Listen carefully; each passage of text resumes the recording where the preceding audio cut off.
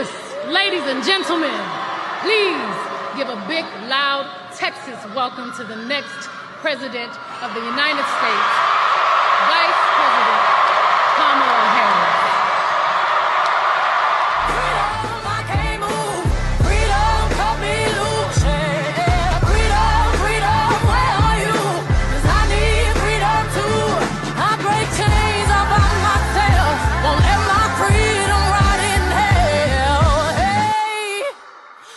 Keep on running, cause the winner don't quit on themselves.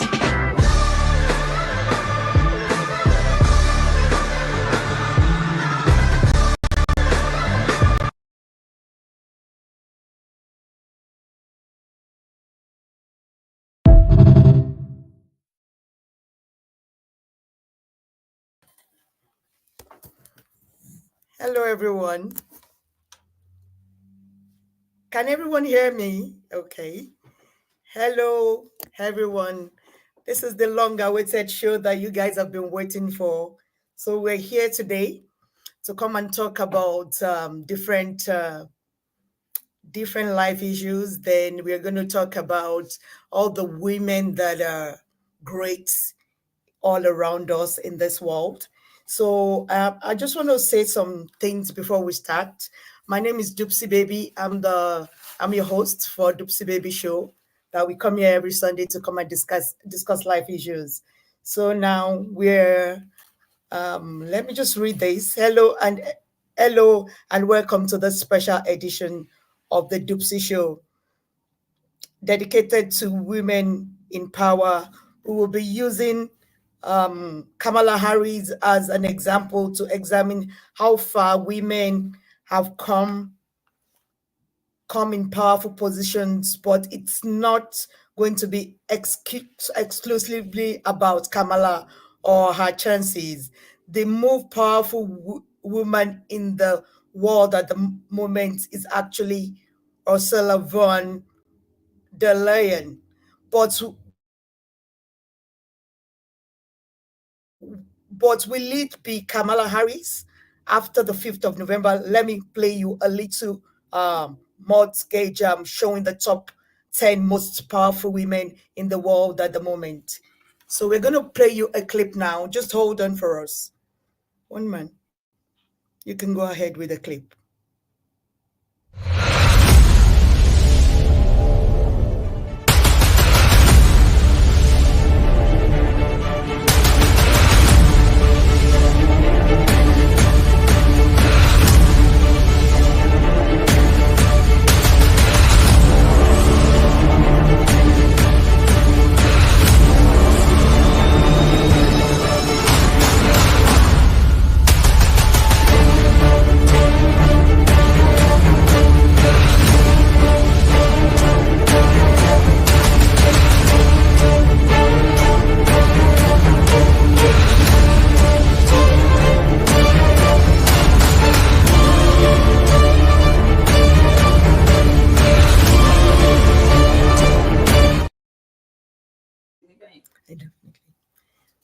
Hello, everyone. So our first story today is not going to be about Kamala. It's going to be about a particular video that we're going to watch first. They're going to react to it after watching it. Woman, can you bring the video forward so that we can watch the video first? Sorry, Dupes. Do you want me to bring Chioma on first and then play the video? Okay, yes, please do. Do bring Chioma on. All right. Hold up.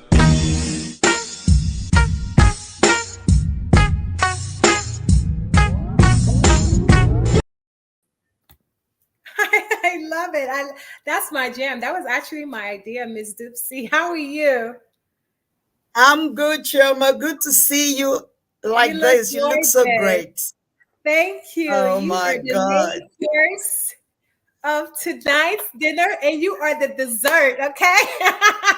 We're going to have you for dessert later after the show.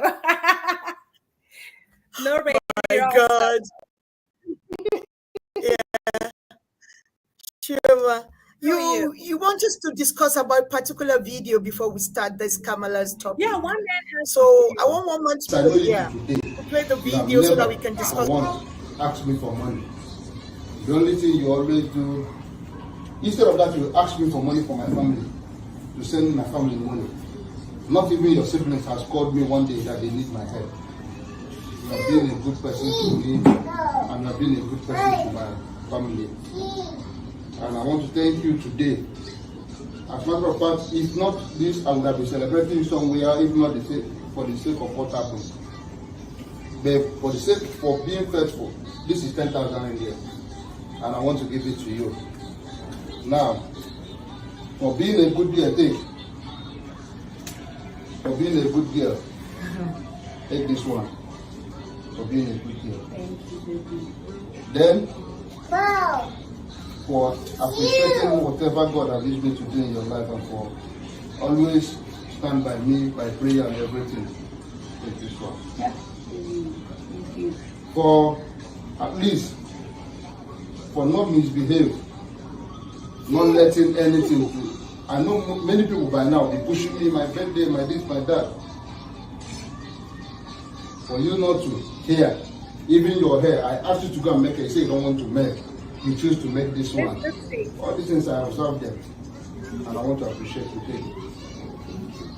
Then, I want to say happy birthday to you. You want to tell me something, Joe?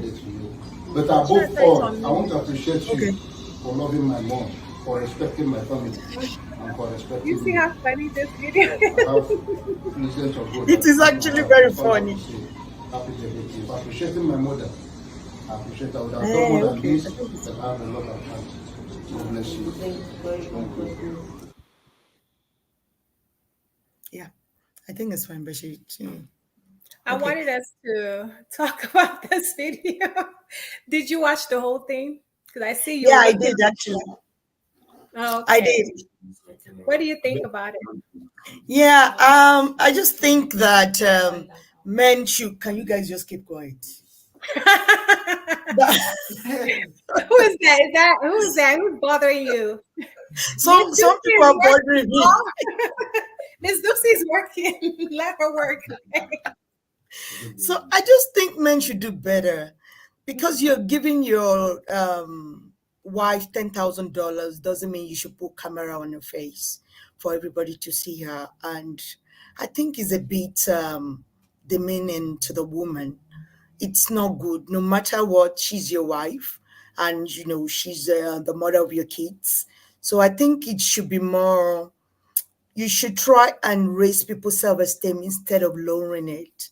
That can cause a bit of low self-esteem for women.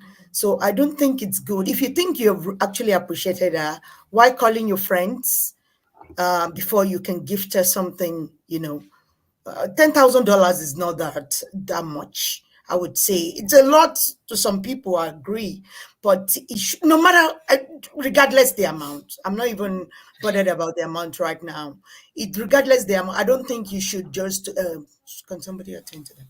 I don't think you should just go ahead like that and put camera on her face and do that. I don't think so. So I don't support that man. Actually, I don't support that man.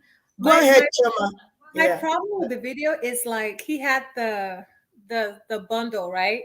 And then he was listing all the good things about her, and telling her that she never asked for anything. And I'm wondering, Miss Dupsy, I was like wondering if your wife never if the wife never asks for anything, does she have access to her own money? Because access to her money, right? Yeah, he's the one. He's handing her the money, and I'm wondering, does she have access to money herself? Because for him to be doing all of that with a ring light, camera, action, I mean, it goes to show you that she doesn't have access to that kind of money. I agree. He gives her money for groceries. He give her money for the kids, and I feel like our Nigerian men, we put so much emphasis on, material things, even cash. Why can't he just give her something that has sentimental value, like a diamond ring, that she can wear on her finger and just like appreciate her husband, her marriage, and thank God for how far she's come in, in life, but it's just sad that he had to, really just hand her money like she's a little girl. I mean, a lot of women make more than that in one night. I mean, strippers use broom to sweep cash, a lot of money. I mean, they make $10,000 in one night. And this man think, he broke the bank. He did not break no bank doing all of that. He didn't break the bank. It's just I just feel like women should really, love themselves. Always love yourself, because sometimes we give so much as wives, mothers, that you end up giving less to yourself. You feel like less important, because 9 times out of 10, that money he gave her, he's gonna end up spending it on him and the kids. Am I right? Sorry, Dukes. Shall we start bringing people on? They're starting to pile up. Yes, sure. Yeah, we can go ahead. Yeah. So, Choma, I agree with you totally. Yeah, because it's not worthy. It's not sentimental, because that money is going to be gone in like the next month. Yeah. If she's not good with managing, her finances. Yeah. And then, if you really love your wife, I mean, his intentions was very thoughtful as a husband, right?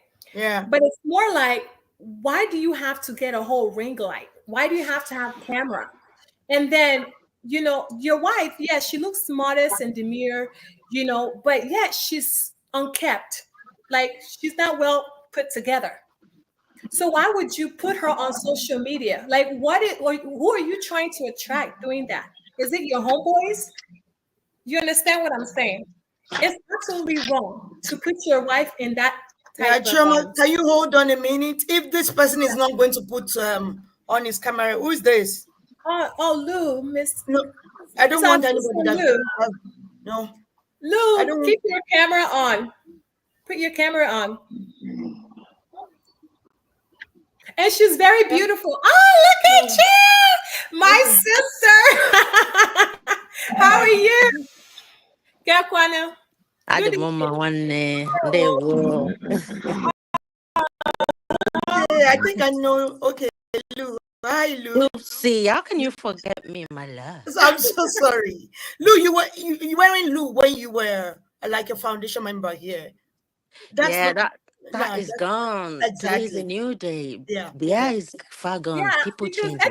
We change it. I had it to Insimity on Dr. Damages. Insimity on Dr. Damages. Yeah, that's my business name for Ismail London Cosmetics. So I keep it personal and private from politics, because you know how it is now. So I can freely talk, and I'm trying to be nice and calm and avoid gossips, even though it's still big. Good to see you, Lou. Keep your camera on. I actually have a problem tonight. No, we're not gonna have problems. Not at all. Not at all. Thanks so much for coming. Thank you, love. Yeah. And we have let's announce all the people on the panel, Ms. Dipsy. Yeah, okay. We have Mr. Jewel of Nashville. There, good evening, sir. Thank you very much. Thank you very much. Hi, Drew. How are you? Zupsi, please. We are starting on the wrong notes. But let's go on. Let's go on. We're now going straight to politics. You came late, though. You came late. We're not starting with politics. Nice meeting you, ladies. Mr. Jewel, we're trying to lighten the mood, so we're not going straight to politics. No. You can come for a lighter day if the election is 2 or 3 days away, and nothing lighter about the day. We're going to discuss Kamala Harris and all the women in power. We will, but we're just trying to, start with some fun discussion, like the normal Dupsy show that you're used to. It's okay. Even though the first video the clip you just showed right now, I see nothing wrong in it, but I think it's part of It's part of the system. We talk about There's it. everything wrong with it, Joel. There's everything wrong with it. You There's don't a do lot that of to your things wife. wrong with it. It's okay. It's okay. I mean, I wouldn't do it, but if someone else does it, I don't think it's an issue. But let's go with the introduction. We talk about it. Okay. So, Chairman, I want Dr. We J have to Dr. explain something. J. Okay. Yeah. Go And ahead. Bolaji and Temi. Hold on, Chairman. Sorry, as you're introducing them, let them just have a. So, Dr. J, and then. Yeah. Dr. J, and Temi. You want us to introduce our platforms or? Yes, please do introduce your platform. So, Dr. Jo, of course, is a known quantity to this space, but she's been away from us for quite a while now. A lot of people have been asking actually that what happened. So she is back. She's just been busy. Dr. J, introduce yourself. If you post the link to your platform in the private chat, I'll put it up on the screen. She talks to a variety of topics on our platform, and I encourage a lot of people to go join them. So, Dr. J, introduce yourself. So I am Doc LQJ. On my platform, we talk about a lot of controversial issues about things that are happening in and around the country that affect the Black and brown people in America and abroad. Sometimes we talk about things that are like popular topics, sometimes less popular topics, but more than likely the things that people don't want to hear, the things we don't want to face, the things are like the elephants in the room. And basically it's about accountability, regardless of who we are and where we stand, so that we can rise above some of the challenges that keep us stuck as a nation of people and be better, do better.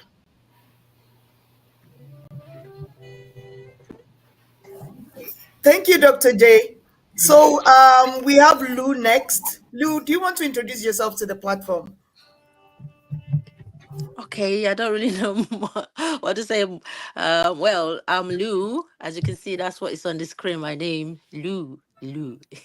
Yeah, so I actually came in when when I watched the video of how the man was embarrassing the wife publicly. Well, I'll reserve my comment on that. Thank you. I know you, Lou. I know you have to reserve your comment for now. So, Temi, do you want to unmute and let's know you? Hello, everyone. Yes, my name is Temi. I've come on a few times on your panels, and I made sure to come on this special event. Thank you, Temi. Yeah. Miss Bolaji, do you want to unmute? Hello, everyone. I'm not new to this show, but I'm not new to this show, and I'm here to put in my 2 cents about woman empowerment. And yeah, thank you for having me. And thank you. Bolaji, thanks so much for coming in. And we have Joel. I think Joel, everybody knows Joel. Joel has introduced himself. Woman, do you want to introduce yourself? Well, yes, I'm one man. I'm especially keen to the conversation about women in power is actually what's brought me here. A lot of things have been happening. Actually, Kamala Harris is she's just one step to becoming the president of the world, the ruler of the world. She's a Black woman, so if she achieves that, and there's a 50-50 chance that she may achieve that, then for the first time in the history of mankind, a woman, and not only a woman, but a Black woman, is at the pinnacle of the world, at the topmost decision-making space in the world. So that is quite a seismic moment in time that we're about to happen upon. So that really excites me, even if she doesn't win or she does win, but the prospects of it is just the trajectory of our evolution. So that interests me. And just fortuitously, as early as today, a woman called Kemi Badenoch, she became the leader of the Conservative Party in the United Kingdom. It's almost something from another planet that it's more seismic an event than even Kamala Harris and her journey, because she already has the mantles in her hands already. She has that crown. It's almost unfeasible to the imagination of it.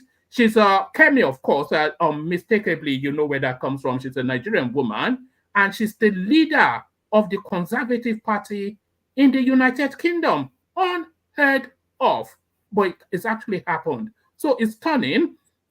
What does that mean? What does all of that mean? So that conversation, so I think I'll be quiet during your the woman and whatever it is, but that's really what I'm here for. The journey of women, the trajectory. The lady you first introduced, Ursula von der Leyen, she's the most powerful woman on the planet at the moment by virtue of being the president of the European Union. So she's the most powerful. And then the president or the leader or the prime minister, whatever the designation in Italy, she's a woman. So by virtue of that, she's the second most powerful woman. And by virtue of her being vice president of the United States, Kamala Harris, the third most powerful woman. But now she could attain an unsurmountable position in life and go through and just solidify her name in history in perpetuity. It's just the moment is so seismic. You know, I just cannot contain the excitement of it. But that's why I'm here. Sorry about the long speech. One man, thank you for what you did, but she's not a black woman.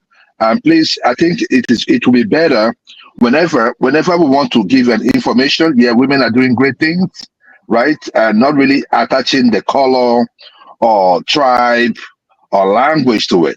However, if someone is not white, the person is not white.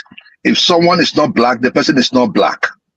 So in order to sell a candidate to people, please let's reduce the lies. I mean, it is false information. She is not, and she can never be. So we can go ahead. No, I'm being honest with you. I don't come and attack Kamala. Are you? Is that why you're here this evening? No, the issue there is that we must have for and against so that we can learn, because, from Nigeria, I ran away from tribal politics. And right here, I'm jumping into color politics. And it is sickening. If you have the wherewithal to do the job, you get it. Nobody is forcing about Okonjo-Iweala. Nobody is forcing about and the lady from Italy, a woman talked about. There are credible women out there that can do the job. That is not the question. The question is, if someone is not good to attain the position, we have to call it out, irrespective of color. Thank you. Yeah, sorry, Dupse, I apologize. I know you don't even want to enter this space just yet. But yes, I'm not even bothered if she wins the American election or not. But the fact that she's one step from the prospect of it, that in itself is a moment in time. And she does stand a 50-50 chance. So, and you say she's not black, but we'll get into that in a moment. And what I want to say is that it's your opinion, Joel. So if somebody else decide to call Kamala a black woman, that's their opinion. So if your opinion is that she's not black, that's yours. So opinion should be embedded in facts. That's the point. You can't. I don't have, like, I'm looking at you right now. You're a Yoruba lady. If tomorrow you're coming up for election and you say, how did you know I'm a Yoruba lady? How did you know? Okay, probably that was an assumption, or probably Edo lady, right? Whichever one you are, right? If you come out tomorrow to run for election and you say you're an Igbo lady, that's the problem, right? It means that you're just using that as a way to curry up favor. But that is not that's not the drive for me. What is the drive for me is always the competence or the policy of the person that is running for government, not really the color. But as far regards she being a black lady, so she's not black. So our first topic first. We have to react to that video. Please, let's go to the first topic. I know what one man did. Yeah. You know what one man did, Ms. Dipsy. One man, you are so wrong for that. That was absolutely out of line. You know what the plan was, and you just diverted the whole thing. Please don't do that. So, Dr. J, did you watch the video, Dr. J? Yes, I watched it. Yeah, please, I want your contribution as regards the video. You. Well, I think I have my opinion is probably not traditional opinion, because I think that most people right now are moving into the world of social media and capture everything. Let's get everything on camera. Let's market everything on camera. Let's show the world so that we can get clicks and views and likes and that sort of thing. I'm not one for sharing those very personal, private moments, and I don't think that that's a thing that should be encouraged. I think that if that's something that he wants to do to honor his woman, his wife, his girlfriend, whatever she is, I feel like that's something that he should be allowed to do. I feel like he should do it in private. I don't think that it should be make a public spectacle of it, because then what are you doing it for? Exactly. I'm not saying don't record it, right? Because we've been putting things on camcorders since the camcorders were out, but why are you sharing it with the rest of the world? Why is that not a private moment? Why are you not recording it so that you can recall on the day that you honored her? Or, you know what I mean? I don't know. I just think that it's a bit extra, but I do understand that we are in the age of influence, is what I call it. And everybody wants to be like somebody, and I guess he's a person that's looking to gain followers or people who want to be like him, or he wants to be like somebody. I don't know. I just think that that's just a bit much, publicizing that, you know. Yeah. Thanks, Dr. J. Yeah, thank you. Temi, did you watch the video? Yes, I did. So if you could just lower the volume. Well, like you should I mute. did. DJ should mute. Yeah, while you talk. So, from the clip itself, I just found it strange. What the term I would use is cringe. First of all, why are you recording this? And then I don't know. It's a strange relationship. We can speak on how people have how they engage in a relationship like that, but you know, it seems like both the husband and wife complement each other in their strangeness. So I just accepted this is what she accepts in a relationship, in a marriage, then so be it. But it's strange to the rest of us. That's really what I would conclude with. Other than that, yeah, I don't appreciate that type of broadcasting of your life.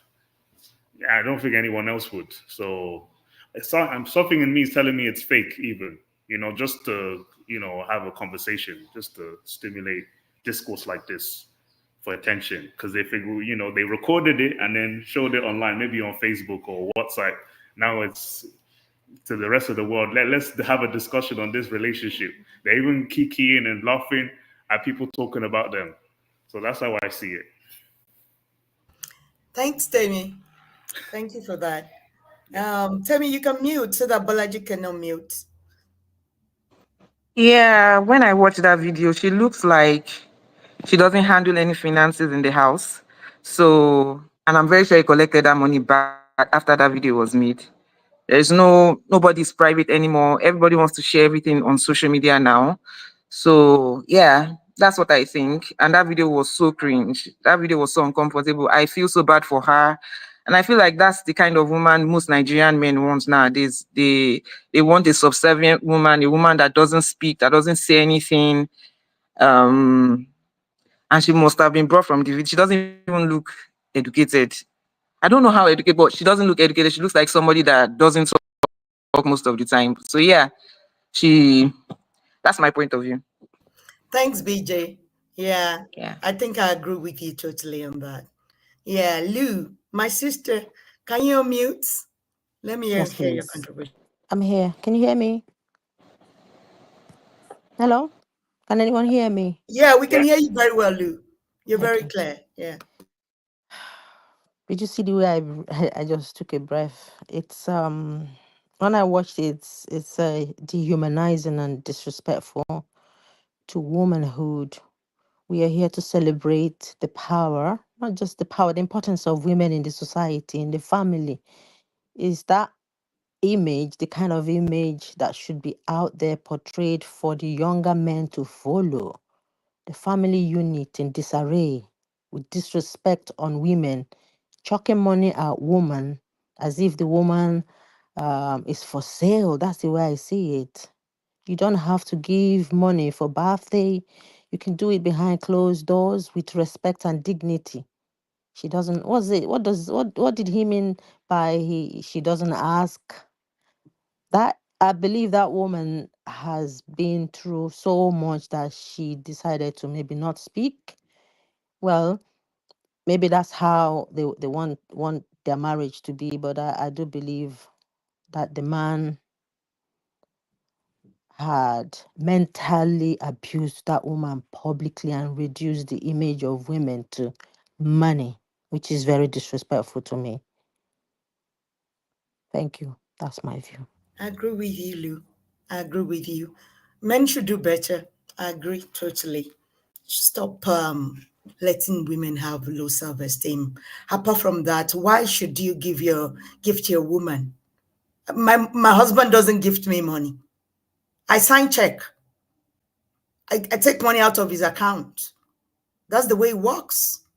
So why are you gifting her $10,000? It's not nice. You guys should do better.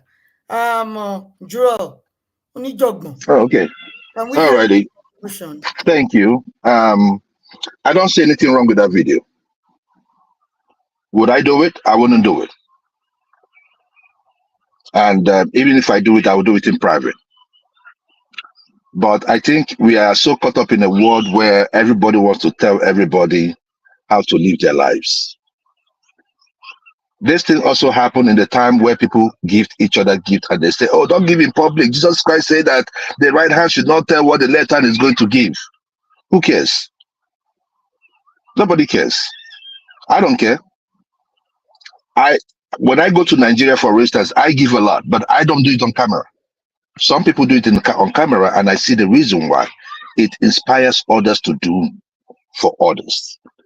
It inspires people. Sometimes I look at some gift videos, and it's like I'm tearing up.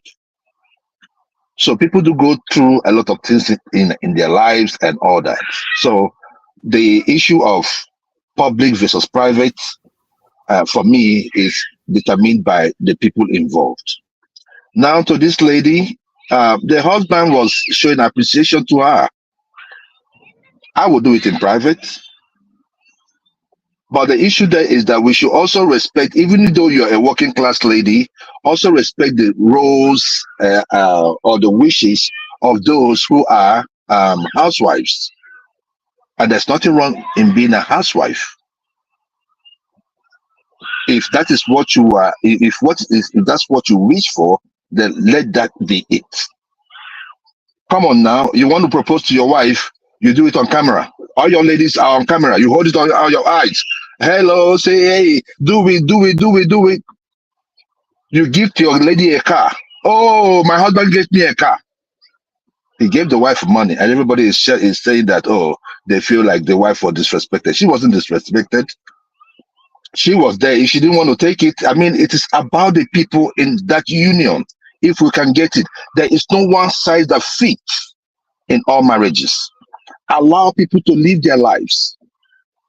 You know, I keep saying this thing like this. When the feminism thing came out, I was in support of it. But right now, I'm not in support of that shit. And excuse my language.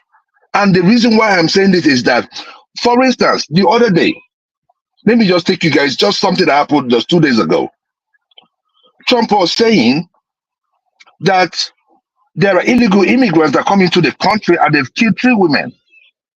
That I am going to make sure, as a commander-in-chief, I am going to protect all women, whether they like it or not.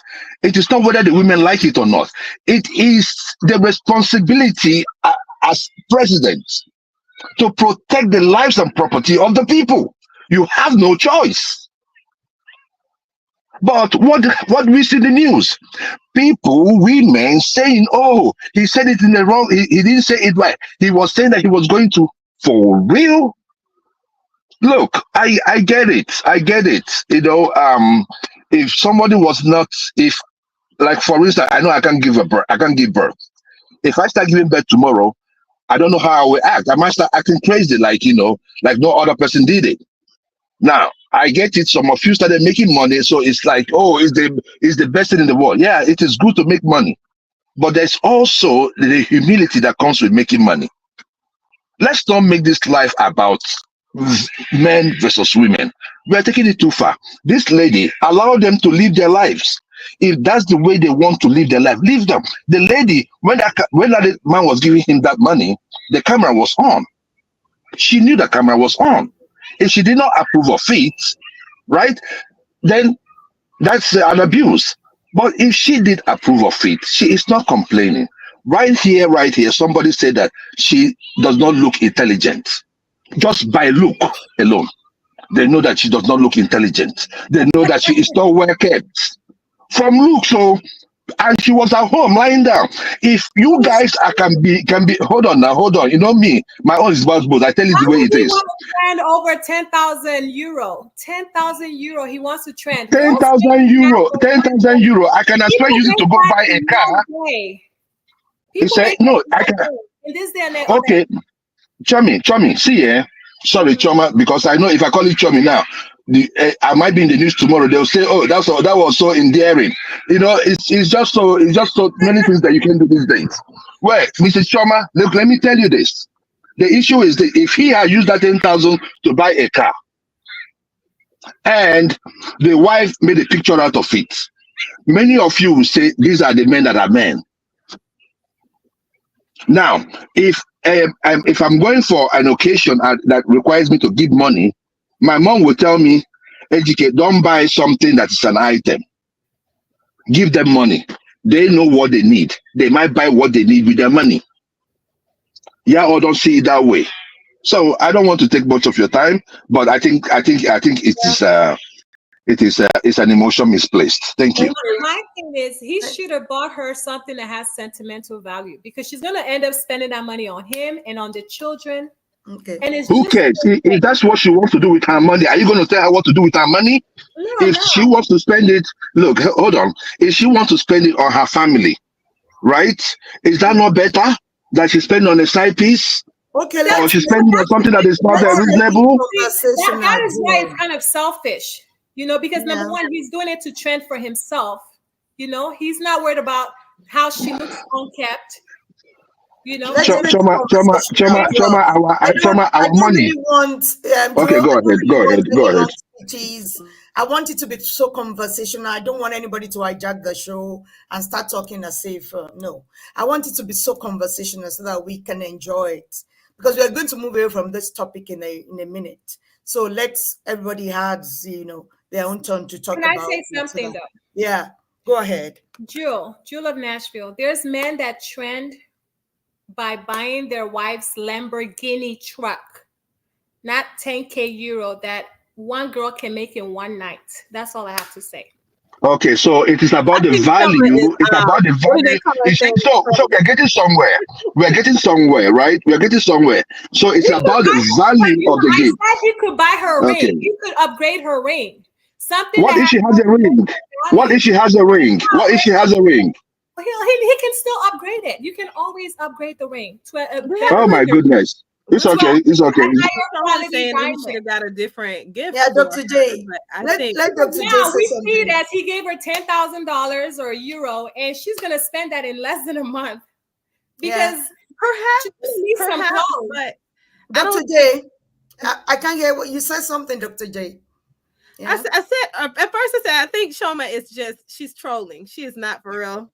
she said the girl is unkept, and now I meant to say she's not well put together, because remember in the video he said that he gave Shoma, her. You live here in America right now. No, she's not well kept together. Even in this, she looked like a somebody's house help, because in the video I'm not saying get her hair done, and she refused to get her hair done. Choma, I'm not saying your perception is one that is not understood. I'm saying it's one that's going to come under heavy heat and fire in the Black community, because Black women have, for the last 15 plus years, this is before I retired from the United States Army, these were things that they fought to be able to do in the workplace and be seen as professional, kept, well put together, and not penalized for the way they look. So I'm just saying, we cannot say that she does not look kept. I think we have to we can say it, right? Thank you. I didn't want to go there. I didn't want to go there because he posted it on the internet. Lou, I'm coming. Just a minute. There are different categories of women. Like there are different categories of men. We have to respect those women who value not putting much time into their appearance because they value that natural, beautiful aura that originally attracted the attention of her man. Because some men are attracted to that, Shoma. And I'm not saying that because I believe that that's what women should be, because I'm saying because I understand and I see women who, by what he said in the video, that he actually gave her money to buy some clothes and get her hair done, and she said no. So obviously, she's been deprived of money. What she doesn't value. See, our perception may be that she's deprived of it, but it may not be something that she has previously valued. Because Choma, now you know better. Women are always going to get what it is that we want, regardless of if we get it from the man that we're with or we get it from the man outside. Not when you're in abusive. Well, still, yes, even in abusive relationships, because some of those relationships, though toxic and abusive, he's not there all day, every day. Let's hear Lou. I think Lou has something to say about For this. me, beauty is in the eyes of the beholders. The woman's are. It's all. So sorry, did you say beholder or beholder? What beholder? if the thing there is, if they found love, both of them, that's perfect. The way the woman looks, to me, I believe, like beauty, I'm saying it is in the eyes of the beholders, whether she's like whatever. If they love each other that way, that's what really matters. I don't have a problem with her looks. If she doesn't want to wear weave on or don't want to make up, that's fine. Anyone that wants to make up, that's perfect. Be your own version of beauty, the way you want your own beauty to be defined. But the issue I have with the video is the public display of fake affection that should have been behind closed doors. And who say, okay, is he a Nigerian? Do Nigerians normally give their wives, okay, they live abroad, that sort of amount in one go? I know rich men, they do spend money, but maybe he doesn't even have that kind of money. He's just showing off. So why show off? Exactly. My issue is not with a woman, it's with a man. Exactly. Yes. Yeah. What I want to say about this is that most of our people, please, nobody should come for me because I know somebody is there now to come and start talking here. Don't come for me, you know who I'm talking about. Let them know, Duty, I'm here for you. I'll have your time this evening. I'll come Canada, we will fight. I don't have your time this evening. If Yoruba guys don't behave like that, I'm married to a Yoruba man, so I don't even understand this kind of a thing. That you come put camera on your wife's face because of $10,000. Yoruba men don't. They are too classy. They don't behave like that. It's your people, Joel. Somebody like Joel that would do that. Not a Yoruba man. I'm sorry. I know they're going to come for me and start saying that the person has made this. It was a surprise. It was a surprise.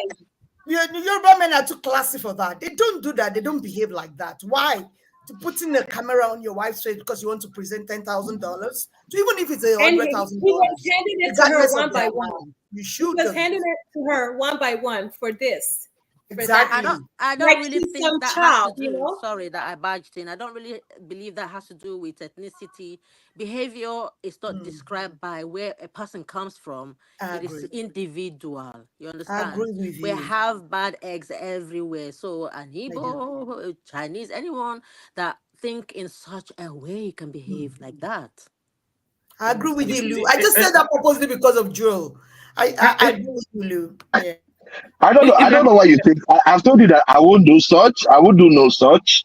However, if any person, like I said, Choma has really established the reason why she is against it. Because if it were a Lamborghini truck, according to her, it would have made more sense. So it's okay. So so we are talking about levels. So look, that's what I'm saying. Like, you cannot, like, I see people supporting Kamala because of artists. Those artists, they make a lot of money, right?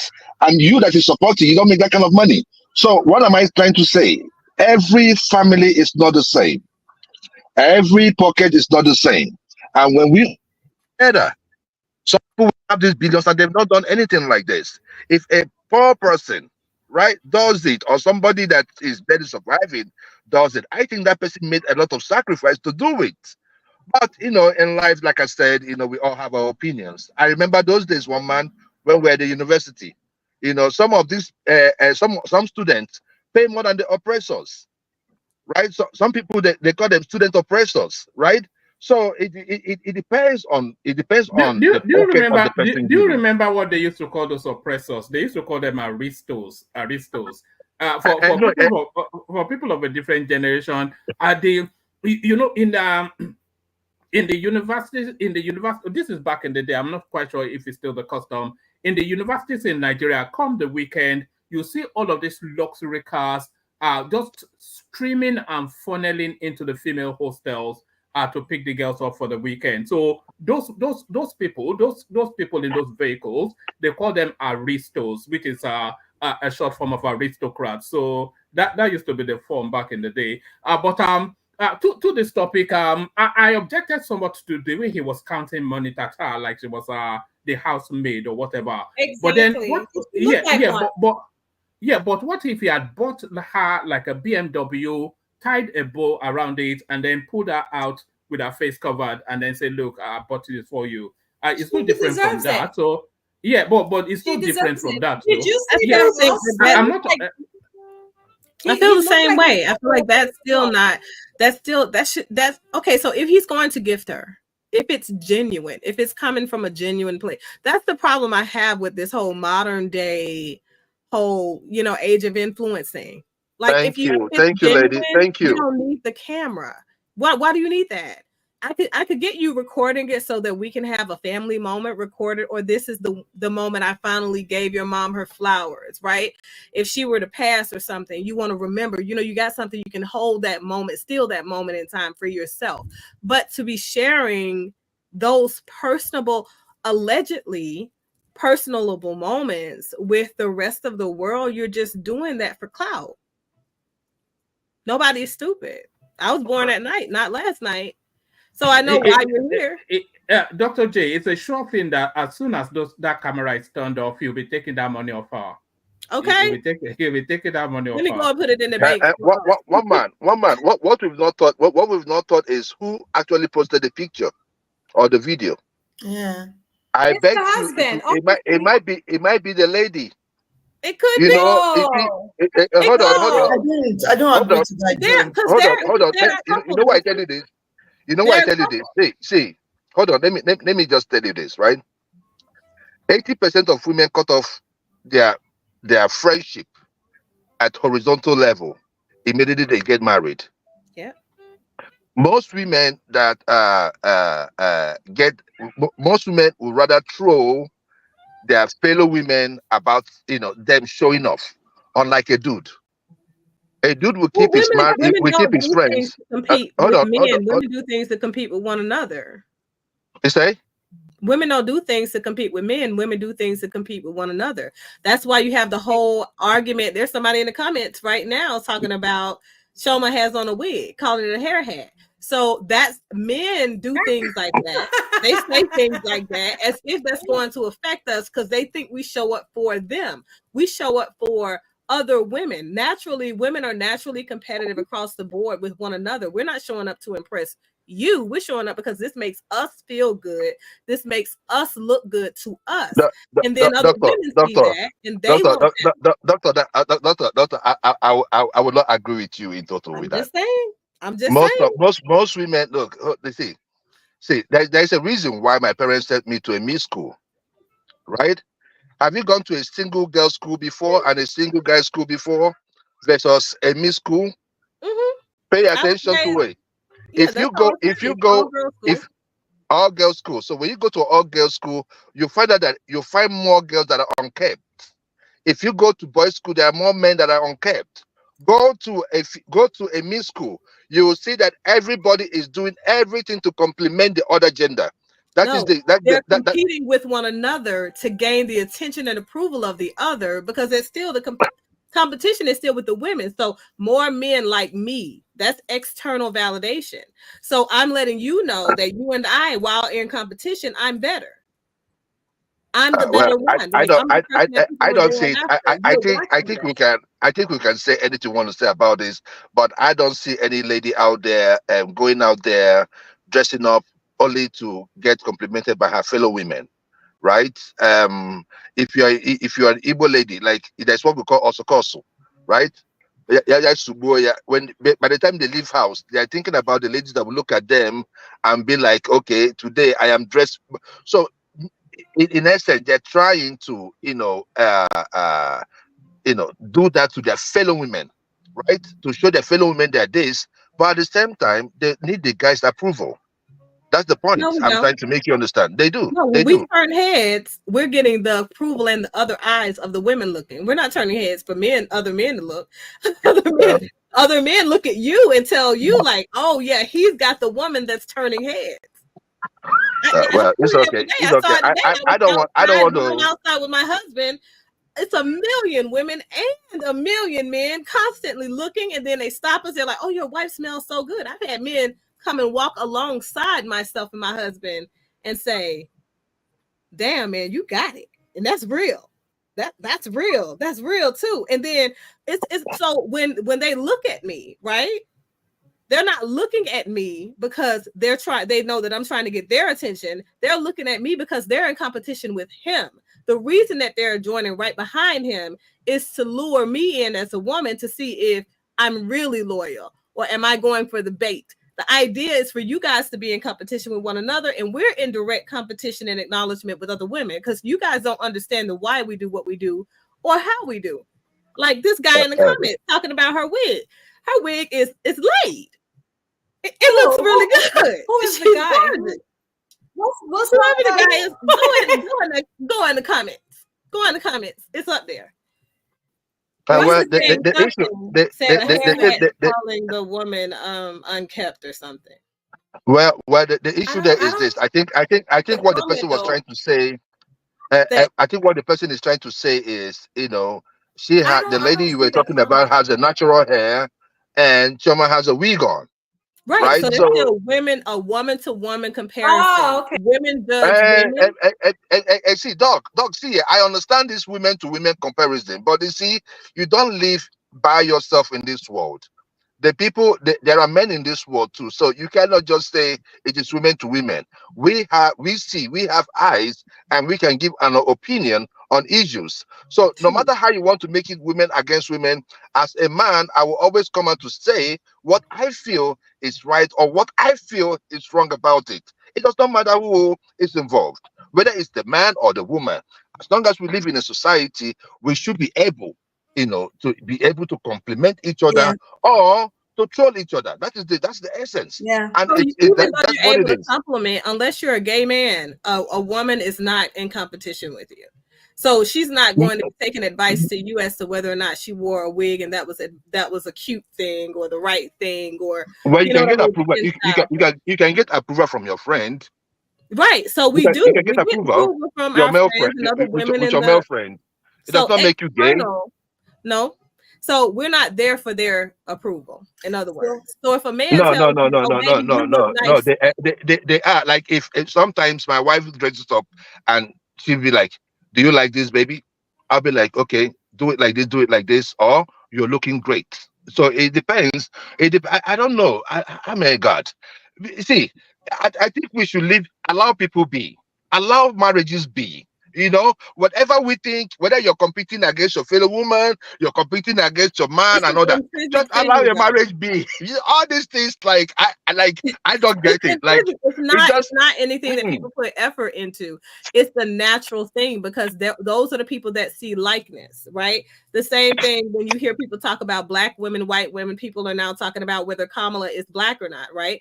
The comparison is made because these are the people that we identify with. These are the people that we relate to. So these are the people who are the people that you know. I mean, how do they say?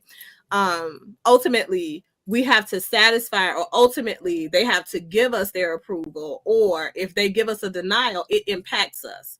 If a white person is to tell a black woman that she is not good enough, a black woman is very, very quick to tell that woman that the only reason you said that is because I'm a black woman, because of the color of my skin, versus another black woman challenging her and saying you're not good enough.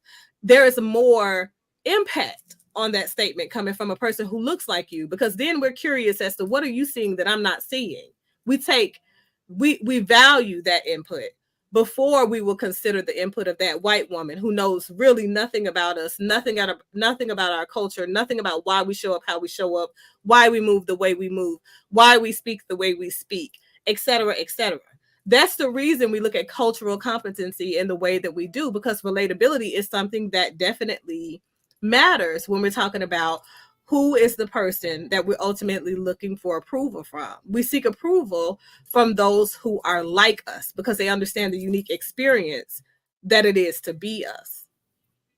It's universally known anyway. The received wisdom is that women dress for women. That's just what it is. Because when a man sees a woman well dressed, etc., etc., he'll admire the aesthetics in terms of how it shapes round. You know how a man thinks. But when a woman sees, and correct me if I'm wrong, when a woman sees another well dressed woman, I think she probably prices her from the hair all the way to the shoe, and then looks at how it forms. You know, am I wrong in that?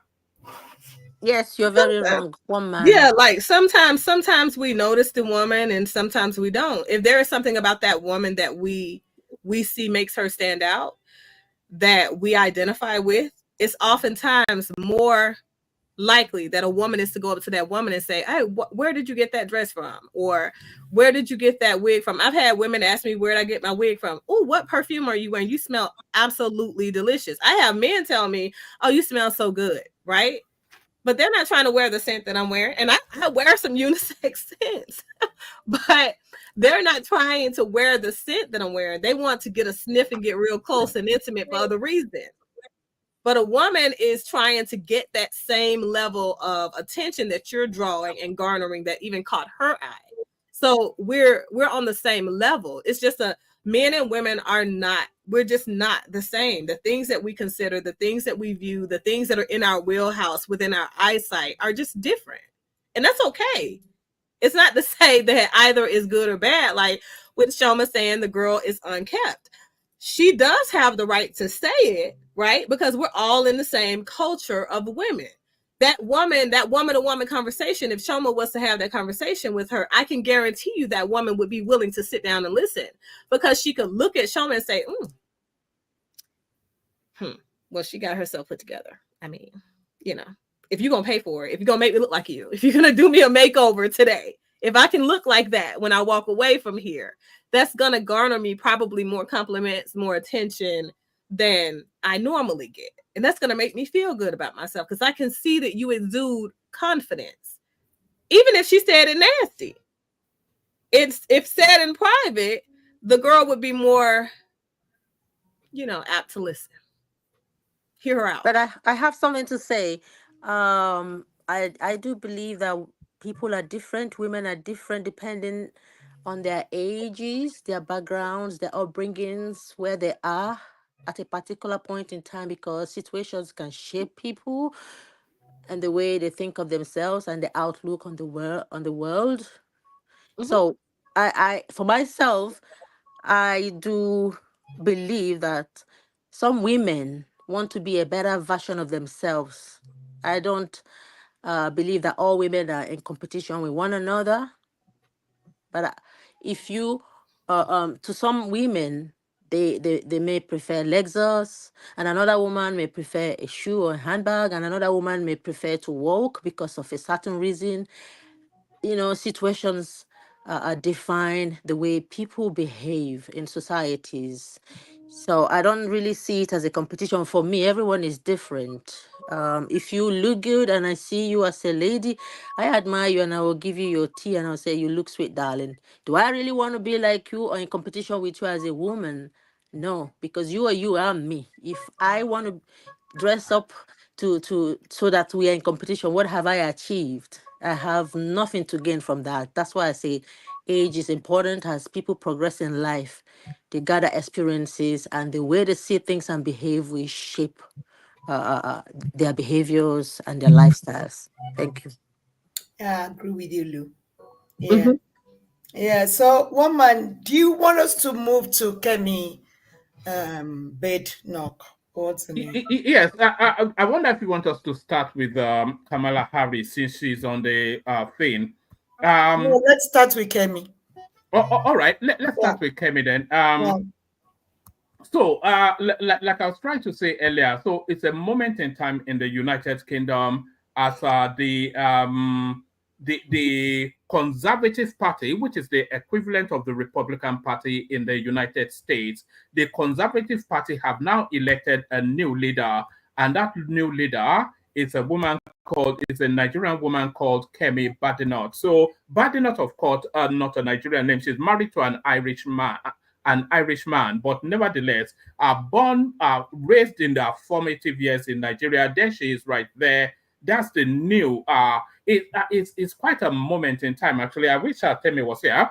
Kemi Badenoch wins Conservative Party leadership contest. So she defeated the person that ran against her by quite a sizable. So Robert Jenrick was the person that ran against her, but defeated him by quite a sizable margin. But it's something that imagination could never have reached, to the level that a Nigerian-born woman is the leader of the Conservative Party. Let's take a minute from her. It is the most Can we hear enormous anything? honor to be elected to this, to lead the party that I love, the party that has given me so much. I hope that I will be able to repay that debt. There are so many people to thank. Firstly, my family, especially my husband, Hamish.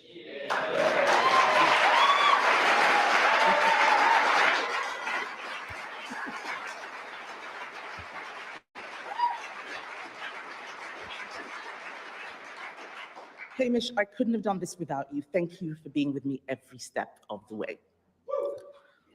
I also want to thank all right, so there she is, taking a moment in time. You can still hear somewhat the residues of the Nigerian lilt, not quite as heavy as my accent, but you can still hear the residues of the Nigerian lilt in her voice. So that's how new she is to the country. And the Conservative Party, by the way, that's the traditional historical British party. That's the elite party. That's the party that's probably the party of the royal family even. So it's such an impactful moment in time. I'm not sure. You're British, Bia. So what do you make of that, Kemi Badenoch, leader of the Conservative Party? First of all, I would say a huge congratulations to her and to all the women of planet Earth that believe that women deserve a place when especially deserved. Whether I agree with her policy, we'll come to that. I wish she does us proud. I'm really, really very proud of her, and she inspires me that you can be yourself, you can be fearless, and go in the midst of competitions and still become a success, regardless of your background, amidst of your color. People say sometimes racism is stopping them. There are doorkeepers. Just keep going. If you're a woman out there aspiring to be something in your life, let Kemi be your strength. Not necessarily on the policies she's going to put on, but just see that strength in her and tap into it It's a blessing, I would say. Thank you. It is actually.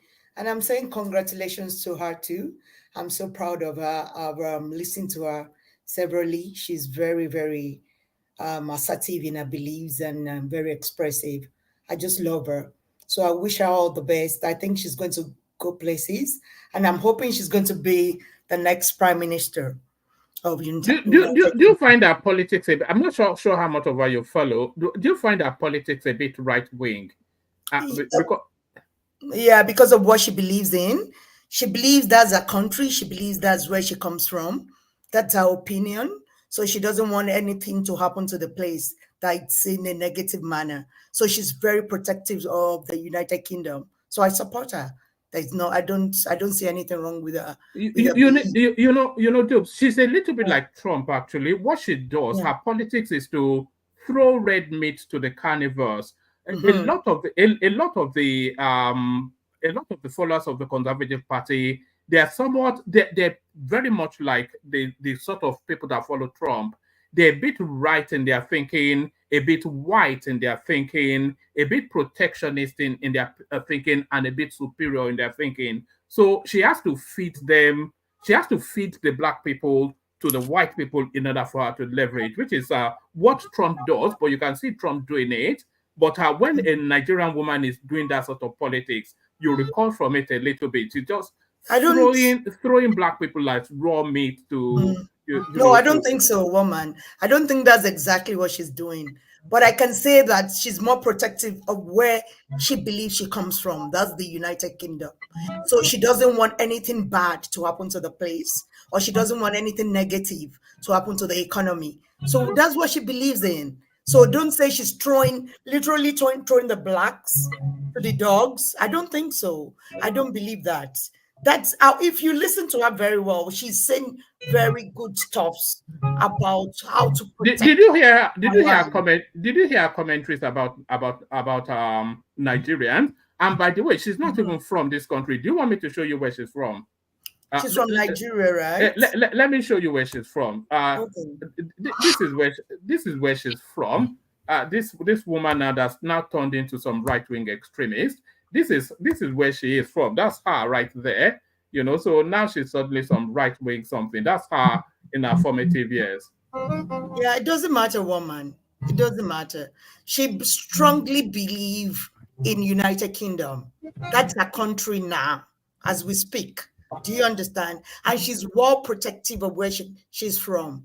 Do you understand? I like somebody like that. Very assertive in her beliefs. And she's very, very, I would say she's very courageous.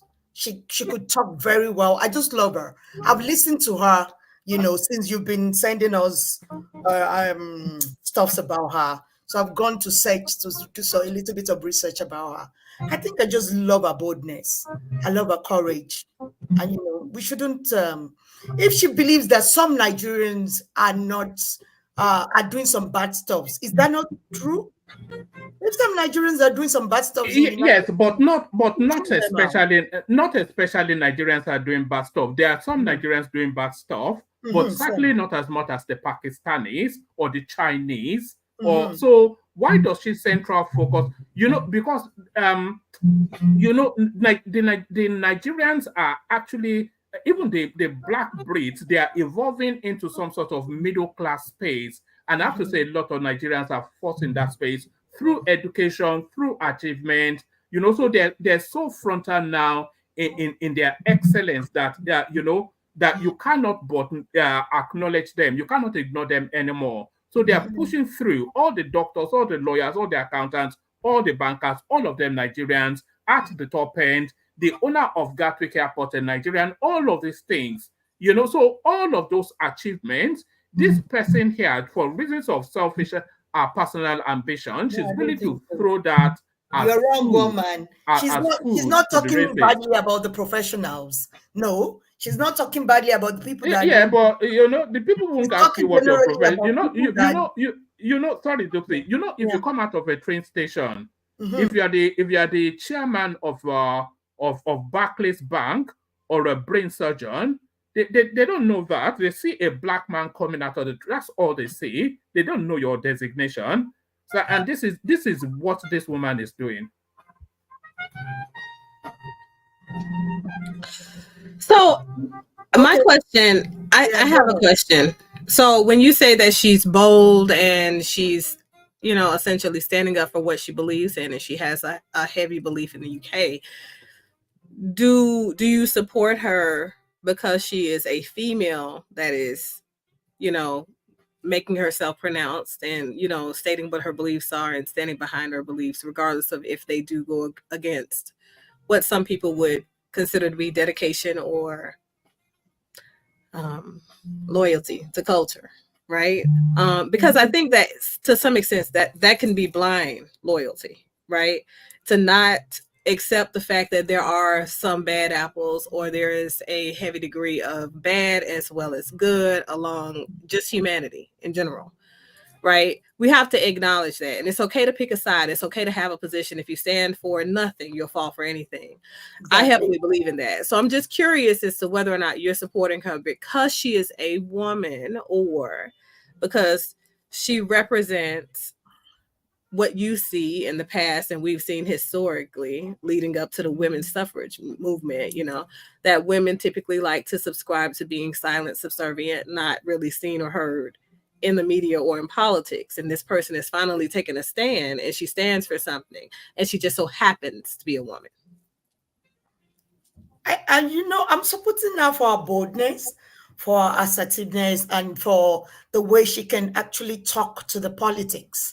Woman is generalizing as if she's putting all Nigerians down. No, that's not what she's doing. She's talking to the ills of the society. If you're doing something bad, then yeah, you should be offended when she's talking. But she's not actually derogating professionals or people that are doing well.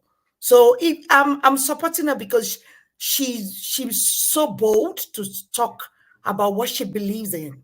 Do you understand? I'm not saying because she's a Nigerian, she should now accommodate all the rubbish that Nigerians do.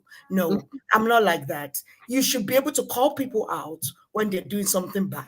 So she believes so much in where, you know, where she claims to be a country. So I don't see anything bad in that. That's why I support her. Not only because she's a woman, but she's a woman with so much courage and boldness, and you know, so solid in what she believes in. That's and she's consistent. I think that's the part. Yeah. That for me resonates. She is consistent. Yeah, you have to be consistent. So even if you have some very challenging or testy things that you stand for, right? If you're consistent, one could at least say, I know who this person is. I know who I'm dealing with. Okay. Now, if you continue to change and ebb and flow with what might be popular at the moment, or what might be gaining the most attention at the moment, then for me, I can't support you. I just can't. I like the fact that the girl is consistent, right? She's consistent. She stands firm for what it is that she believes in. If she believes that people who are doing misdeeds should be punished, who doesn't? She's consistent for now, but who knows? She's consistent, yeah. Now, but I do believe she's playing the politics very well. I love her confidence. She's very smart and intelligent, but I don't know if that would come across as being manipulative. But she will be tested and tried, just like Theresa May. Is she gonna be similar to Obama? When Obama came, he talked all the talk, and at the end, it ended the way it did. But I'm happy for her. I'm rooting for her as a lady. There's no shame in that for me. I want women to prosper when they take steps forward to do stuff, throw their heart in what they want to do and become. Some good leaders sometimes make bad policies as well and learn along the way. There is no perfect leader. I really want it to work for her. I wish her all the best. The one thing I will say, just as a positive, this is the highest achievement yet that a Black woman has achieved in the United Kingdom. I cannot think of an achievement higher than this, you know, in the history of this country, you know. That's the highest. The only other thing that can be achieved is for a black woman to be prime minister, and she stands a good chance of that. So we'll see how that journey goes. But no. But somebody in the comment section is actually saying she's playing necessary politics. She has to play that sort of politics because, of course, she knows what the base wants, and she has to, throw a few of you on the barbecue. What it, so that kind of, but not really. So here's the thing, right? And I really hate to make this comparison, but the reality is, right? If you are a person, and like I said, this is the age of influence. This is where everything can be referenced at some point. The internet is forever. It lives forever. You got blogs that you put out in 1999, they're going to come to the surface, okay? Because somebody going to find them because you can't bury them, right? Your name ain't changed. You haven't changed, right? So if you stood for something at one point and you made a statement, whether you knew you were being recorded or somebody passively recorded you, or it was passive, just a regular conversation you were having and somebody just happened to catch a little snippet, right? If today you still stand for those things and someone can look back and say you're consistent, this is the same person standing for the same things, fighting for the same things across the aisle that I saw them standing for, fighting for, and representing from the very beginning, then you're a consistent politician. I can't say that you're playing necessary politics then. What I can say is that this person stands firm in what they believe in. The comparison side by side to what we see in Kamala Harris, unfortunately, she is not consistent. And she is the most avoidant person that I know. I've never seen anybody that cannot answer a direct question. So people want to know what you stand for. People want to know what politics you're going to run on. In the very beginning of her deciding to be, she was never elected, she was appointed. That already violates democracy in America. So there are a lot of things that we as people who are paying attention, people who are accustomed to there being a process to these things, people who voted in and stood behind Shirley Chisholm, the people who were the framework for what it looks like for women to enter democracy on the vote of the people, the support of the people. These people, we want explanations, right? Because there is no incumbent seat handed to you when you're running an election. What was supposed to happen according to the Constitution was that we were supposed to have a mini primary. We needed to vote in a replacement if he was going to drop out. He dropped out in time for us to do that. We never got the opportunity to do that. So you appointed her, and she's been already running the scene and running the show in the background. She's been the person that was responsible for removing this person from office all this time that she has been seeing him do this job in the same way that we saw him show up during the interview, right? During that, because that's what it was. It was an interview. It wasn't even a debate. He wasn't there for that. He doesn't even remember anything that happened. So she's seeing him, and the man is still sitting in office right now. The 25th should have been a vote, and that was her job. And my problem is she doesn't stand for anything now that she originally ran on when she was an Indian woman running in California. And I don't have a problem with her being identified as Black, Indian. I don't care what she identifies as. But you have to be consistent. So with this young lady, you see consistency. This person stood for something, ran for something, moved to the next level, stood for something, ran for something. If you speak on a thing, if you're passionate about a thing, if you stand for a thing, you have to stand on business and be consistent. That's not what we see with Kamala. Dr. J, I don't actually understand what storyline is being pushed with this Kamala. Her father is a Black man, as far as I'm aware, and the mother is not Black. No. The father is Irish and Indian. The mother is Indian. So there is no blackness. There is no blackness in it. The only thing is that the family owned slaves in Jamaica. Mm-hmm. And that was how the Jamaica came into play.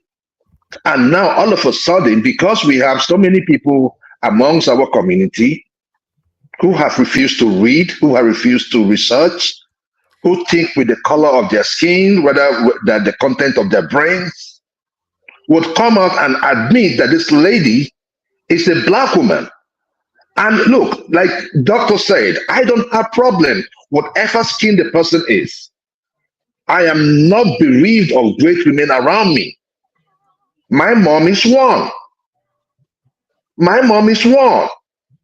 My wife is one.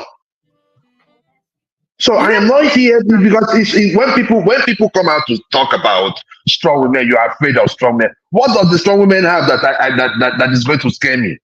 Do your thing. My issue is this, like doctor said, the inconsistency in policies, the inconsistency in thoughts. I mean, this lady has not granted a press interview since she was nominated. Like you stand in front of the press for like an hour, let them ask you questions. She never did that. She only goes to where she gets stop-ball interviews, one-on-one, and the kind of men that interviews her are like sissy spaghetti men, one man. People that can, if she shout, they will just like, they will just fold. You can't ask strong questions. Tucker you Carlson, want to be the president. You gotta give credit to Tucker Carlson. He tried to hold her accountable. He tried really hard. But Tucker did his bit, but she wouldn't grant an interview with Tucker one-on-one. Yeah. Because she knows she's going to get ripped off. Right? So that is my own thing. And what news stations does she go to? She goes to ABC, CNN, MSNBC, with the rogue Joy Reid. Right? So one man, I don't know when we're going to get it right as black people. And this issue is so deep to me because you see, like I said earlier on, I ran away from tribalism, and when I came to the United States, I jumped into colorism. And it is quite unfortunate that the same way we destroyed Africa is the same way we are destroying every damn place we go to. I saw somebody on the comment section saying that Badnoch wants to, what is the right word he used? He said something like she wants to degrade the black greatness. And I'm saying, damn you and your black greatness. If you had wanted to be black and great, you should have shown it where you have more population as in the indigenous people in Africa. When has Africa been great? When? The other day I was on Rudolph show, and Rudolph was talking about, oh, I didn't come to America to make money. And I asked, what did you come to do? Like you are so good with life, it's so good for you that you just say, I just want to stay in America. Why didn't you stay? If it's news, we have internet in Nigeria. Why didn't you stay there and do your news in Nigeria? We keep lying. And I keep saying this, and because you see, we keep lying to each other. I started telling African Americans that are living here, I told them point blank, any African man you see here is not a king. It's not a prince. They are not even queens. Don't get deceived by them. Because they want the daughters of maybe like Oba of Lagos or Obi of Onitsha. They are not here. If they're here, they're in gated apartment and complexes. The daughter of Tinubu, you can't see her on the street working 9-to-5 job. So all of us that is talking about king and queen, stop it, nip it. Let us come correct. A Badnoch, I don't know if Badnoch or whatever her name is, not trying to mispronounce it, but the issue there is that if Badnoch is a republic, is a conservative, she has her own conservative value. She ran on something, at least you know her for what she is. Tomorrow, if you're voting for her, you know what you're getting. That is period. If you do not like her policy, you don't like what she stands for, don't vote for her. You say? Doopsie is muted. I thought she was trying to say something. Doopsie, we're not hearing you. Sorry about that. My husband is talking to me, so that's why you can go ahead. I guess he's agreeing with me. That's why you mute it. He's agreeing with me. He should. He's agreeing with me. So go ahead. He was agreeing with me. That's why you beat it. You know what? You don't want to make have a counter. very valid points. I do feel like we've got to become people who move away from recognizing that we are people that are identified by skin color and realize that we're just people. And you cannot vote even down party lines. That doesn't make sense either. You got to vote down the lines of the issue. What are the policies that affect the people that you're concerned about? What are the policies that are going to make life easier or make liberty more feasible for you and the people that you represent, right? It's not about color. Who are the people who are in the same situation as you that need to benefit or you see benefiting, right? And I don't think that that's about color. And I really think it is about class in a way. And I hate to kind of push socialism, but I think that when we are voting, we have to vote for the people who are in the same pool as us, and those people who make sense or make their policies make sense for the people that are in the same pool of us, even if they are not, right? Sorry, Dr. J, do you see that in American politics? Do you see that people are moving away from voting on the basis of, because I think, correct me if I'm wrong, but I think traditionally, historically, Black people in America, they vote for they vote for the Democrats. No. I think that's the Republican Party was the first party to authorize Black people to vote or create a stance that supported the amendment that allowed Black people to vote and allowed Thank you. Democrats prevented Black people from voting. Now, what we see now is the politics that are being pushed are somewhat, they're people politics more so than party politics, to be honest with you. And so what you see is more often than not, the Democratic Party is running with issues that are more reminiscent of what we used to see back in the day of the Republican Party initially. So that's why you see more Black people that are voting on the Democratic ticket historically. But this election, we've made history. The Black vote, and you know, I always say about the census, right? Census comes out, Black people don't fill it out. And I've been saying that for years. People are like, Black people are the minority in America. I was like, oh, that's interesting. Wait until there's an issue on the ticket in which they really want to push in a certain direction. You're going to find out that they're really not the minority.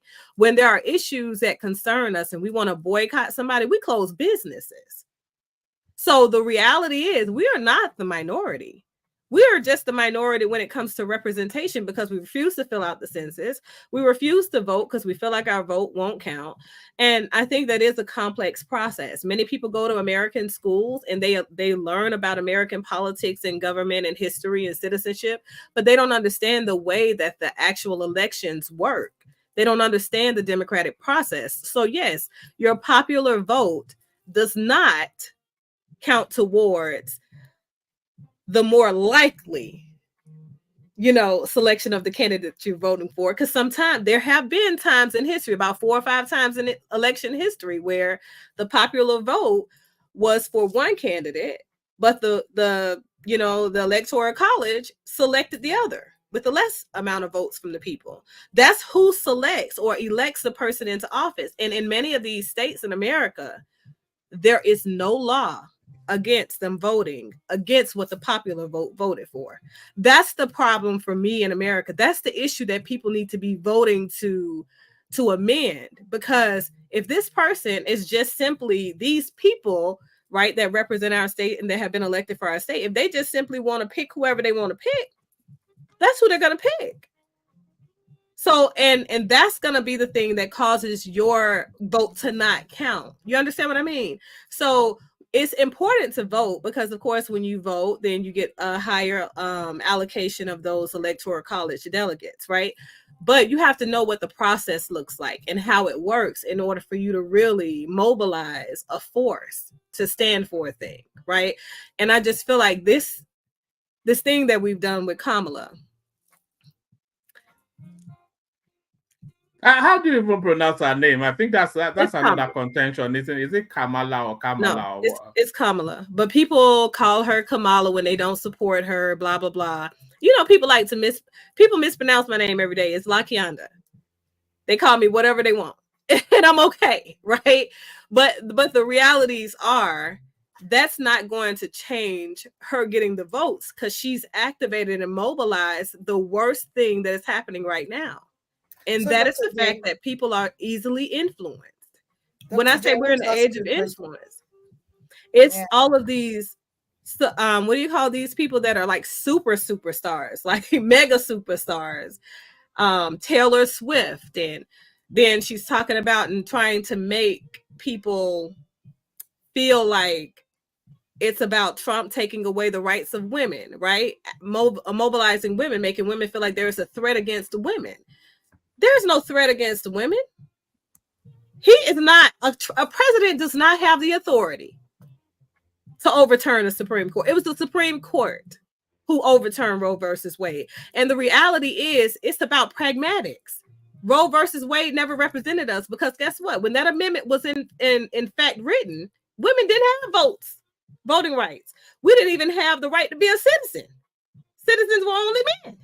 So what really needs to happen is overturn Roe versus Wade and specifically place something in the amended Constitution that represents the rights for women. That is the process. But women won't wait for what the process needs. Is there a promise to overturn Roe versus Wade? That's is overturned. Yeah, it's not coming back. That's not. All right. But they hold him responsible for it, and that wasn't his decision. You mean Trump? Mm-hmm. But he came in under his watch, though, didn't he? So he could have prevented it if he wanted to. No, not really. COVID came in on his watch too. Some people want to blame him for that. You can't. Some things, right? You know, it's not so much these things. Powers over that. It's not so much these things coming in under his watch, but how he actually manages it. So a lot of people argue that he managed that Roe versus Wade very badly because he wanted to feed that to the Bible Belt. And then a lot of people also say that he mismanaged that that COVID completely badly because he just didn't have, you know, it was caught off guard and it just didn't have the brain functions to handle it. So the big ticket items, it doesn't seem to be able to handle them. One man, please. What part of COVID did he didn't manage very well? Because sometimes of it now. Was that not totality of it is nothing. What part of COVID that Trump did not manage very well? Because right now we are going to specifics. 3 days from now we have an election, and people are listening to this program. What part of COVID that Trump did not manage very well? Oh, okay. Let me answer your question with a question. What singular thing? No, one man. We're not doing this Nigerian thing here. We're not doing this Nigerian thing here. See, that's the problem with the liberals. That's the problem with the liberals. Okay. You guys go by talking points. Okay. Let me answer your question. I'm not American, by the way, so I'm going from memory. But there was a time he said people should be drinking bleach or something like that. They did not during that COVID. He did not say it. That's what I'm saying. And he did not say that. He was making some funky and psychedelic pronouncements on things. But the one thing that I wanted to get to is that if you want to narrow the Trump loss to one single item, it was COVID. That was what really got him out of office. Thank you. And thank you, one man. The issue there is that, you see, one thing that I have seen with the Democratic Party is the war salad. You guys go off talking points that you see on MSNBC, CNN, and the crooked ABC stations. And that is really, really, really bad for you as a person, and it is bad for a country. Let me tell you, I was in the heat of the COVID crisis, and there was many lies that was told because the Democrats wanted to get into power. First, let me take it. When Trump put in a travel ban on China, who were those that were against him? Democrats, especially, and I'm going to mention names, Nancy Pelosi and Chuck Schumer. In fact, they attended the Chinese festival in San Francisco and in New York at that time.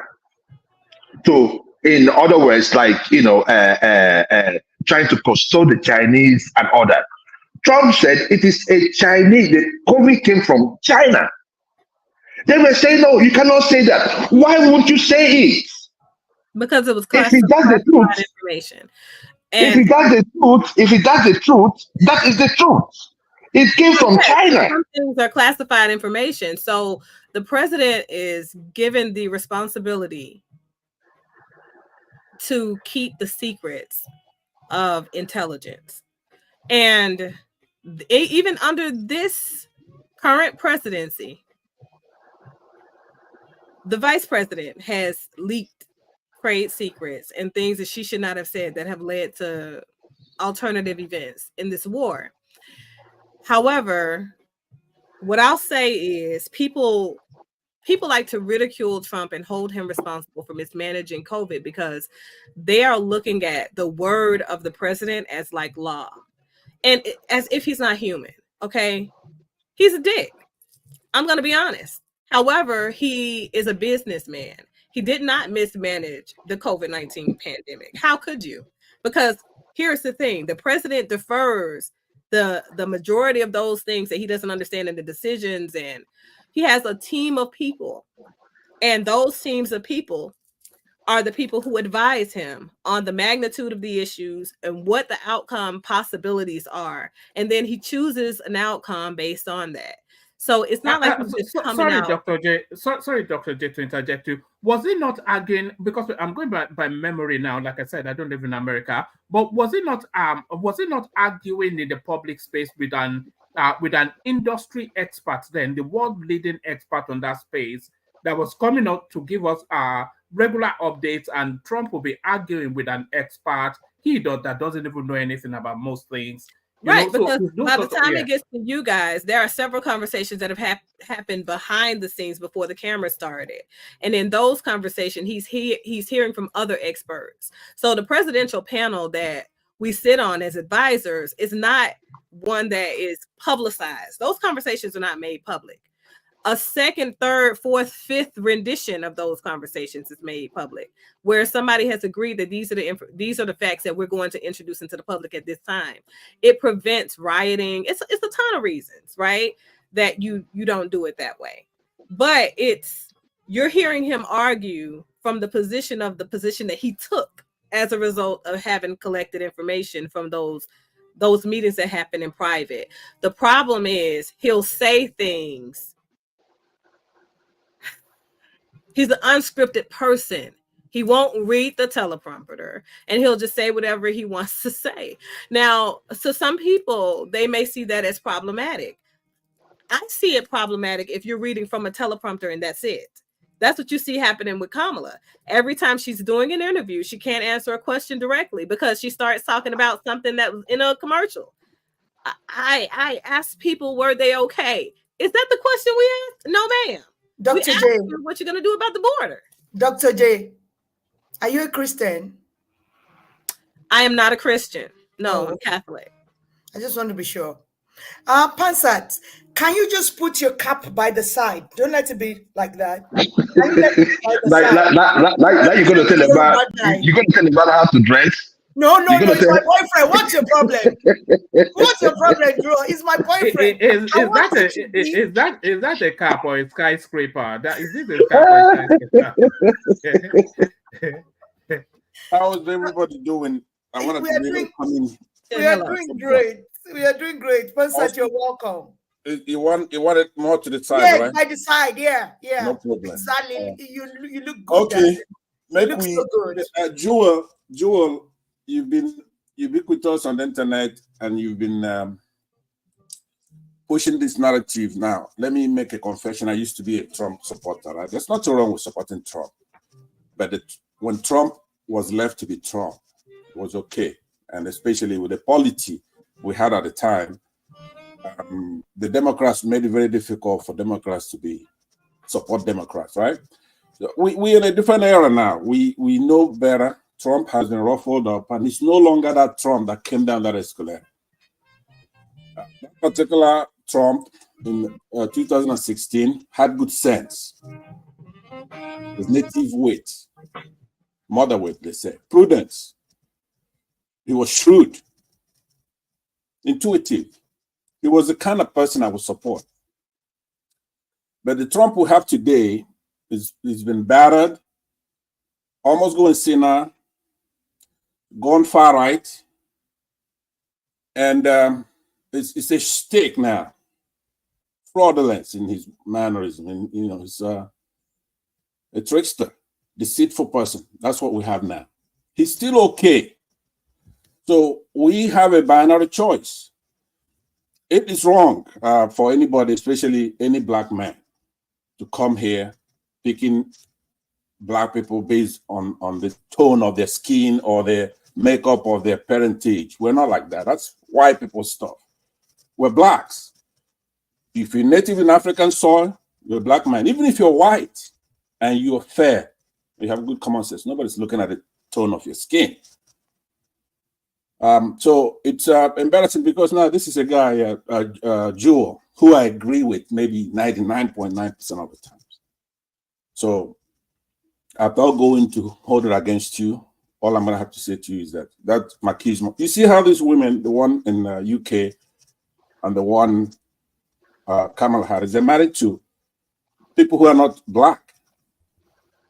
It's not because we don't have people that they could marry. So we do have to evolve and understand that machismo is not in your muscles or whatever, your power is in bed, right? We're going to have to use our common sense here. Trump had some things that I like I said before. You've heard me praise. I thought Trump was the best president any country produced because he was honest. He tell you the way what's in his heart, right? But now we have a chance to elect the first woman, a strong woman. Now, I get irritated when people start talking about Kamala's background and say she's weak or she got to her position from lying on her back or something. What a nonsense. What an insult. Now, that's unacceptable. This is an educated woman, a lawyer, a prosecutor for a whole state of California. You don't get there by being anything but being a prosecutor and dealing with the worst criminals, including corporate criminals. So either somebody's speaking out of ignorance, I wouldn't think it's some kind of... A lot of people still feel that this late now into the elections, we're on the 2nd, now the 3rd of November. I think your elections are on the 5th. A lot of people, a lot of people argue that still this late into the game, she's still caught somewhat of a mysterious figure. All of her politics seems to be attacking Donald Trump, going after Donald Trump, etc., etc. There is very, very light on substance. They don't know her stance on most things. Is it a carryover of whatever it is that Biden campaigned on? We don't even know how she's positioned on Biden. We don't really know how she's positioned on anything. She's not taking a firm stance on Israel-Palestine. She's not told us our philosophical thrust towards the relationship with China. She's not come up with a resolution for the Ukrainian Russian thing. So all of the big ticket items, she doesn't have a firm footing. All of it's almost like an anti-vote. She's going after the anti-votes, ANTI. So anti-Trump essentially, and then the traditional base of her party. This is a pathway. So she's not really showing enough for us to really understand who she is. Okay, well, some of those are fair, right? And I'm going to deal with the issue, with the Palestinian issue. But the rest of it is nonsense. What is she supposed to? What is she supposed to do? She's supposed to walk on her head. She's supposed to go after the anti, right? It depends on who her opponent is. She knows what to do. She's been like I said, prosecutor, attorney general of a state. Now, when I talk about attorney general of a state, I'm here in the great state of California. California is bigger than the United Kingdom, both in size, money, whatever. Right? It's a big state. Golden State. But not in history. But not in history. So, she was a attorney general. She was a senator. Right? When you talk about senator, I'm not talking about Nigerian senators. This is a senator from the state of California. She's vice president. Over 4 years now. No scandal. Doing her duty. Beautiful woman. Smart. Strong.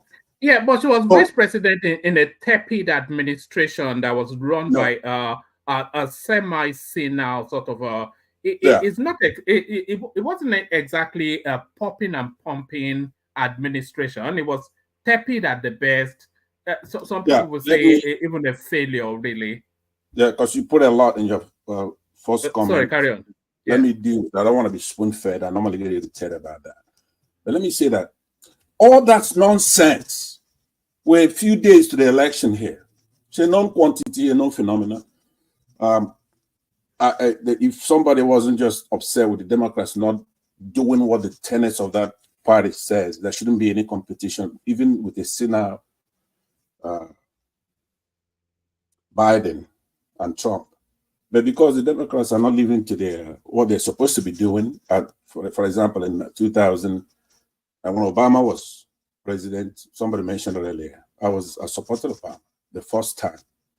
But he got into office, he was bequeathed with the executive branch, where he's president, supermajority in the House, only one short of supermajority in the Senate, and they couldn't pass anything. Obama was playing everybody. He was a beloved guy in this thing here.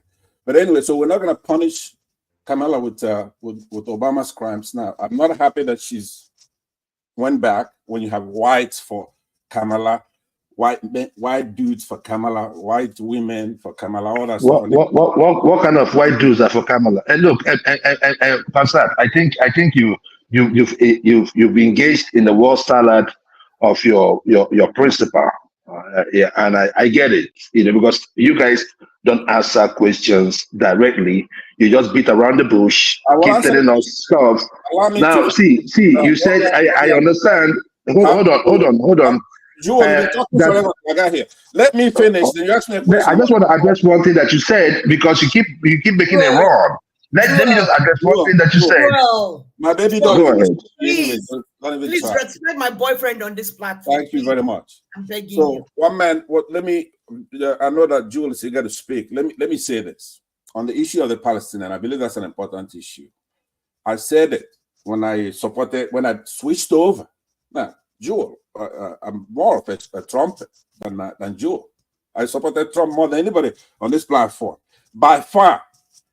But when I looked at it, I said, Kamala, in order for her to win, has to make it clear that she is not with this Biden administration's policy with Israel. Now, I'm also an ardent Israeli supporter. I mean, state of Israel, right? I don't like the politics of Muslims in any country. What they've been doing, they have to separate their culture from politics and religion. They haven't done that.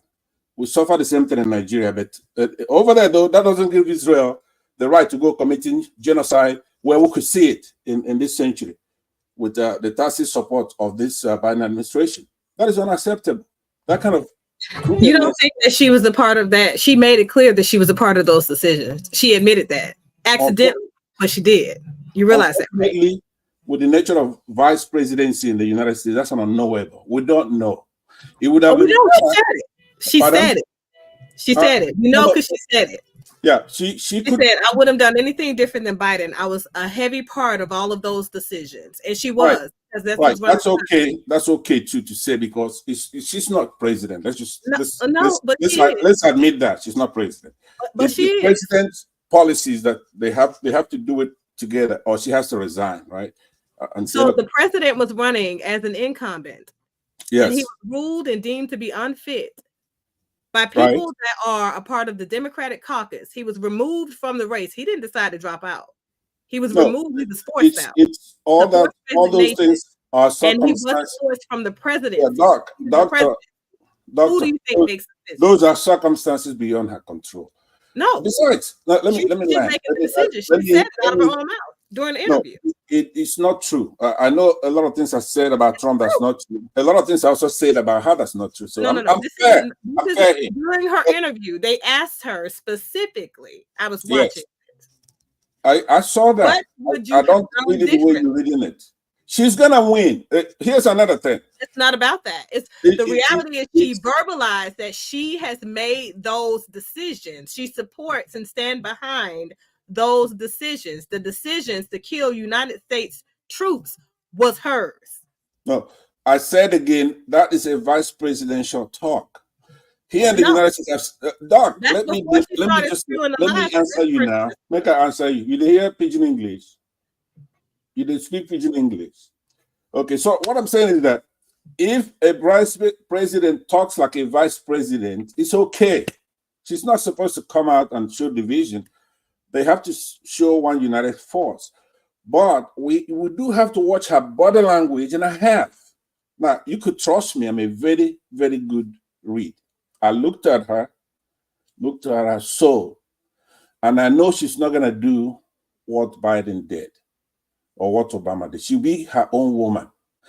The way you could do that retrospectively, now, Jewel, I'm sorry, it's going to come to you next, is to look at what she did when she was pitted against Biden in the primaries, right? She gave Biden a tough time. She called Biden a racist. She wrestled Biden to the ground. That's why Biden then picked her. You follow me? All of his decisions. Pardon? She said this after she called him a racist.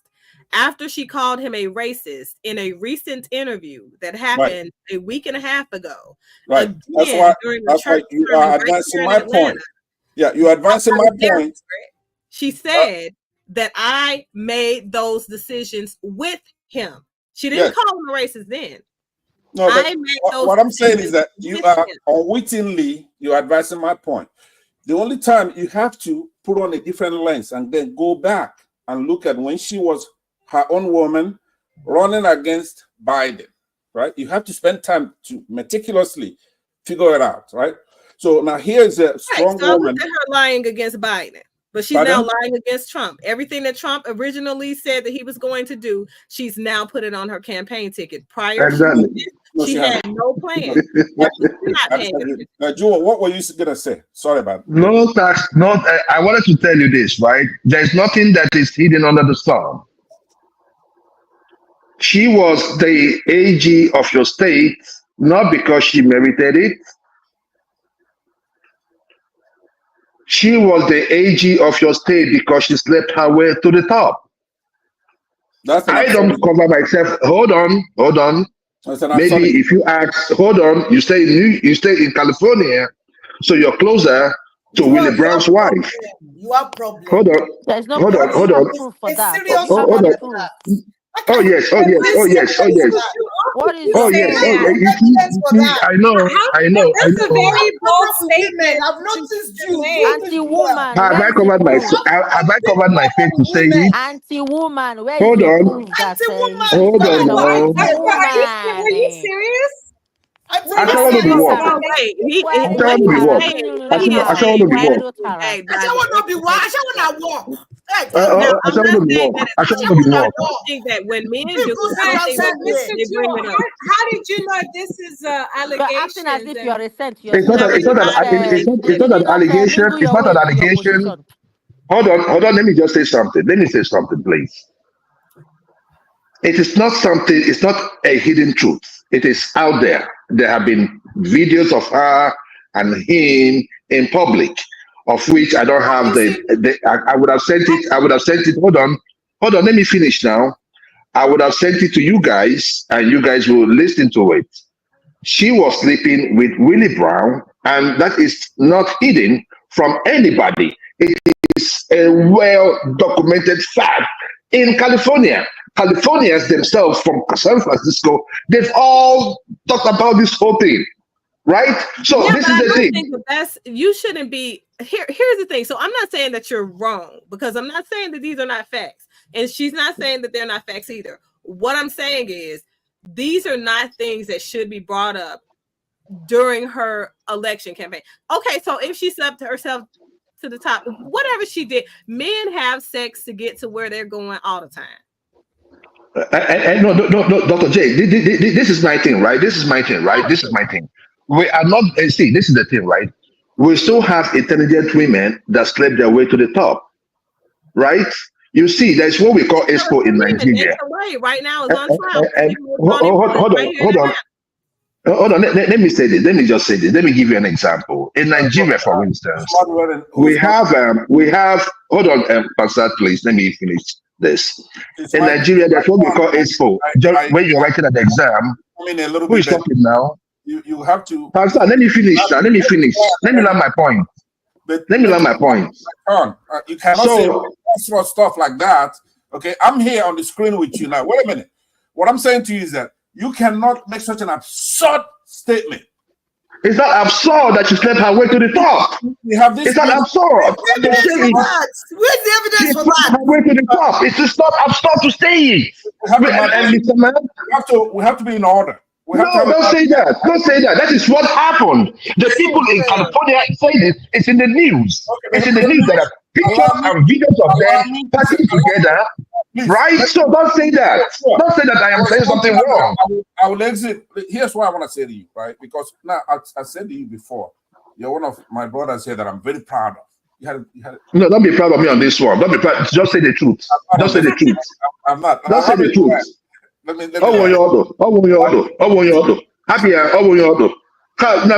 Let's talk fact, I beg. Joe, let me say that we're in front of this beautiful woman here, strong, glamorous. I mean, one man can never top this one. You know, it's a good-looking panel, charming, delightful, ravishing even. And let's try to. Thank you, boyfriend. I've never seen anything like it. But Pastor, that's sexism, though. I mean, you shouldn't be giving out. You don't know who they are. You shouldn't be telling women how good they look. What's your problem now? It's a panel. I'm trying not to understand. Okay. So let me say this, and I'm done. Obviously, just let it go. Joe, what I'm saying is that let me actually not address that. It's where a few days to the election, I think she's gonna win. It's gonna be a landslide. As a matter of fact, don't pay any. I've watched a lot of these.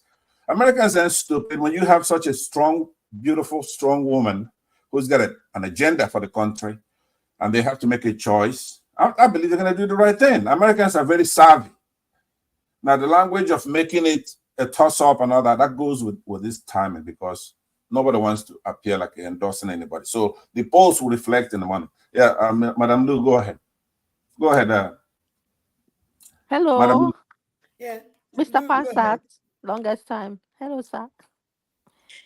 I don't support Kamala Harris, although I'm not in America. All I can see her face is when she's grinning. She's very clear. You can see through her. She's a very good actor, especially during the debate. When I watched it, I was like, woman, stand strong. Bring out your points. Bring your points out that you're going to what are your points that you're going to what are the points you have that your policies that you're going to use to help the American people. Those are the things I wanted her to be hitting at, knowing that Trump is good at talking without even reading from anything. He's a good talker. To defeat him, you need to go on points that are solid. No, every sentence, Trump, Trump, Trump. She wasn't even looking at the camera. She was just facing Trump like as if it was a bit disturbing for me. I felt like she was just attacking Trump without making any point, and I can see through her lies. I don't believe she's standing for the right thing. I believe she's a deceiver. I do believe that. There was I saw something that a woman that has a sickle cell daughter was kind of legally disturbed. When Kamala was in position, the woman was arrested because they said the daughter didn't go to school. And this daughter normally spends time in hospital for treatments because of her sickle cell situation. And the school was aware of it. The mom was punished for it. Whilst they were harassing the mom back and forth to court or whatever, this little girl proceeded with stroke. And they lost the where they were living. Life was hell for her.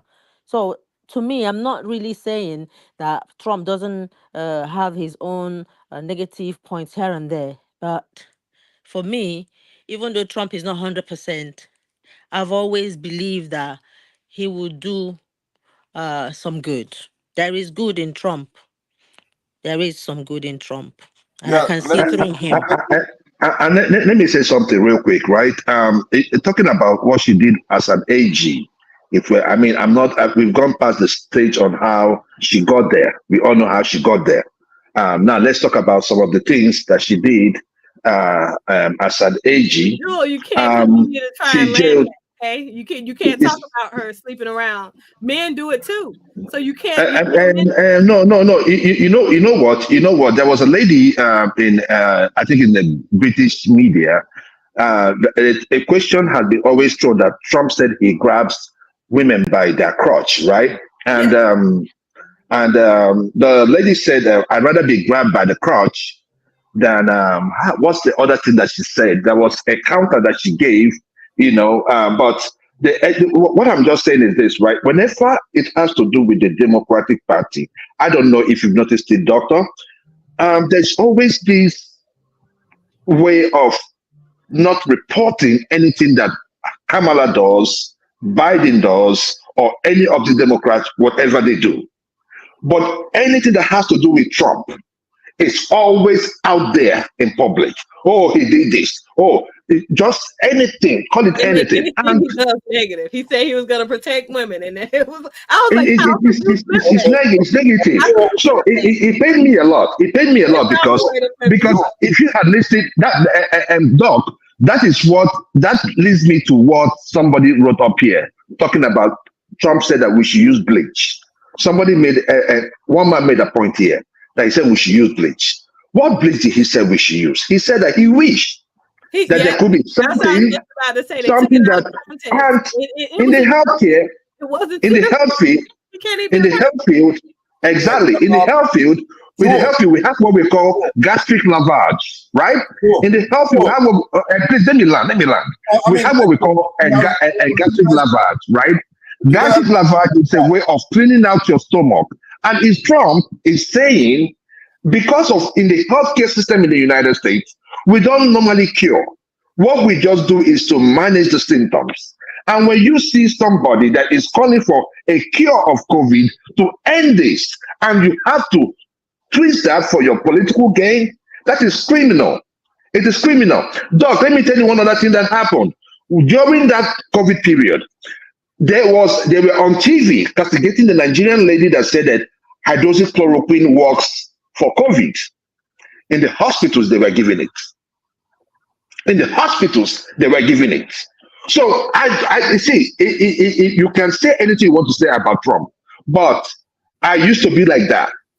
And then I was listening to MSNBC, crooked ABC, and the crooked CNN. All messed up media. But now, today, I am born again because I decided to decide for myself, and I decided to go to YouTube and do my own research. And since then, I have been better off. I listen to the content. I agree with you. He was in. Please, can I just say something? Yeah. Please, I want to recognize Fatai for joining us today. Fatai, good to see you. I love your haircut. You look good. Hi, Fatai, buddy, how are you, guy? So, but he said he's in California. Chioma, you're not saying much. I'm only gonna take 2 minutes. I want to be able to hear Chioma and Fatai. Okay. Well, see, I want to hear from Chioma, but I want you to let us know where it is that you found this very, very sound foundation to support Kamala on her time in the Senate, because I want you to speak to the specific ways that she voted while in the Senate and while in the seat of the vice president. Let's have respect for Madam Lou's input as well. I'm trying to remember the name. I know Madam Lou by. That's actually much. There goes the war salad. Kamala, I can't stand your people. I can't stand your people, Kamala. Joel, what I'm saying is this. I said earlier, but I want to respond to Madam Lou as well, what she said. The point is this. I used to be a Trump supporter until just recently. Trump was good. If he wins, I'm not going to tear up my clothes, right? I may pull my cap a little bit down, further down, right? Because I wouldn't like the fact I lost. But what I'm saying is that Trump, those things they used to accuse Trump, like the last couple of things that Joe said, that he said, drink bleach and all that. That's what they do to Trump that is unfair. Sometimes he's playing around, sometimes he's just manner of speech, right? So that's not what I'm holding against him. But in this case, I think we have a much better candidate, a fresh generation, take over and do the right thing here. This is the time to have a powerful woman assume that office and do the right thing. But there's one thing that's politically important, which is what has to guide Kamala to do the right thing is absent in the Trump case.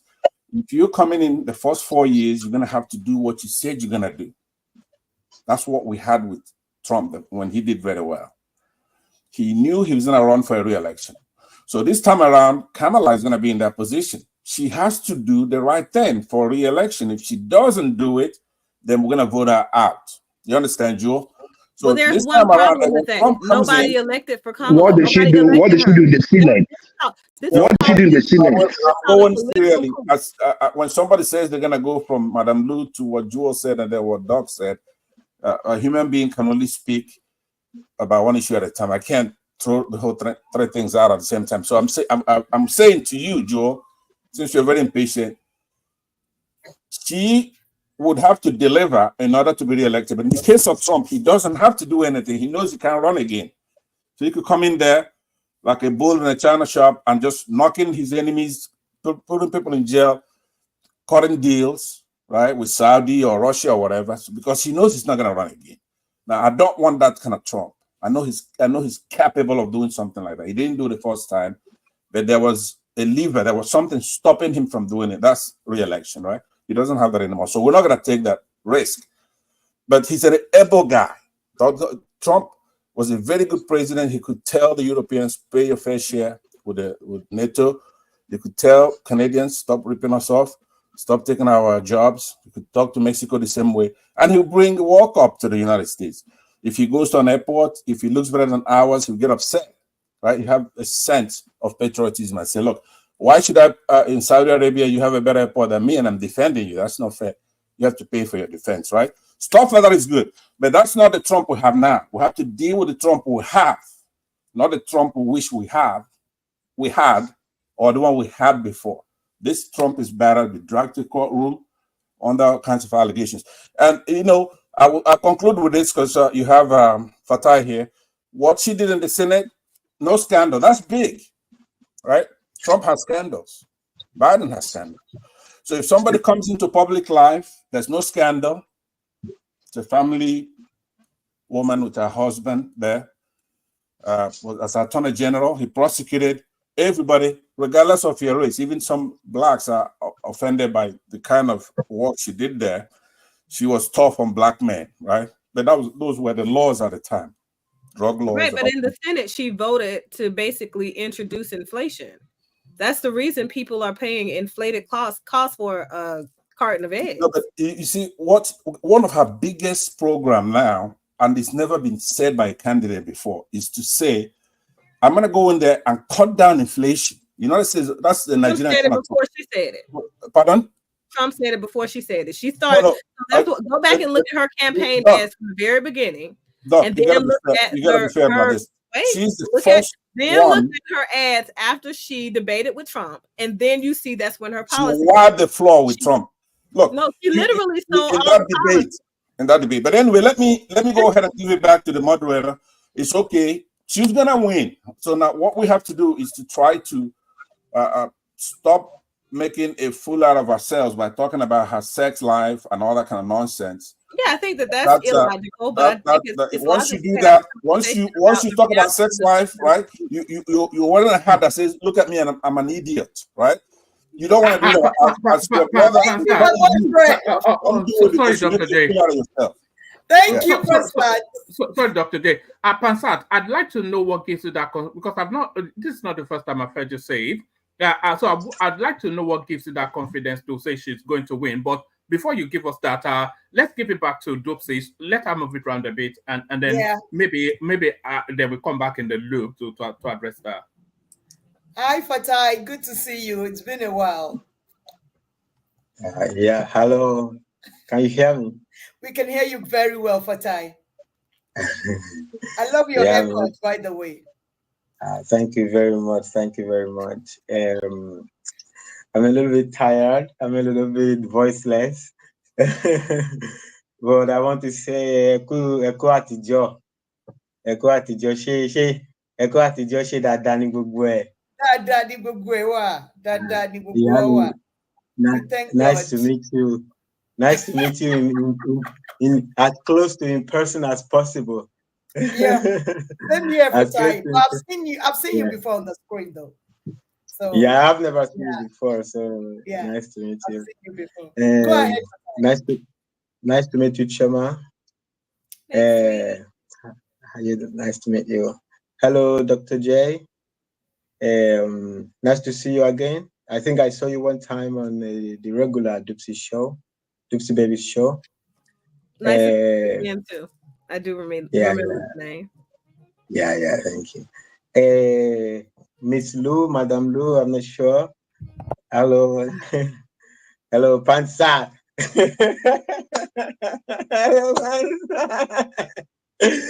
Hello, brother. How you doing, brother? Thank God. Good to see you. I don't know again. This your captain or Yoruba style? I mean, now Yoruba because of me for time. Because of me. Jewel of Nashville. This is Jewel of Nashville from One Man Way Tomorrow. I don't remember that your slogan. I wanted to mimic it, but I can't do it. I can't do it better than you.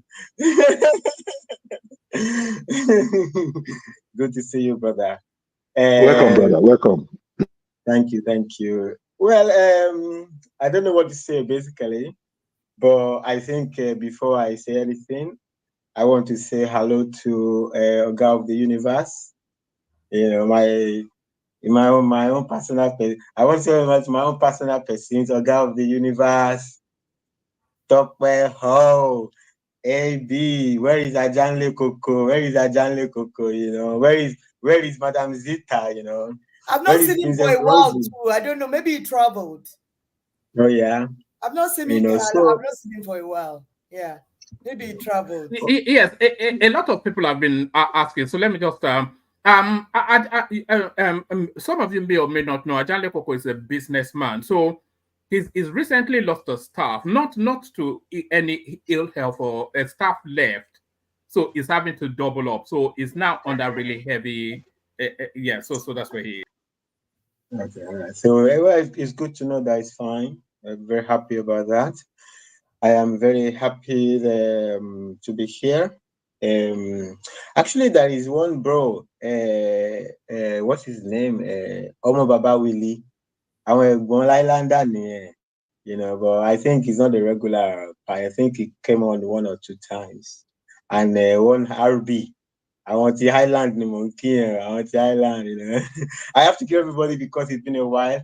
AB, I think it's AB, not RB, Fatai. AB. No, AB, I know. AB is not a Highlander. AB, I want the Highland. Okay. AB don't know where the Highland. AB don't know where the Highland. That is RB. His picture is like a brain like this, something like that. I don't remember. I don't know. So I have to say that it's been a while. I have basically retired from talking on the internet. So I don't have a good flow. So I don't really know what to say, you know. I'm just trying, you know. So Shall I bring in a clip and then maybe that will then you can leverage off the back of All right. Go ahead. all right. So this one, let me just play it. It's quite a controversial one. So this is a story of a woman and her daughter going about their business on the streets of Nigeria. Sorry, woman. Have Yeah, you moved away from the women in power kind of a No. topic? Yeah, I thought you were not excited by that, but carry on if you want to speak to that.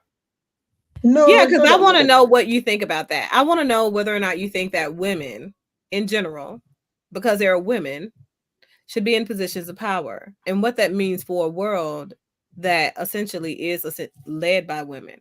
Because I think that we all talk about how men are the head of this and men are the figurative head of that, because essentially they are. But behind every single man, even though we don't say the term anymore, we don't say that reference anymore, is a good, a strong, a powerful woman, speaking life into him, encouraging him to do this, this, and this. And that may be his woman, maybe his sister, maybe his mother. But women essentially give life and empowerment to men. And oftentimes, even in the past, you guys have looked like you guys were leading a thing, but essentially we're doing the dance in the work of women. So how do you feel about women being in power? Well, I think the problem with that a lot of people have with women in power. Okay, let me just say my own personal feeling. I think that a lot of narratives about women in power are born out of a lot of men's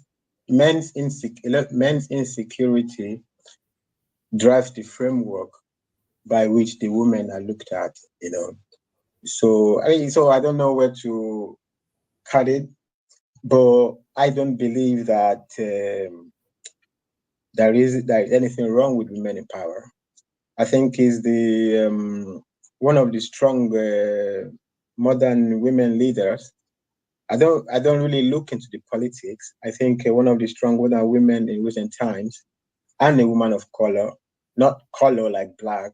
She's also Indian, by the way. What's her name? She's talked about a lot in management class, actually. Indra Nooyi. She was the CEO of PepsiCo, the parent company of Pepsi. Yeah, Pepsi, and all these other drinks. So she was the CEO of PepsiCo. She had my particular, how can I say it? It's been a while, I don't remember very well. But a particular slogan, let me call it a slogan, was performance with purpose. She was essentially the author of the expression performance with purpose. Actually, I think if you look at, say, Nigeria, for example, I think Tinubu should abandon the IMF group in Nigeria, the the World Bank group in Nigeria. Those ones, they just write gossips. They listen to Nigerians speaking and they copy paste and then write a report, pick what they find sexy, put it as a report, and then they get paid for advisory services. They don't know what they are talking about. They are nonsense. They report the road. The last two report the road. It's like a TMZ report. And to make matters worse, this guy goes. I think he's vice director of the World Bank, and said everybody should be suffering. No, not he didn't really say that, but that's what it means. Everybody should be suffering for 15 years. For what? He doesn't know what he's talking about. So performance with purpose is a better. Tinubu will be better off listening to Indra Nooyi than listening to the World Bank Group in Nigeria. So our advocacy was that don't be focused like a maniac on profits. So when you don't focus like a maniac on profits, you what is it called? A multiplicity of a stakeholder, I think. Yeah, you multiply of stakeholders. So when you think about when your concern is the multiple spreading out stakeholders' interest, you actually end up lowering costs and delivering greater profits you focus on healthier. Okay, it was also part of the all these green movement things. She was very particular about the healthy product from Pepsi Cola. So not focusing too much on profit. She actually was one of the most. PepsiCo made a lot of profit under her than most of the CEOs in the history of PepsiCo. All the men CEOs in the history of PepsiCo.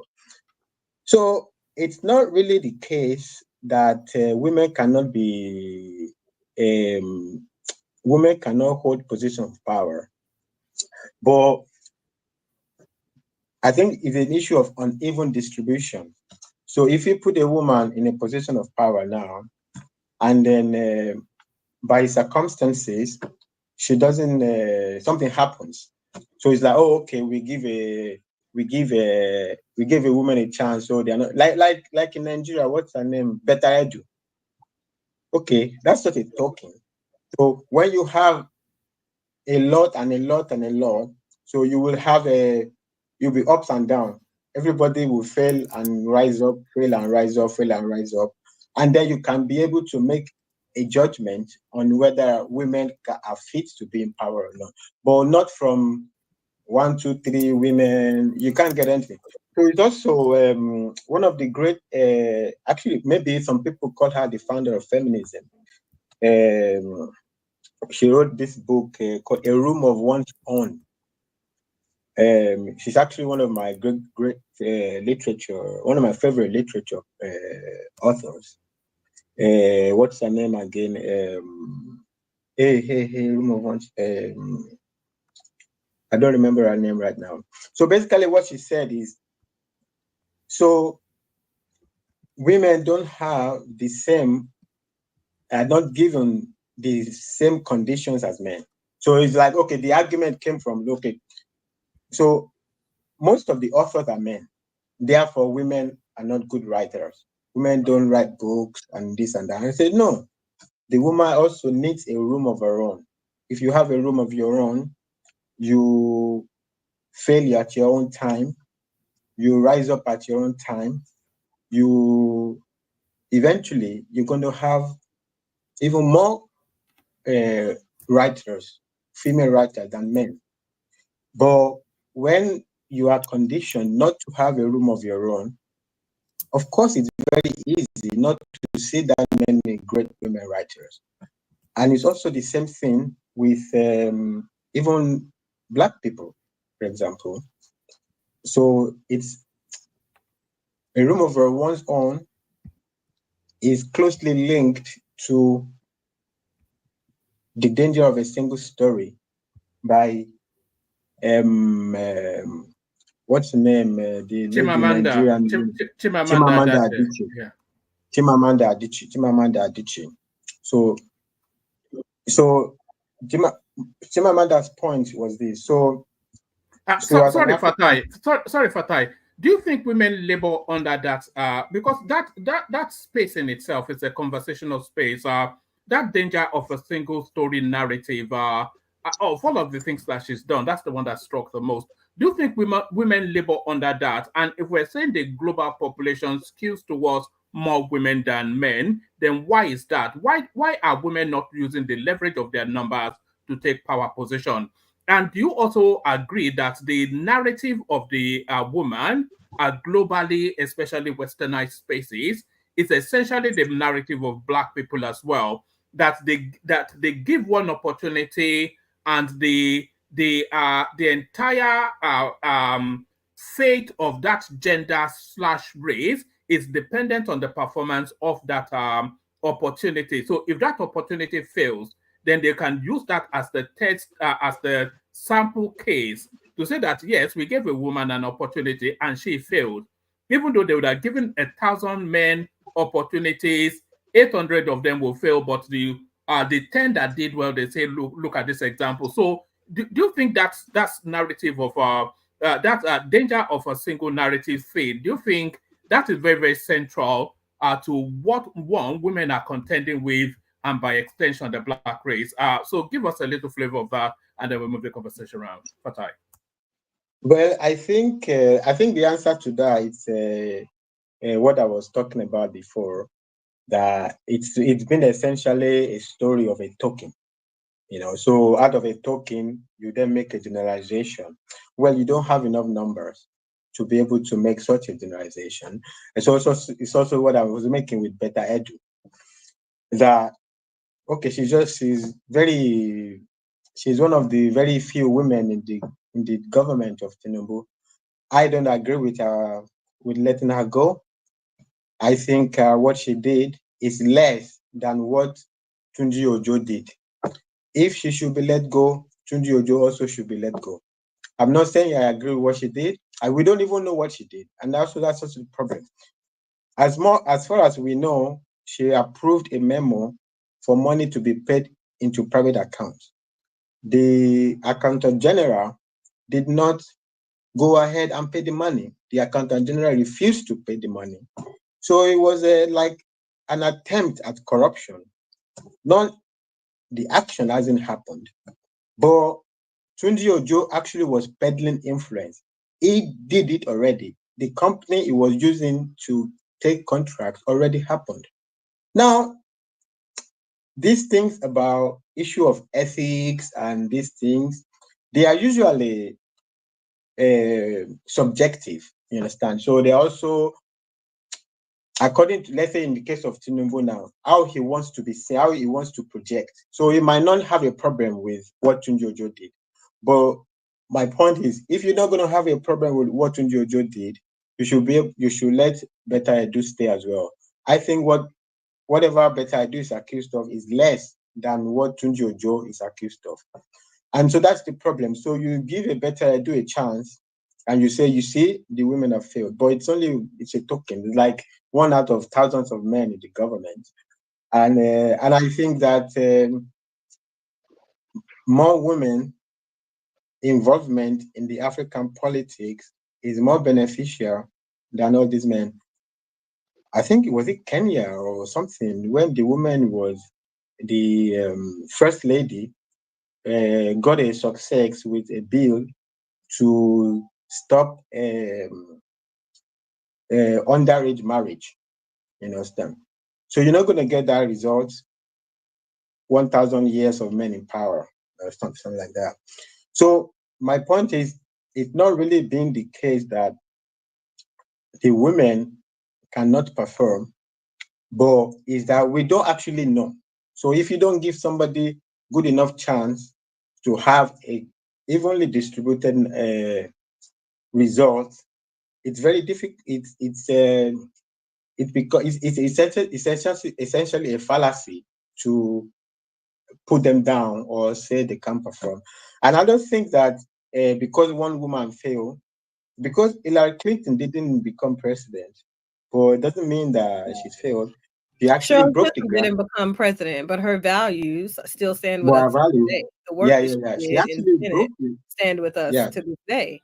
I think that Kamala is not going to become president unless we want to see World War III, because the reality is we'll be stepping into a political coup. I think what happens is we have to look at the fact. I don't think it's about her being a woman. I don't think it's about women rising to power. I think it's about a qualified candidate rising to power. And the reality is, we talk about this as if this is an election year with only 2 people on the ticket. It's not just 2 people on the ticket. There are an additional 4 people on the ticket. Nobody's talking about them, but they're on the ticket. They're not write-ins. Nobody's writing them in. Yeah, Doc, let me ask you a question. Dr. J, you know, when the election was had the last time, 2020, right? Biden versus Trump. What you have to do now is to come off the mode of who do you want to win. This question I'm going to ask you now is based on who's going to win, not who I want or he wants. So what state did Biden win that Kamala cannot win? In my opinion, I think Kamala is more beloved than Biden. So she's going to win everything Biden won, plus. You follow me? So you tell me which particular state. Huh? Excuse me? I don't think so. Okay, well, tell me which one. The reason is because Kamala is whether or not this is something that people want to affirm or not, Kamala is running on the incumbent ticket. She was a delegate, so she was never elected. You know why nobody elected Joe Biden? Because essentially Joe Biden is running on an incumbent ticket, and whoever was running against him naturally dropped out of the race. Because that's why you're gonna bring it down to math, right? Right now, let's make it mathematical. If Kamala wins every single state that Biden won, she wins. So it's not up to you to say to me, hold on, ma'am, the people who are broke, the people who are, disappointed. Could you tell me, only thing I want is what state kill them, so that I could do that. Are not going to vote. You gotta tell me what state so I could remove that electoral college. Okay, I can help you. I can help you with the state, Mr. Pastor. If he doesn't want to, let's give her Nevada. Trump is up in Nevada. Hold on, I'll answer you. Okay. Trump is up in Nevada. So follow it. I want to do it. Arizona. Okay. Yeah, you can do the mathematics. Well, I tell you the state because I can't do both. I'm telling you off my hand. I'm not reading any script. That's what I'm saying. Just take it easy. When you say, hold on. But you're only going from the polls, though. So the polls. Yeah, I'm going by the polls. I always don't reference that. What I reference is what you see at the rallies, the actual rallies. What do you see at the rallies? No, Dr. J, I'm coming to that. Silent. I know, Dr. J, I'm coming to the rally. I'm coming to the rally. I just wanted to tell him. I asked for the state. I need 270 electoral votes, right? So this is the pathway for Trump. This is the pathway for Trump, right? Can we hold on a bit? Can we hold on? I think Temi wants to talk about Kemi bit knock. So Temi, can I in a bit, yeah. Can I wrap up? Okay, hello, you want to wrap up? Okay, you don't go yet, Ty. You want to go now? No. I just no. Maybe you just want to wrap. Okay, go ahead, Fatai. Yeah. Go ahead. Sorry, brother. Temi, how you doing? How you doing? It's okay. How you doing, bro? It's good to see you. Actually, I don't really want to get into U.S. election. I think, but I think the problem that Kamala has is the Hillary problem. I think, or let me say the aftermath of Hillary. It's very difficult on how to advise Kamala because Hillary. One of the reasons that Hillary Clinton lost the election is that she tried to be conventional. She tried to, roll your sleeve, the way, man, you roll up your sleeve and be like shoulder to shoulder, So a lot of people will say like, I performed during the debate. Yeah, but if she's too forceful, which is what essentially destroyed a lot of Hillary Clinton's likability. So that is how can she be presented to be likable? So I think that is the management that is what they are struggling with managing Kamala Harris. People like Kamala. I like her, right? But I'm definitely not voting for her. I did not vote for her. Let me be correct. I voted early. Most of us did. Because the people that voted early don't want Kamala. But especially before she got the ticket or something like that, she used to rate very, very low on the opinion polls. They used to taunt Biden that Biden cannot go because even Kamala is poorer in the polling than Joe Biden. So she came into it with a very low likability rating actually. And but she had no politics that she introduced until after she heard Trump's politics that she then said were hers. Yeah, she started copying and copying and paste everything that he verbalized, and they wrote. The Democrats literally are the authors of this 2025 or whatever agenda, and they want to push that on him. The man literally said he didn't write it. He spoke to what his policies are. Right after that debate, her policies came out, and they were everything that he said from his mouth during the debate. I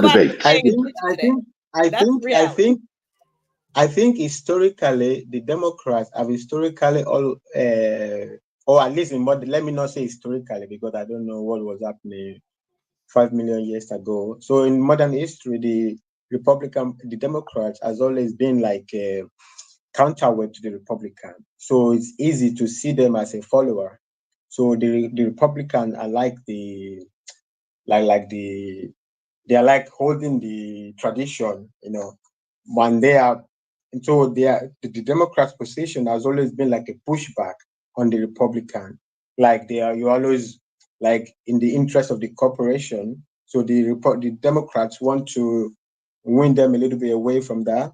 So I think historically the Democrat Party haven't really their politics is not really been so much about the originality. And besides, that's what you get against her. Is that what the problem is here? I mean, if that's what you're counting on, right? Then I have to break it to you. You're going to be heartbroken on Tuesday because I've done the math. Let me get a word in here. I'm going to be exiting after what I say now. What I'm saying is that if that's you what are you're misreading me. I'm telling you, wait. I'm saying that you are misreading my position. I don't care about American politics. It's not you. I'm talking about Dr. Jade who posed the question to you, right? Say the copycats. That's what you got to say with what's going on here. That's a small potato. I did the math and I'm very good at that, right? By a lot. I'm very good at math. I did the math and I'm giving Kamala Harris over 340 electoral votes. So that's a landslide. Let me land. It's going to be a landslide. Now I'm on record now, right? Watch me as I make that prediction, Joe. Trump is going to get 100 or something, and that's what it's going to have to be. All these propaganda. The math is not even matching. Even at 340, and it's not matching. So that's possible. Let me tell you why. When I initially started talking about the election process in America, one of the things I pointed out in government is that the electoral college votes are what elects a president in. It does not have to match the popular vote. So the people may vote all Trump. I already posted the question to Joe that he couldn't answer. I'm saying, however they want to. Which state did Biden win that Kamala is going to lose? That's nothing like that. So just because he wins the state doesn't mean that those electoral college people that are delegated will vote for him. Oh yeah, they have. It's not they don't. Doctor, they don't. I live here and have lived here. I'm an originating American citizen. Let me tell you this. And Dupsy, thanks for hosting me and the exquisite ladies at Chioma. I'm gonna have to listen to you as I'm driving and going to my function. But let me just make it very clear so that it's not ambiguous, right? I know that thing is automatic. That night we're gonna know the electoral vote. The customary thing that's done in the Congress, that's just customary, right? Is there theoretically a chance that somebody says, okay, look, my state had me to vote and I'm not gonna vote. It's automatic. That night we're gonna know on Tuesday night. 4 times in history to date, the Electoral College has elected a candidate that did not win the election by the popular vote. 4 times. Do you know which years those were? No, you're wrong in what you just said. That's not historical about it. That 2016, 2020. Let me start there. So I live here. I do this. I have been voting for a very long time. I teach history. Okay. I don't want to disagree with the beautiful lady. So I would say I do to everybody. One man, there's been a great show. I was going to go with the question you asked me. I was prepared to go methodically, state by state. I have told you, Nevada, Arizona, GA, and North Carolina, PA. Trump is going to win those places, and if he does, he takes the mantle of leadership. All right, Pansat, hold that question that I asked you in abeyance, and then next time you come, when we are more, in our, where we meet in the late nights, then we can go through it, when we are more relaxed. So, this session is baby, yes. You are looking gorgeous. I mean, that's why I had to rush in here just to. Pastor, that's somebody's wife. That's somebody's wife. Take time. Mind your own business. Mind your own business. So you don't be minding mine. Bye. Take care, darling. Okay, Temi, you're here to talk about a more positive woman in leadership. Temi, tell us about her. Thank you. I was surprised. I was surprised people were familiar with Kemi Badenoch. It seemed that people had a circulation of information about her. You know, she's part of the Conservative Party.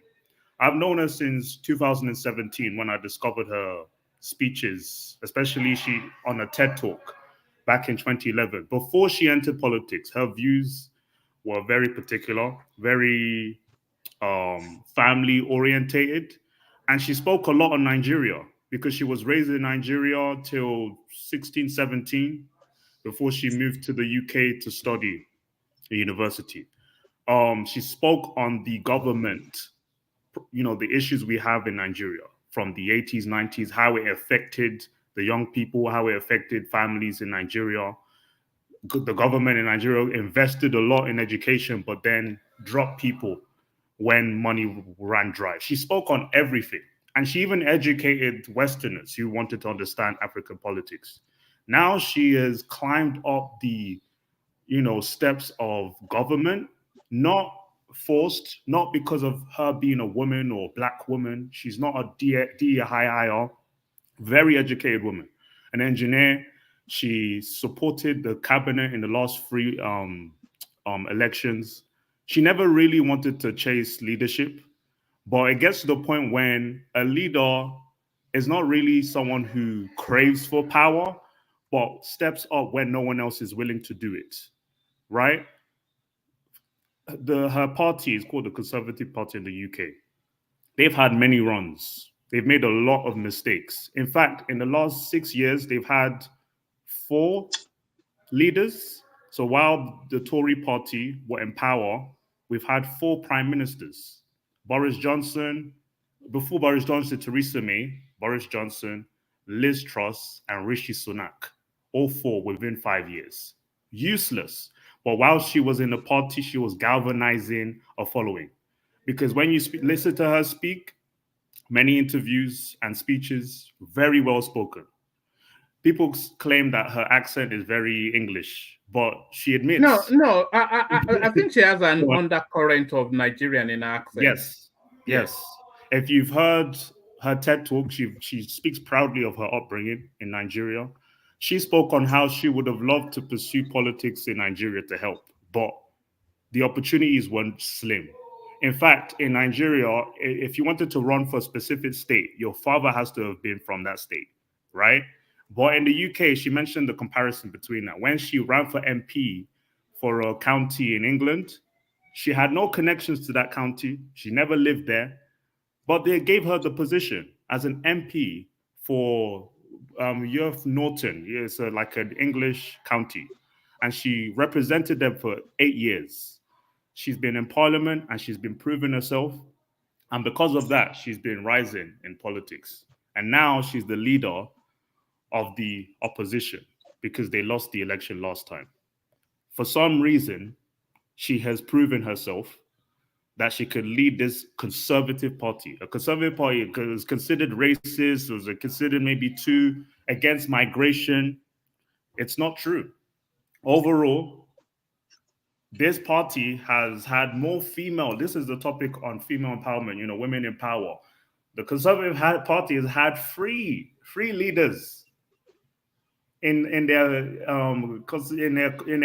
power for this party, and now a Black woman. The Liberal Party in the UK, which is called the Labour Party, have never had a female prime minister, female leader, or a person of color in that position. If people, maybe some people here who, when you know, from the UK, you would understand how the politics has been in the last 8-9 years. And if people are familiar with Kemi now, this is great for her to you know, discover more about her. She's a proud Nigerian. Anyone who claims that, oh, she speaks badly about foreigners, it doesn't make sense. She's a foreigner herself. She was born in the UK but raised in Nigeria and moved to the UK because of the economic problems in Nigeria. Like many of that's sorry. Her father? Yeah, that's her father right there. That's her when Kemi Adegoke, her maiden name. Sorry, carry on. Yes, yeah. So it's great to see this. Carry on. One thing I would point out to, in comparison to the main topic here on Kamala, Vice President of America, to Kemi Badenoch, I believe that Kemi has proven herself to her peers. I followed Kamala's rise too back in 2020 when the elections began, running for the Democrats. In the first round of Democrat candidate leadership, she lost barely any galvanized votes. And in fact, it was a surprise to most people that Biden hand selected her to be vice president, even when she was unpopular to the Democrat vote. And now, because she has more exposure, she has an opportunity to prove herself. But for the last 5-6 months, it seems like she's sabotaged her maybe image. I think it's just maybe too soon for her. I feel like she was rushed into that position and she's almost obligated. Sorry, Kemi, before you move from that point, you said she sabotaged her opportunity. So in what way? How did you arrive at that? Right. So following her, when she was elected vice president under Biden, everyone's aware Biden was kind of losing his mind. As an elder, he's, not as coherent as you'd expect a president to be. It's like bad timing. His mind wasn't clear and cut. He was a good debater before he became president, before the elections. And now, his age has gone to him. That's actually made her leader by default. But for some reason, we've never seen it before. But the Democrat Party aren't admitting that Kamala is basically president right now. Biden is not stable. He's not in good health to lead the country. But Kamala is now. That's what I mean by it's almost like she's been provoked to take that position. First, like a de facto. Yes, president. De facto leader. In fact, But for some reason, they're not admitting to that. I feel like maybe if she loses, they would make that point. Oh yeah, she's basically been president. Kamala, I think she came at the wrong time. I think she has potential, but do you think she has the potential to? Do you think she has the potential to be president, or is she just fortuitous? Like I'm not sure how much of Nigerian politics you follow, but we used to have a president called Goodluck Jonathan, who just happened upon the president rather than nobody knew him as an entity or a quantity or an anything. Very similar to Kamala, like fortune just vested them into positions that some people may suggest that is bigger than them. Do you know what? This is what I even learned from not Kamala Harris, Kemi Badenoch. She spoke on the government, like the history of Nigerian government and how people are hand-selected to be in those positions. Yeah, usually presidents will hand-select their vice president, but usually based on competence. Goodluck Jonathan was selected based on his regional power. Like most of the vice presidents would select. If someone was president from the north, they'll try and pick someone from the south. If one is Christian, the other is Muslim. It's the same with him. When he became vice president, he was selected due to, if people remember, in the conflict in the South with piracy, or due to oil disputes with people in the South. And they selected him because I believe he's from River State or Delta, to mitigate that stress. I think that even discouraged more tension. And so because of the death of the president that passed, he became vice president. But was he ready? Nigerian presidents aren't ready for that. So in a way, Kemi, do you mind if I don't think Kamala's case is anything related. Is anything similar to Goodluck Jonathan? Okay, I'll explain sorry, Temi.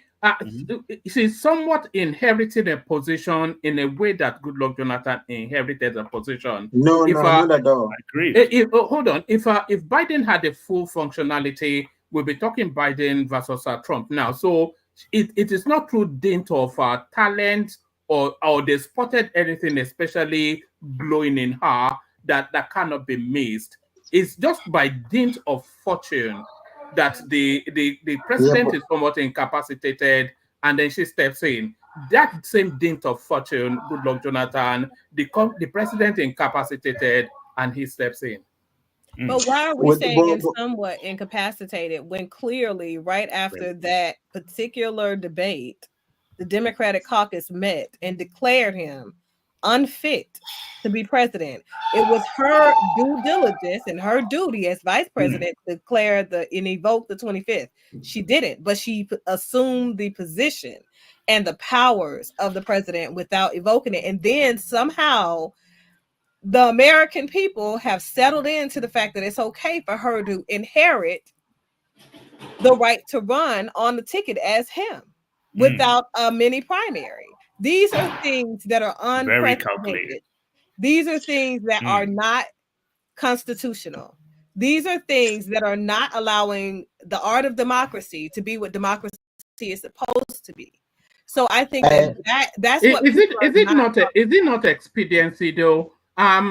If they had gone through, because she's already a known quantity, people already have thought they know her politics somewhat. They have thought on her. They didn't. She had no politics until after. They can align her politics with already Biden's politics. So so she's a known quantity though within the American space, and more to it. It's not actually woman. It's not. The story is not that she's known or Let's meet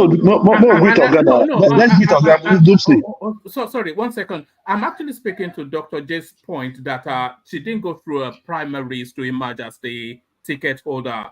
But the space wasn't there. Expediency would suggest that because she's nationally known, she's aligned to a particular political lilt, so she's just an easier fit than for them to start scrambling for a new name. They knew about Kamala. No Democrat wanted to see her on the ticket running as president.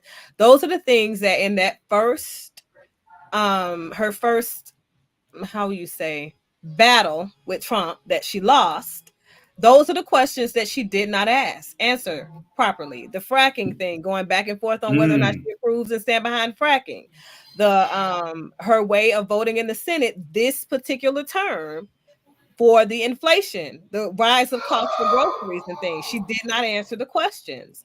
Whether or not she stood behind his decision to end Trump's continuations in the way that he edited general healthcare for American citizens. She did not answer the question. She moved around them. The way that they asked her about whether or not the lives of those soldiers that she had basically murdered and all the equipment that she left in that country that is now at war because she left them the equipment to go to war. She did not, and it was her. That was her decisions. She did not answer the question. She dodged them. So these are things that people are not asking the questions about now. And she's now able to evade them because everything that Trump said during that wonderful, immaculate moment of trying to dodge her being a prosecutor, she literally she took the man's policy. Everything came out of his mouth. Her first campaign after that election was every policy he stated he would imply.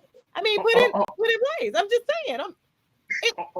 All right, let's go to Fatai and then Temi regains the floor back. Fatai. I think with regard to the debate, I think she has a disadvantage because Trump was already president, so there was no way, and Trump was more of a business guy. She was not a business person. So even if she attempted on her personal, except if her handlers prepared her very well, she's not going to be able to. We've had previous debates though. The same debate where she called Biden a racist. We've had previous debates, so she's had an opportunity. Yeah, no, but I'm saying even that debate there was no because the big she didn't answer any questions. There was nothing of substance from her because she had answered no questions. I agree. The big issue in this debate is a lot about the economy, the American economy, and then also the military. That she did not answer any questions about. No accountability. Yeah, she doesn't have the advantage against a former president who She actually does. But she does. no Because no during oh that particular moment, he yeah asked her, why is it that they can't walk down and get those bills done then to stop but inflation? she's not the You president. know why? Because She's not the president. oh, she's She's the not the vice president. president. That is within her powers as vice president. That's what she voted for No, as vice president. no. She could have gone I'm saying down and enforced to take her little vote back, change some things up for Americans. Because guess look. what happened? I'm not I'm getting at arguing. something. Let me land it, okay? Because guess what happened? After I'm not she did arguing the about. town hall meeting and they forced her to not be interested accountable, in the prices American came debate. down. The I'm not prices came interested down. in American. I'm not interested in American debate. I'm not arguing for or against any either party. I don't You know, support I'm just either one of them. However, what I'm saying is she is a liar and she is a prosecutor, and people have to be very careful with people like that. You can't just ebb and flow with the sway of the wind. We are literally at risk of World War III. There is war in every single area of this world right now, and it's because of us. It's on us. There is a ripple effect happening. That's on us. It's on her specifically. I know. Trump showed how that's done. She decided to do it a different way because she wanted to show American people that she could go against things that he encouraged, and she just wanted to do the opposite of what he did. So did Biden. That is childish. Look, my point is this: when it comes to the American election, I don't have interest in the debate going on in America.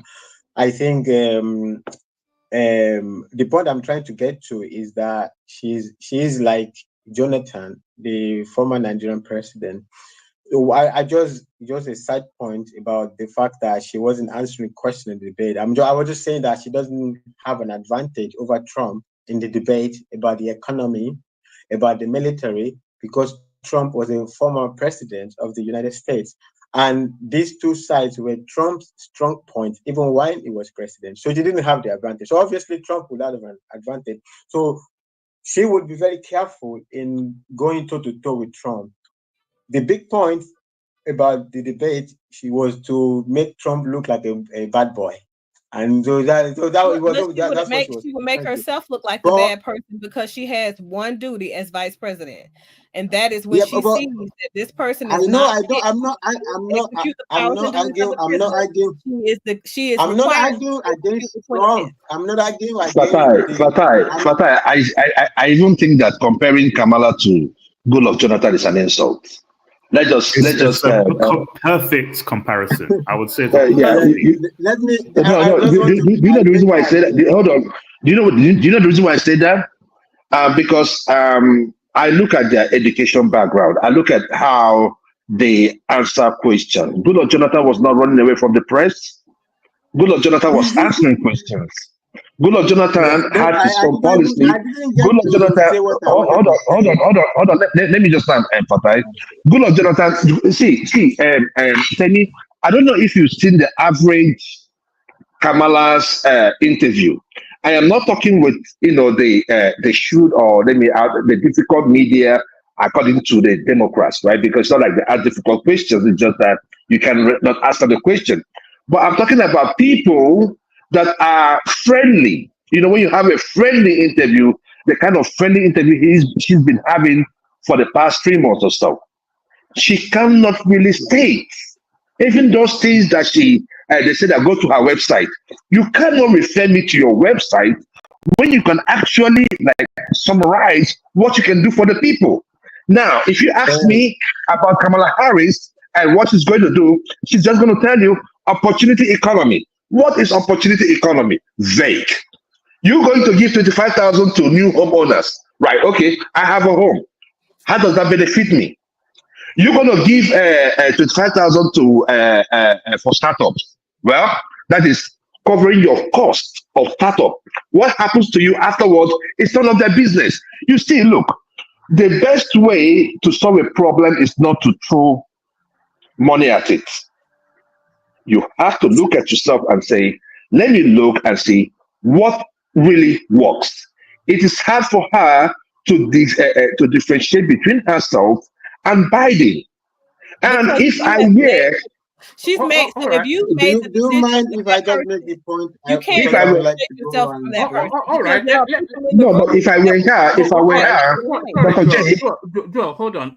Let's try now. Have a bit structured. Let Fatai make that point, and then you come in with a micro point, and then Temi regains the floor. Fatai.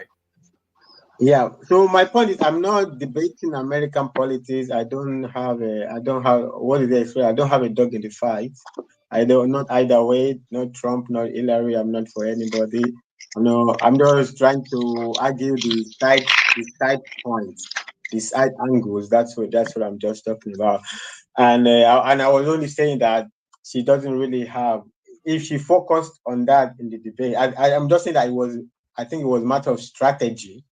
Even though she was evading the question, it was a matter of strategy. It's not going to go box to box with Trump on the economy, because that wasn't going to happen. So that's the point I'm making. That was the point I was making there. So the point I wanted to address there is that she's like Jonathan. No, she's not like Jonathan. She didn't come into this seat like an accident.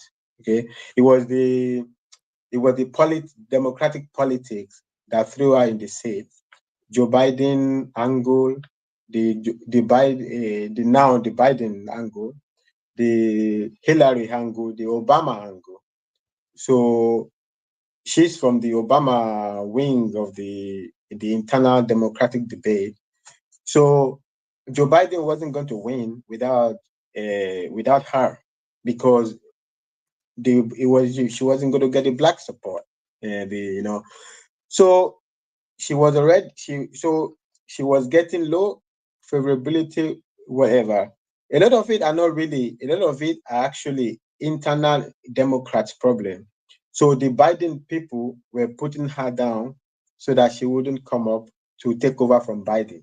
So it's not so much that, but the Obama, I think the thing about not the election, I think it was an engineering from the Obama wing of the Democratic Party.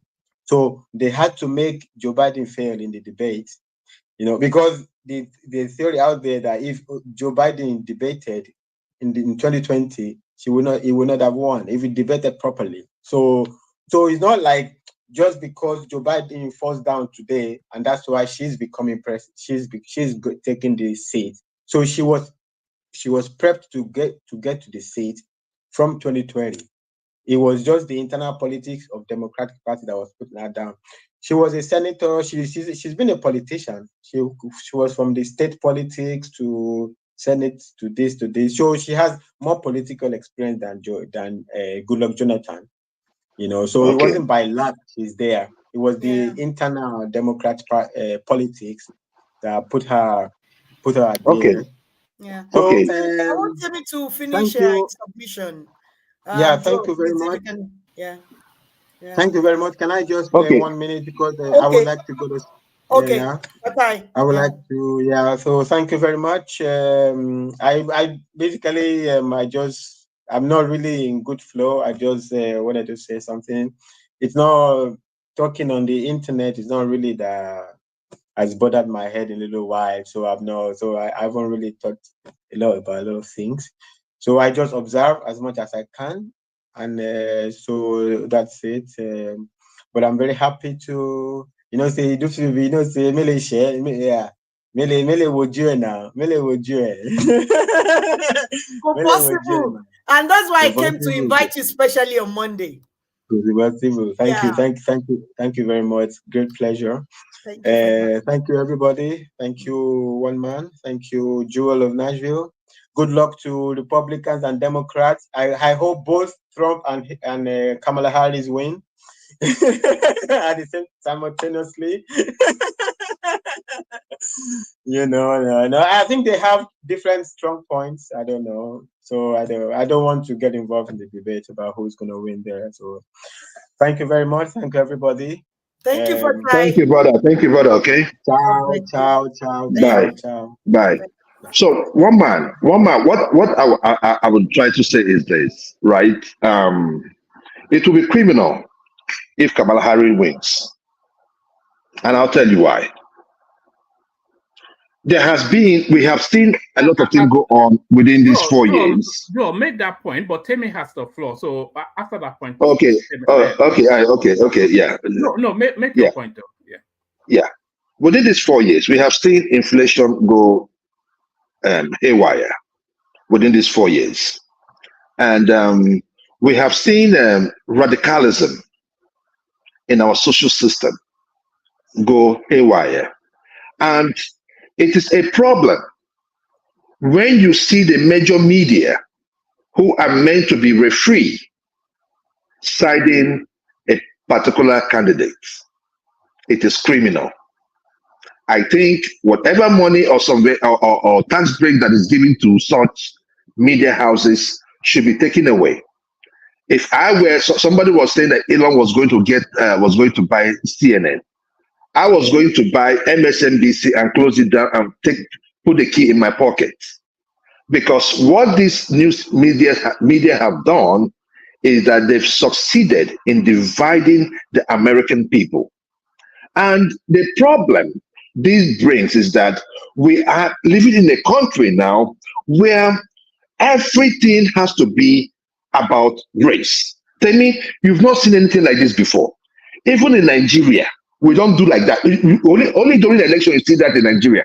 But do you know that in everyday life, in our everyday life, we start seeing these things? You know, it's that color. I work with a lady. You're not doing your job. She's a black lady. You're not doing your job. Because a white lady tells you, hey, go do, this is your job, go do it. When you stand up, you do this. You point to your skin. You're looking at me and you're pointing to your skin. No, I don't want to use the main word I was going to use, right? But no, girl, go do your job. A lot of people have been hiding under the color or certain sentiment in the society to do harm. And at the end of the day, if you are a patient, for instance, and this kind of politics is being played, that is not what you're caring for. What you care for is to get well. These people should offer you the services that you deserve or you paid for, and you get well and you get out of that place. So we see a lot of these things. When they asked Biden, why did you pick Kamala? She said that he picked her because she is black, she is Asian and a lady. We cannot continue that way. Look, there are many ladies out there that can do the job. I work in the female field, so I can tell you quite well. There are intelligent ladies out there. But what we have is that we have the radicals choosing for these people. Then they bring in all this DEI hire because as far as I'm concerned, Kamala Harris is a DEI hire, diversity, equity, and inclusion, which have done us more harm than good. In Nigeria, if you fail a class, you are asked to repeat, right? Except for certain cases where probably the university where you have to pay through. But when you see those ones that paid for their education, you know, when they come out, they can't defend it. Kamala cannot defend being a lawyer or being a trained lawyer. You can see it from the way she talks.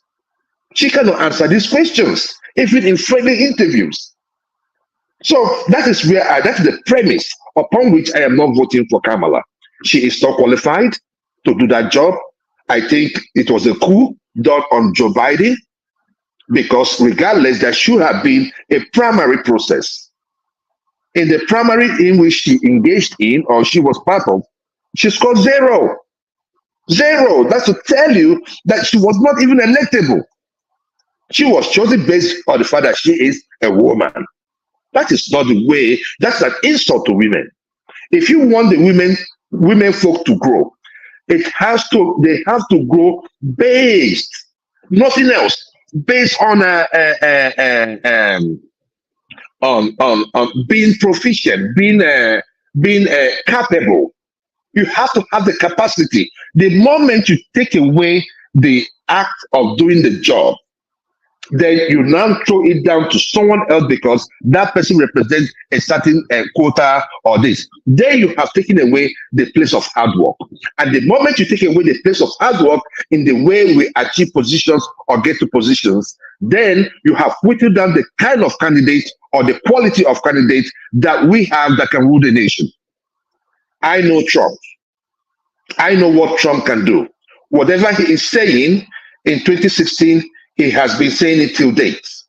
Now he made a mistake in his first tenure, and he admitted it because of the way he didn't think that he was going to win. But right now, when I look at the team, hold on, one man, I'll just land in a minute. When I look at the team that Trump has assembled, I'm talking about Elon, Vivek, J.D. Vance, Brian O'Donnell. These are, when you look at them, they are young, they are intelligent, they know their onions. Now, if I look at the Kamala side, who do I have to see? I have to see the war hawk, Liz Cheney, and now Bush is now supporting. Then we have Obama, who is doing his 10th tenure. You have Michelle Obama. These are war hawks. We do not want no more wars in this world. All the war hawks have joined the Democratic Party. Do you know why? Because Trump is in the Republican Party. He's not going to allow those wars to happen. But the war hawks now are now in the Democratic Party because now we can see Biden is there and we have seen Ukraine and we are looking at Israel. So one man, I'm going to leave it here while we continue. I'm still listening. Thank you, all right, brilliant. So that's passionate about Biden, but yeah, back to you, Dopsy. Biden can be passionate about I don't know. Kamala is swinging in his brain. I don't know what is wrong with one man. Trump, I meant, you know, my head was pulsating from all of that. But let's go back to the most serene voice of Temi. Yeah. Yes.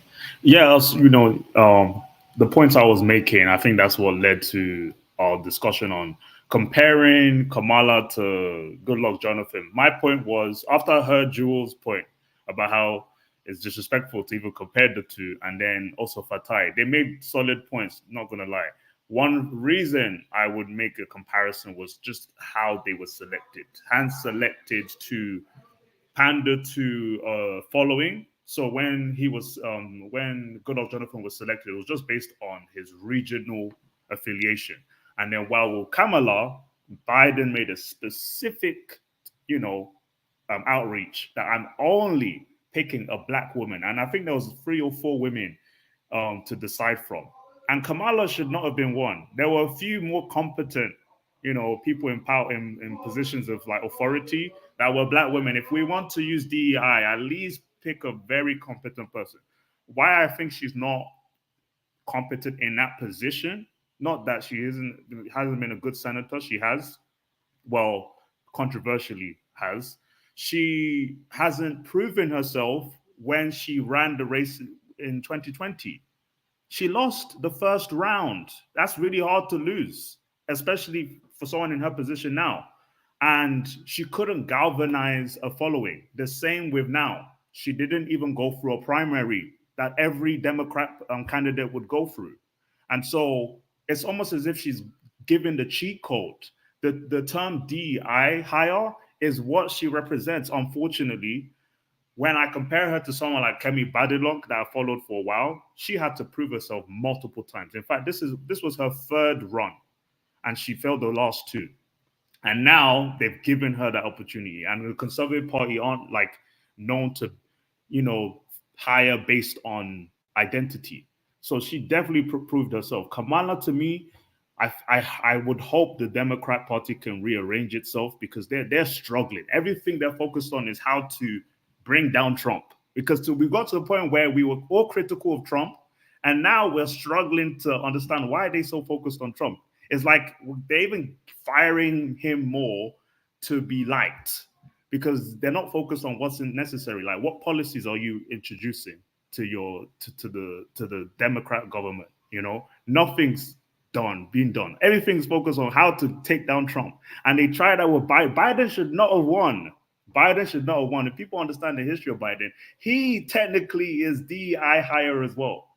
if you follow his history, he's been a problem. The reason why Obama picked him, because like if you've noticed, most presidents, they pick a vice president that's kind of against them. Trump picked Vance, even though Vance was hard on against Trump for a while, right? Obama picked Biden because Biden galvanized a following from the Christian belt of the South, like the white Democrats who were leaning to the right more. And he has a history of being against many policies that affected ethnic minorities in the States. For example, integration of schools. He was one of the politicians that vouched against the integration of schools. Somehow he became vice president. That's what the Democrats are fueled behind. They pick and choose who can be leaders. While, like, if you recognize most politics around the world, you have to kind of prove yourself to be liked by people in power. I mean, by the population.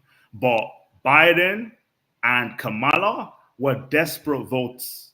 People only voted for them because of the fear of Trump. That's crazy to me. And this is what we're going to see. Trump might win. I most likely win. And we need to evaluate, why do people vote in the first place? And who are you voting for? Are you being forced to vote for this person just because of their identity? Would that be a good thing if Trump does win? Would you endorse that? I think it just proves the failure of the Democrat Party. The Democrat Party. If Trump is now given another opportunity after everything they've put him through the last 8-9 months, he's a convicted felon. He's been exposed for many, scammy things he's done throughout the years. And for some reason, he's able to beat the Democrats at their own game. He's not a politician, by the way. Kamala is meant to be the most diplomatic person because she's trained. She's a politician. She should be able to convince us compared to Trump. This tells us that the Democrats have failed. It doesn't matter if Trump can be good for America or not. It just shows us what's going on. I think they should just give him the 4 years. Give him 4 years to prove himself. If you were an American, tell me, how would you cast your vote? That's he would have to know all of the candidates that's running. I understand that, Dr. J, but because obviously Jill Stein is running too, right? Yeah, Jill Stein, she ran against Obama and she failed to win. Then she ran against she's run what? This is her third time. She ran against Obama, Clinton. She's not secured a vote yet. She's but we do understand it's most of Western powers are two-power systems. It's a two-power system. All right, I beg your pardon. We need you to have your camera on. It's a camera on session. Des. We wait for you to do that. So that's Des. Yeah. It's a highly intelligent man. This man, you see this man right here? It's a highly intelligent man. And the reason why we know it is because he tells us. You don't talk, my beg. Let's get up from me, I beg. No. Let's get back to Temi. Temi, back to you. Yeah, I'll summarize it real quick so we can give other people an opportunity. So yeah, I came in to discuss Kemi as well. I followed her for a while. I'm very proud of her come up, and she's going to have to prove herself because she will be disliked by both the left and the right of politics. You will come across a lot of liberals who are against Kemi. They believe that she's against the LGBT community. She's against being able to, What? No, sorry. Why would they say she's against the LGBT? Has she made pronouncements to suggest that she's against the LGBT? It's her politics. You follow her. I don't actually. She only came into my consciousness when she contended against whoever about a year or so ago. And now this, I thought she was somewhat of a bit of a joke figure. That's what I thought, but certainly not. Joke is on me now, but it's our politics against LGBT. You follow her. Yeah. So since 2019, she's been in the cabinet, meaning she's part of she was part of the leadership team in the Conservative Party in the UK. And she would have to speak on things because they will put her in positions of authority, equalities. She had the equalities title for a while.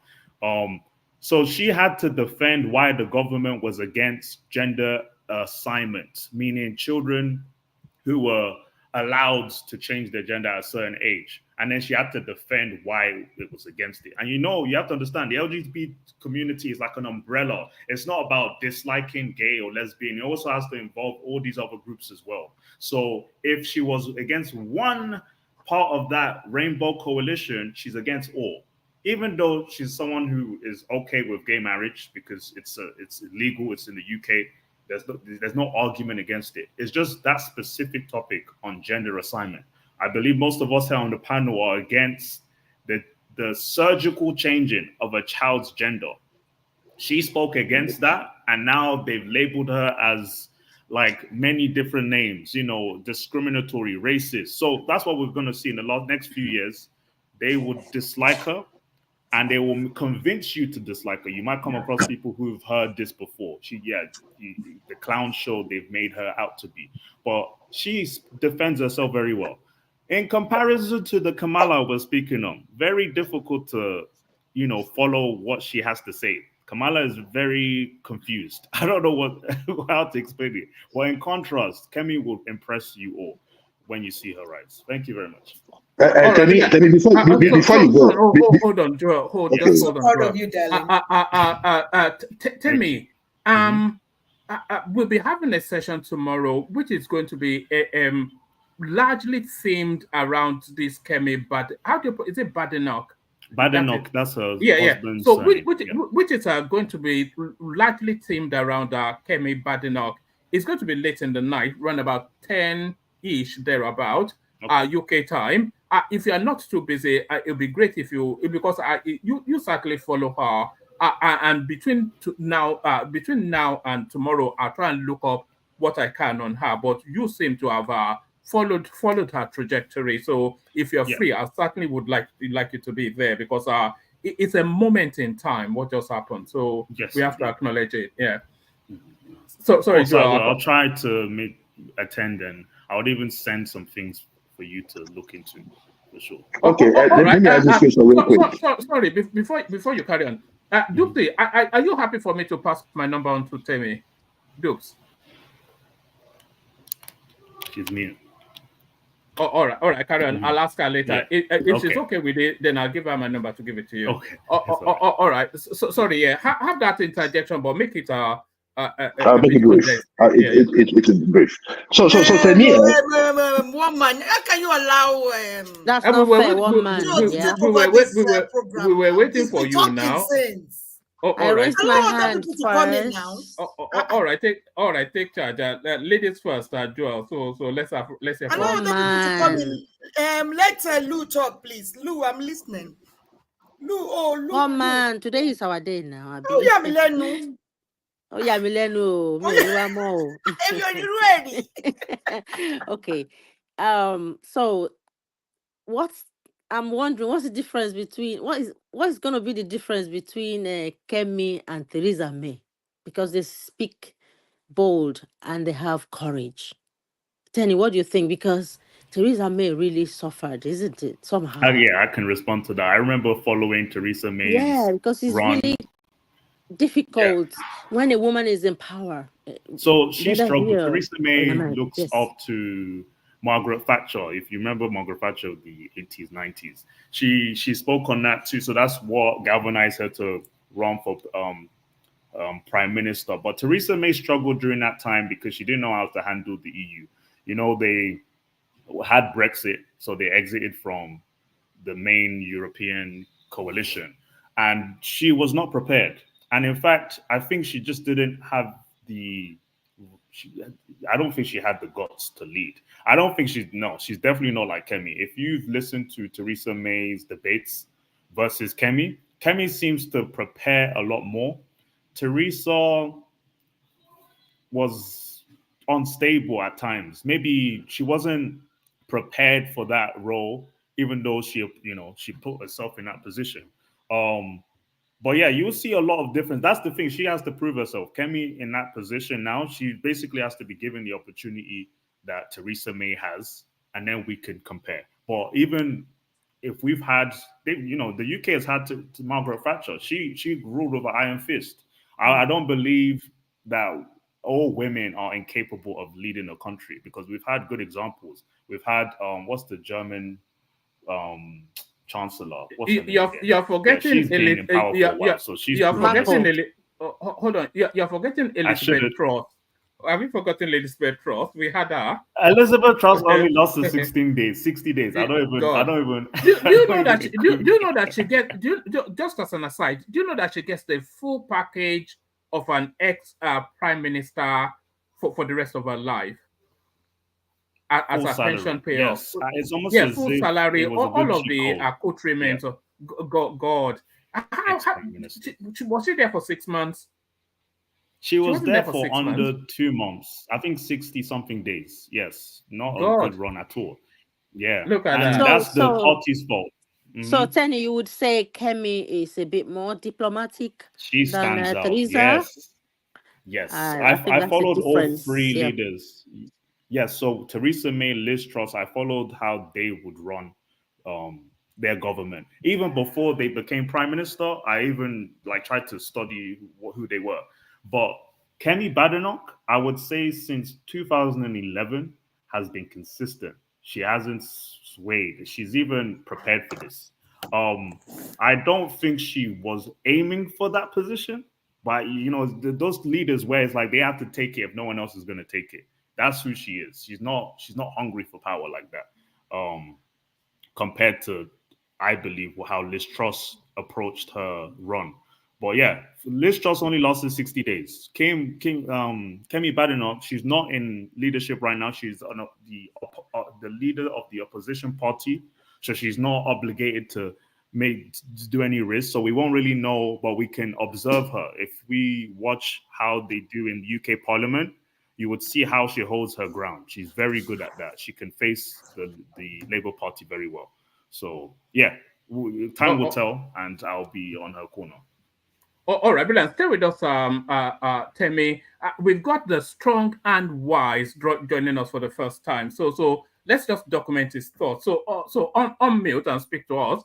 I'm not sure how long you've been following the conversation, but we're using the what's about to happen in the United States as a template. Kamala Harris with a 50% chance of becoming the next American president. So we're using that as a template to ask to just reflect on the space of women in power and the journey so far. So that's the theme. I'm not sure how much you followed, but let's hear from you. The strong and wise. Are you speaking to me, Michael? I'm Michael, yes. Strong and wise. Good to meet you all. Yes. Kamala Harris is not an enigma. As a matter of fact, I don't really think it's 50-50 either there in the United States. Not at all. I think what's actually happening is that Kamala Harris is being equated to the role of the candidate as if she were a man. Any man who had her credentials, elected district attorney, elected attorney general, elected vice president of the United States, elected senator, now running for election of president. Any man with those credentials will be considered a god. Wouldn't even be a question. Not even a question. I think she has to take a litmus test or some type of examination on everything she says about her policy, her plans, her focus, her platform. While her opponent, he doesn't have to do anything but shrug it off. Matter of fact, he got upset at her the other day about not attending, about what she said on a 60 Minutes interview that he wouldn't even attend. Think about that for a second. How is that possible? He denied the American public to even have anything to do with the election whatsoever, and watch him in action and have him answer those critical questions. He, of course, just had his Madison Square Garden rally, akin to the 1939 Mr. Coon KKK and Nazi rally. Well, KKK rally was 1924, and 1939 was the Nazi Party, the U.S. Nazi Party rally at Madison Square Garden. But the KKK rally was at the T-Dome, and it was called the T-Dome back then. And the reason I mentioned that is because the KKK rally, its slogan was "Make America Great Again." And the Nazi Party was "Make America Great Again." And Adolf Hitler, "Make Germany Great Again."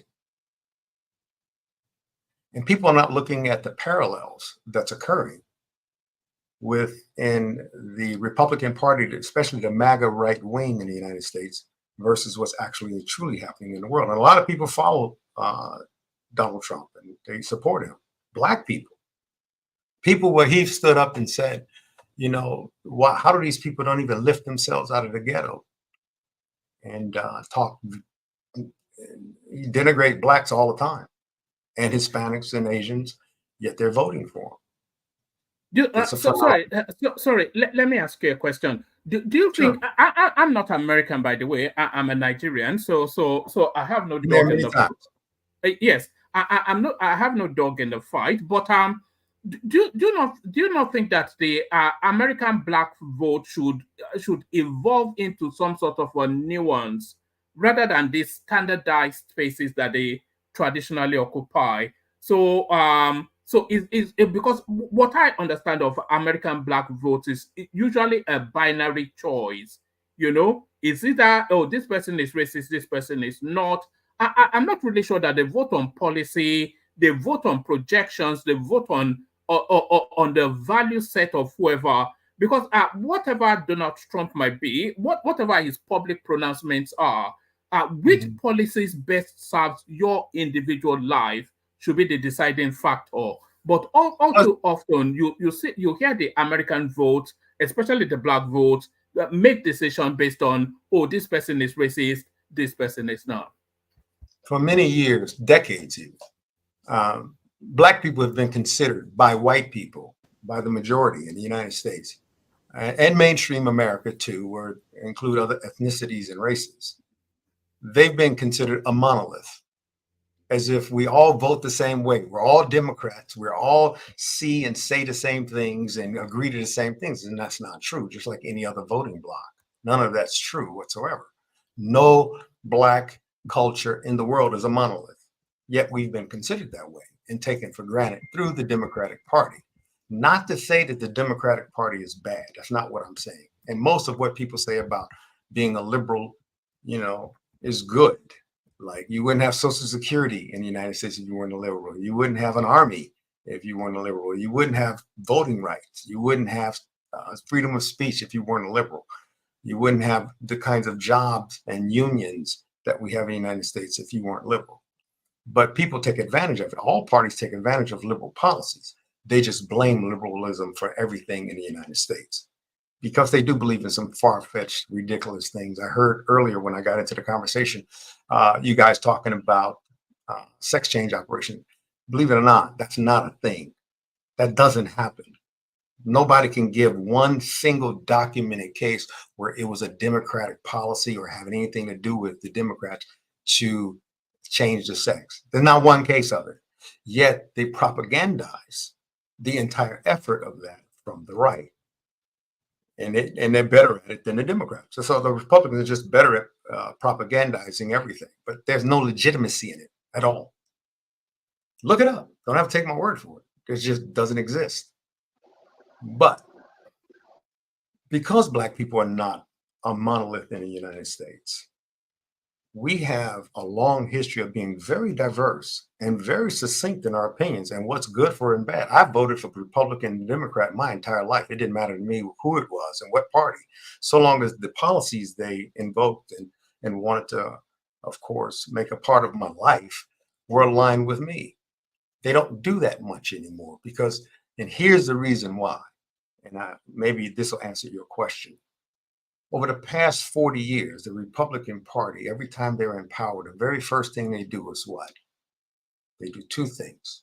You don't have to even agree with me. Just check. Just Google it. Every time they get into power, the first thing they do is give a tax cut for the rich. Very first thing, every administration. The second thing they do is they cut the Department of Education. Every single time. And when they cut the Department of Education, they put a new secretary in there. The first thing they do is they take out civics, history, civics, which is how government run. They take out any type of critical thought, music, language out of the curriculum. So you can continue to produce attorneys and doctors and scientists and engineers without those critical thinking skills, without the ability to understand how politics work or how the government works. Ask the average American how a bill becomes a law. They cannot tell you. Ask them the branches of government, the judiciary, the legislative, and the executive branches. They can't tell you what they are. It's impossible. 1 out of 10 people in the United States can answer that question. And that's a shame. We don't know how our government works as a collective body of people, white or black. It doesn't matter, or any other color in between, which tells you something, that it was a planned opportunity for the GOP to dumb down America when it comes to politics. So now today you get people believing some of the nonsense that's occurring. They can say anything they want in our government. It doesn't matter. They can say anything they want, and everybody will just go along with the talking heads because they don't know how government works. They don't understand how what is the policy? They haven't read the 700-page bill or the 200-page bill. They haven't read it. They depend on their leaders to tell them what to think and do and how to vote. That's why it's now party over country instead of country over party. So black men, for instance, voted. I know Donald Trump personally. As a matter of fact, back in the 90s, I tried to rent from him and lease a unit in his building. And he would not let me lease in that building. He did not let any black people lease in his building. He's a racist, a stone cold racist. He's been that way. And people say, oh, he like Don King. Oh, he like O.J. Simpson. Oh, he like blah, blah, Kanye West. No, he only like you if you're black and popular and got money. That's it. He don't like you any other way. Or if it says that he's not racist, then it says that he's a socialist. No, that is racism. That's the absolute definition of it. A socialist. Okay, let's say, what is a socialist? A lot of people use these words as almost like they're epithets. As a matter of fact, the entire U.S. government and UK government, nothing but socialists. Yeah, Germany, all of Europe, Canada, Mexico, all socialists. Socialists just mean when Karl Marx did his study of democracy. You have a preference. Yeah, you have a preference. I wouldn't say Donald Trump was a socialist. I would say he's I'm not saying Trump. I said the government. The government. He can't be a racist. No, it's not even socialist. They are welfareist states. I think people often welfare state is a form of socialism. Welfare state is socialism. It's not. It's a hybrid. I wouldn't consider it socialism. I'll say it's a hybrid. No, but look up the definition of socialism. It's the collective body of people and its government actually doing what? Paying for and providing services for all through what? The people. That's all it is. Socialism and communism are different because it comes from the government to mete it out. Socialism comes from the people. The Army is a socialist. The U.S. Army. I was in Special Forces, U.S. Army Green Beret. Special Forces officer and enlisted. And I spent 14 years doing that. That's the most socialist thing you can do in the world is be a part of the military because it's a collective body of people come from all parts of the government being paid to protect the country. That's socialism. Social Security, socialism. The education system, socialism. Socialism isn't bad. It's been demonized by the talking heads to say things like it's a hybrid. It's not a hybrid. Communism is bad because it requires a dictator or a populist point of view in order for it to operate. Democracy. What is democracy? In some cases, right? In some cases, there are countries that we have invaded. And those people, the people that are citizens of those countries, they're very resistant to anything different, right? So I don't necessarily agree with I was one of the invaders. Same here. 23 years. What did you do? What did you do invading? I want to know. What did you do invading? So I was a negotiator for a couple of different campaigns. I can't speak to the specifics, but in my experience, in those particular instances, a lot of people agency or State Department, DIA, where were you? Because I work with all of them. as I said, I cannot speak to the specific capacity. Okay, well, let me explain to you what I believe. this, Right? What is unlike our vice president, unlike our previous president, I don't believe in releasing confidential information. But what I will say is that these people are sometimes very resistant to anything different than what they've been conditioned. Trump, yes. So they've been Trump was conditioned to have a notorious for that. dictator, right? Trump didn't release any classified information, is what you're saying. He did. Of course he did. It was in his bathroom. That's what I just said. So why is it that you guys think? So I am not a Trump supporter. I made that very clear when I came on here. I voted for West. I'm not asking you to say anything. Okay, I'm talking about everything I'm saying can be found in the newspaper. What I'm saying is you can find it on Google. What I'm saying is, if you are conditioned in a society, right? If this is your belief system, if this is how you're conditioned, then those people are going to be resistant to anything different. They're not going to want to have a democracy because they've been raised in and believe heavily in a dictatorship that supports them. That communist idealism is what they stand by. Yeah, that doesn't make a lot of sense in this respect of the question he asked me. Because why are the borders crowded with people trying to get in if they don't like it? Of course, when the U.S. go into anywhere, the first thing we have to do, it is called S5 operations, by the way. The first thing are not okay. So the people that are trying to get into America, they're not people that obviously want to be a part of what their country offers, right? So when I say that, I'm wondering from which point of view you're talking about. Are you talking about the people being invaded, or are you talking about the invaders? Because I'm not being invaded. If they're comfortable with where they are, they're going to resist even assistance. They're going to resist it. It's the same as now the way we look at Trump making the comment about protecting all women, whether they want it or not, right? If we are comfortable with not having somebody who speaks the way he speaks as a president representing our country, then guess what? We're going to resist it whether or not he's saying something positive or in our favor or not. So what I'm saying is people, to go back to the original, not if you're using critical thought. That's what I'm trying to. That was what I was delineating. Using critical thought, whether you like it or not, it will never. Whether you want to protect it or not, will never be an issue that you're going to consider being. So I get that. I get that. I don't disagree with what Trump said. Again, I'm just saying I'm analyzing critical thought. You don't have to worry about. All right, guys. We could get into this. We could get stuck in. I want to get back to the point. Yeah, but let me just ask you this, and then we'll move it around a little bit. We've got Gas Demapa joining us as well, and you're not obliged to, but one man, Gas Demapa has to open his face if he wants to talk. I don't accept that way. Yeah. He has to open his face. I don't want anybody to cover his face. We can see everyone else. So, Gas, I'm not quite sure why you're wearing a hooded mask. You're not. There's no money to be robbed here. I'm here robbing people already. So but wait, I thought the rules said show your camera. Right, that's what you said. That's what you advertised. Well, those are specifics, right? But now you're changing the rules. You said show the camera. No, it's my show. Are you intimidated by the? It's my show. So if you don't want to show your face, I think it's intimidated. But Madame Ducey, you don't have to push me away now. I'm not going to attack anybody now. Hold on, Gas. Don't turn it into face. I'm not pushing you away. Are you intimidated by the good looks of the wise and the strong? Is that what it is? You've been out handsome. Yes, I am not as good looking as you guys. Can you guys just? I won't stay long. I promise you guys. Follow the direction of Dupsy. We can see everyone else. You're not some VIP, so. Dupsy, would you give me Dupsy? You give Pansat and everybody a favor. This is the first time I ask you for a favor. You can give me a favor, Dupsy. No, I know what I'm saying is wait, Dupsy. I'm just asking. You can tell me no, Dupsy. You give people a grace. Can you give me a grace? I'd appreciate it. I'm your Gas Them Up. I've never been rude on your show. You can give me a break, just a break. It's okay to say no. I won't be long anyway. I just want to say one thing and get off. All right. Okay. Hold on, guys. Let me ask. Let me just call you the strong and the wise. Yes.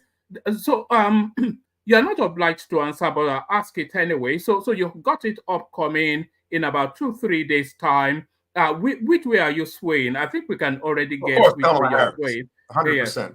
Why? Because she's not policy positioned on anything that the only thing she's campaigning on is an anti-Trump campaign, and I'm also anti-Trump, by the way. Child tax credit is part of her financial policy and her political platform. Her homeowners and first-time buyers and even seasoned buyers assistance of $25,000 per home, an effort to develop and put together a pool of funds from the U.S. government for 3 million new homes to be built in the United States to, of course, bring itself to the market level. Sorry. You can't say she doesn't have policy. No. I actually meant Let me ask you one question. Let me ask you one question in that same regard. No, you can What ask. is Donald Trump's policy on anything financial for anybody? No, that was it. No, Obamacare. Hold on. Anything. Hold on. What is his policy? Hold on. The straw. Can anybody tell me? Hold One on. policy. Hold on. You the just straw. spoke to it because that's Hold on. exactly what he said, and that's exactly what she took from their debate. Hold on. You got to replay the debate. It's not even up for negotiation. Can anyone hear me? Can anyone hear me? We can hear you. Yeah. Hold on. Just hold on. Okay. The thrust of the question, I wasn't really especially fussed about some 6,000 for children or whatever. I'm talking about big ticket items. So yes, big ticket. Right, hold on. No. The strong. Trump doesn't have any. Trump doesn't have any policies. Do you want me to ask the question? Do you want me to ask? I think you're losing connection. You're losing connection. One man. I am. Okay. Can anyone hear me? List them. No, can everybody just hold? So the strong hold. Let me ask you the question, and then you address it. So when I'm saying she's not positioned, I mean big ticket items, not some peppy little domestic whatever it is that is going on. I'm talking about big ticket items like the Palestine-Israeli space, the Ukrainian-Russian space, the relationships with places like China. What is our EU policy? How is she going to relate to the European Union? So all these heavy lifts is not. I understand. Okay, that's not the heavy lift. Those are ongoing policies that have been, like for instance, President Xi dealing with China. That is something that has been ongoing through all the administrations. As a matter of fact, the exact same policies that were in place with Xi were in place with Obama, with Trump, and with Biden. The exact same policy hasn't changed whatsoever. And because Kamala Harris is the current vice president of the United States, postulating and running for the presidency of the United States, she's still involved in this administration. At the same time, she's a candidate. So she has to advocate on behalf of Biden because that's her ticket that she was elected on, and his policies, which are already the exact same policies Trump used, the exact same policy Obama, Clinton, all of them use when it comes to China or any kind of adversarial or even a competitive nation on the planet. There's nothing different from that. However, you're led to believe as a public that there is something that's different, and there isn't. You can all of this is on Google or the Library of Congress or NPR or any legitimate outlet. You can find this information readily.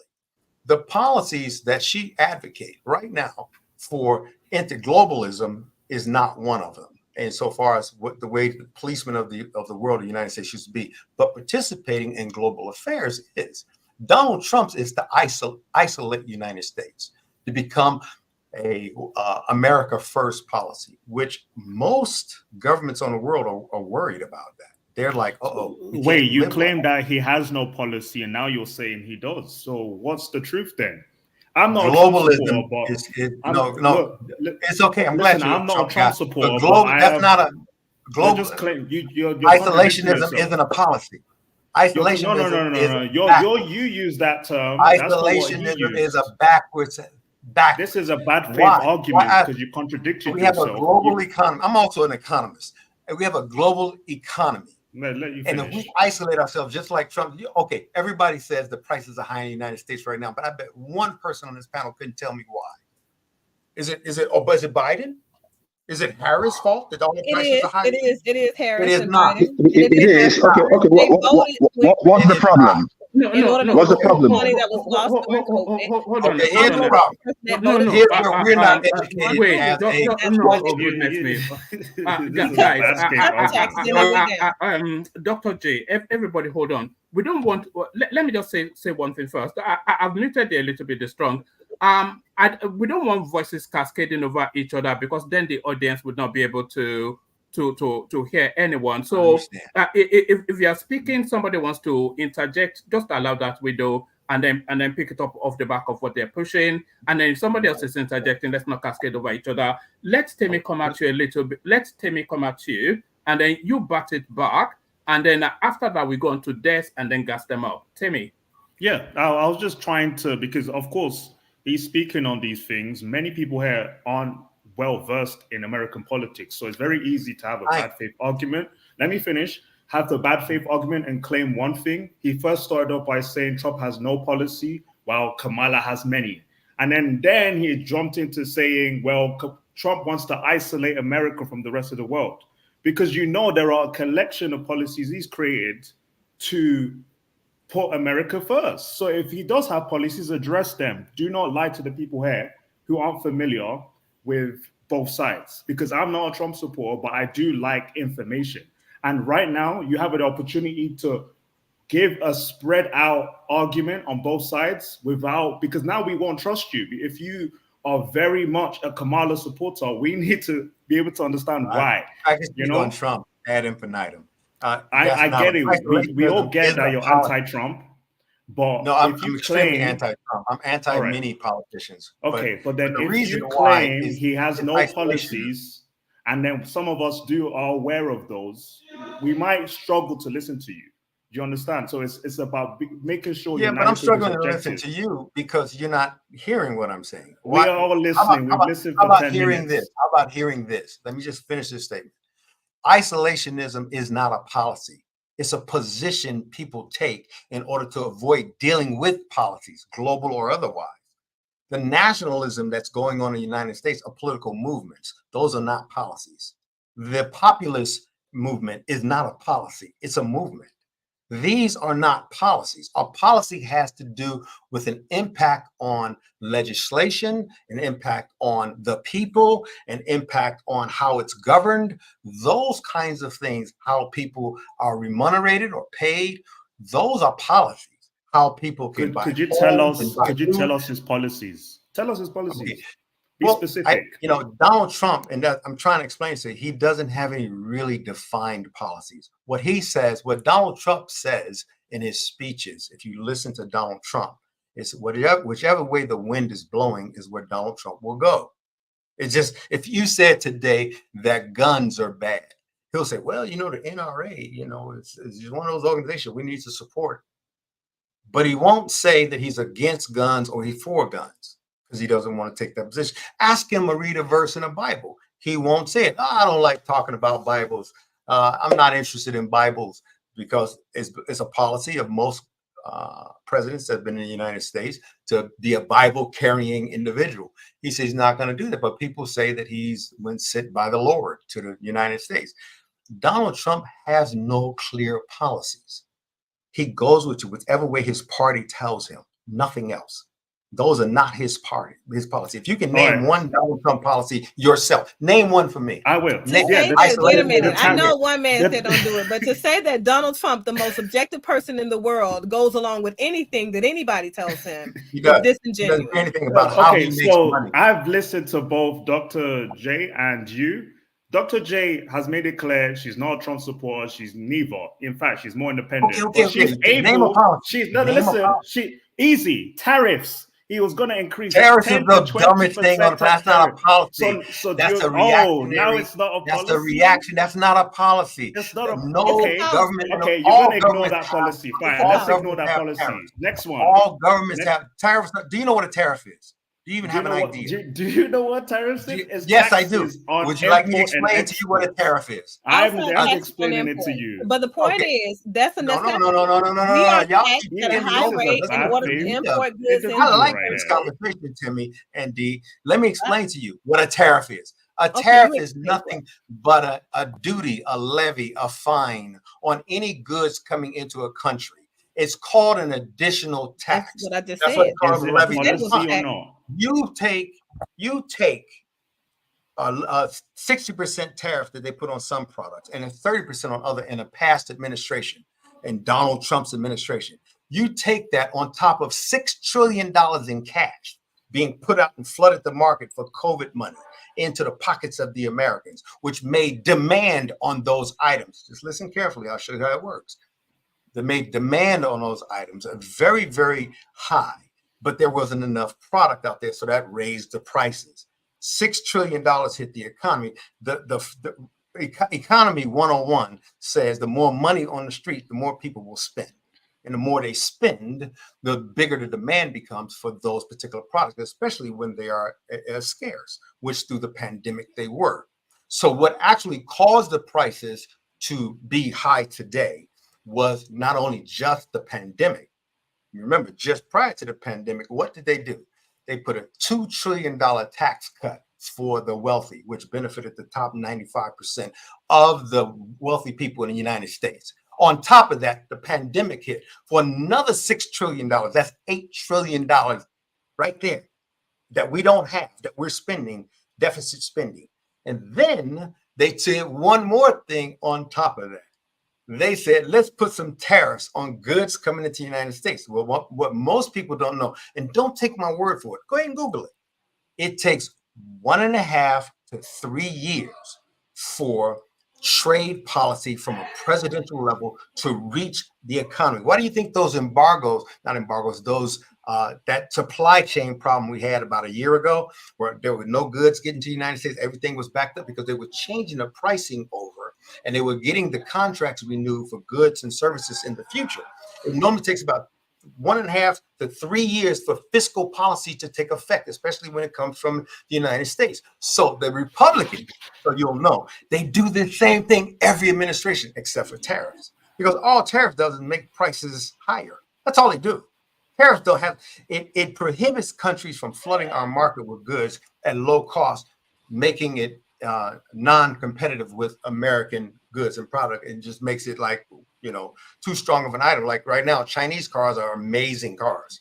I'm here in Dubai right now. So you're able to explain what a tariff is, but I just did. I'm doing it now, like a Chinese car. Okay. Chinese So car, amazing car. I'm explaining. I want you to Chinese cars. I want you. Because you confuse everyone. Crunch it so that we can move on to the policies. I'm not crunching anything. Okay. Mumbo politics. That's what you do. Okay. You're just like Kamala. How about this? Listen. All right. Hold on, gentlemen. I don't want us to get Chinese car. Hold on. Tell me. Hold on. I don't want us to get too bogged down because I don't think either of you will yield to each other. So have a final say. The strong. And then we go on to death and then gas them up. I don't say yes. If a Chinese car coming, I thank you very much. But I want to get the point out. A Chinese car hits the United States. It costs $10,000. That greatly undercuts the cost of the price of a car in the United States. Let's say it's $30,000. So they put a 200% tariff on it, so it comes in at a $30,000 competitive price against U.S. cars. But if they've already done that to that car, which any imported good in the United States already has its duties and taxes and tariffs and stuff already applied to it as they're trying to ship it to the United States. But if a president or anybody, but it's mostly the president, decides they're going to raise tariffs, just going to raise them for the arbitrary heck of it because they like tariffs, they're going to take that same car that costs $30,000 now. They're going to add a 60% tariff. Let's say it's 50% tariff. And that now $30,000 car is going to be a $45,000 car. And who's going to pay for that? Let's say some American wants to buy that Chinese car. Now, instead of buying it at a competitive $30,000 price, they're going to be paying it at a $45,000 price. And that's the problem with tariffs. It's nothing but a tax. And where does that tariff go? That differential between the $30,000 and the $45,000, that 50% tariff. Where does it go? It goes to the pocket of the U.S. government. It's a tax. It's a tax on goods and services. That's all it is. So that's why the prices are higher today. And that's why they're just now starting to come down. And that's why we have a strong economy. Matter of fact, our economy right now in the United States is the best it's been in the past 40 years. The stock market is the highest it's been in the last 30 years. Every market indicator says that we're doing well, except for the cost of goods in the stores, because you put too much money out on the street during COVID, which kept all the prices high. And then you add a tax cut in there, which further kept it high. And then you have COVID on top of it. You got it. And then you put tariffs on top of that.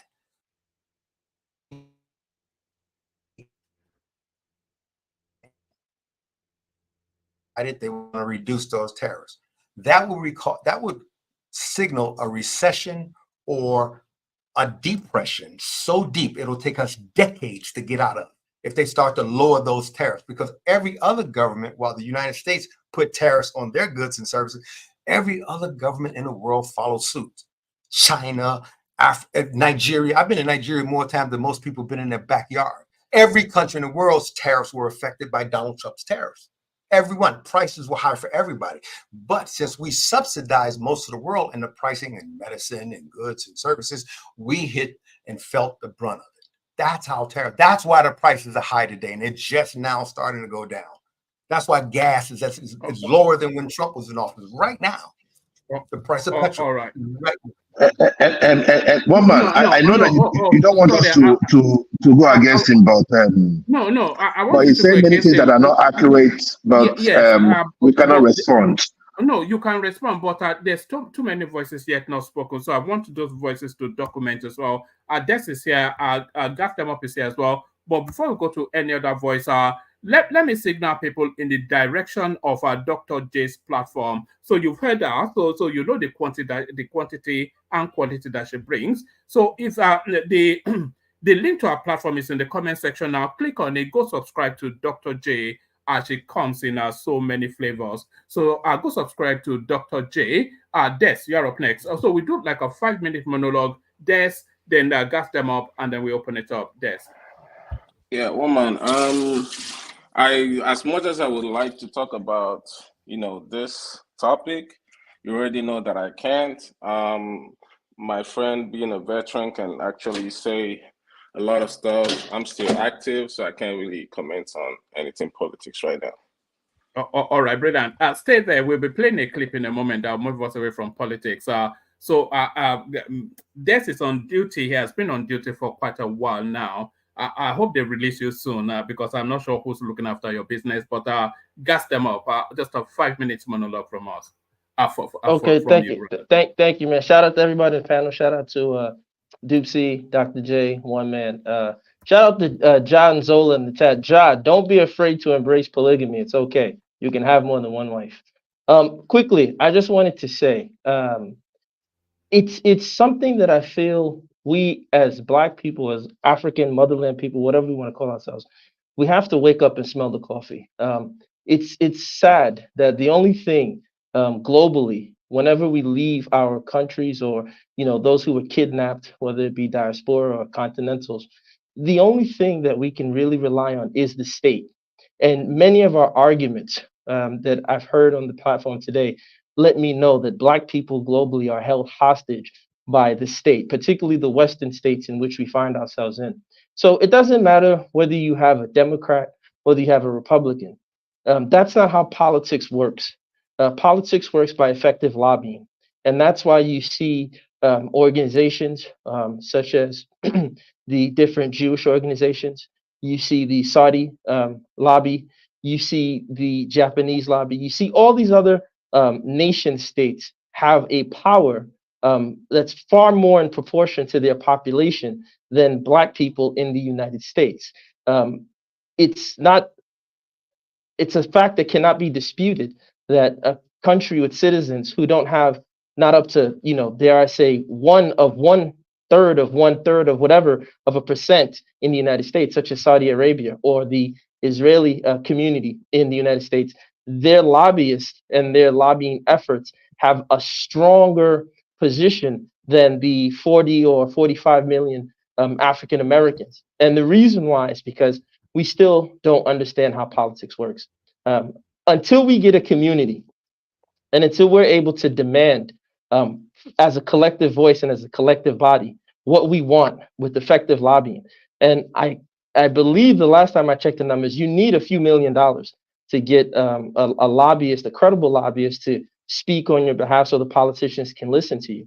So until we are able to figure that out, where our money can come as a collective, we're screwed, whether it's Republican or Democrat, either way. So when we're here arguing DEI, this, to me, we're just wasting our time. We need to go back to figuring out how can we create strong communities so that our collective money can speak as one voice. We need accurate representation, not entertainers. It's just insulting that the establishment, whether left or right, consistently will reach out to speak to quote unquote Black people in America, and they will go and reach out to one or so entertainers or entertainment figures. That's ridiculous. You've never seen them go to the Jewish community or the Saudi community and speak to their entertainers and ask them, hey, what do you think about policy? What do the people need? It's an insult that Cardi B or Trick or whoever, because like I said, both sides are guilty.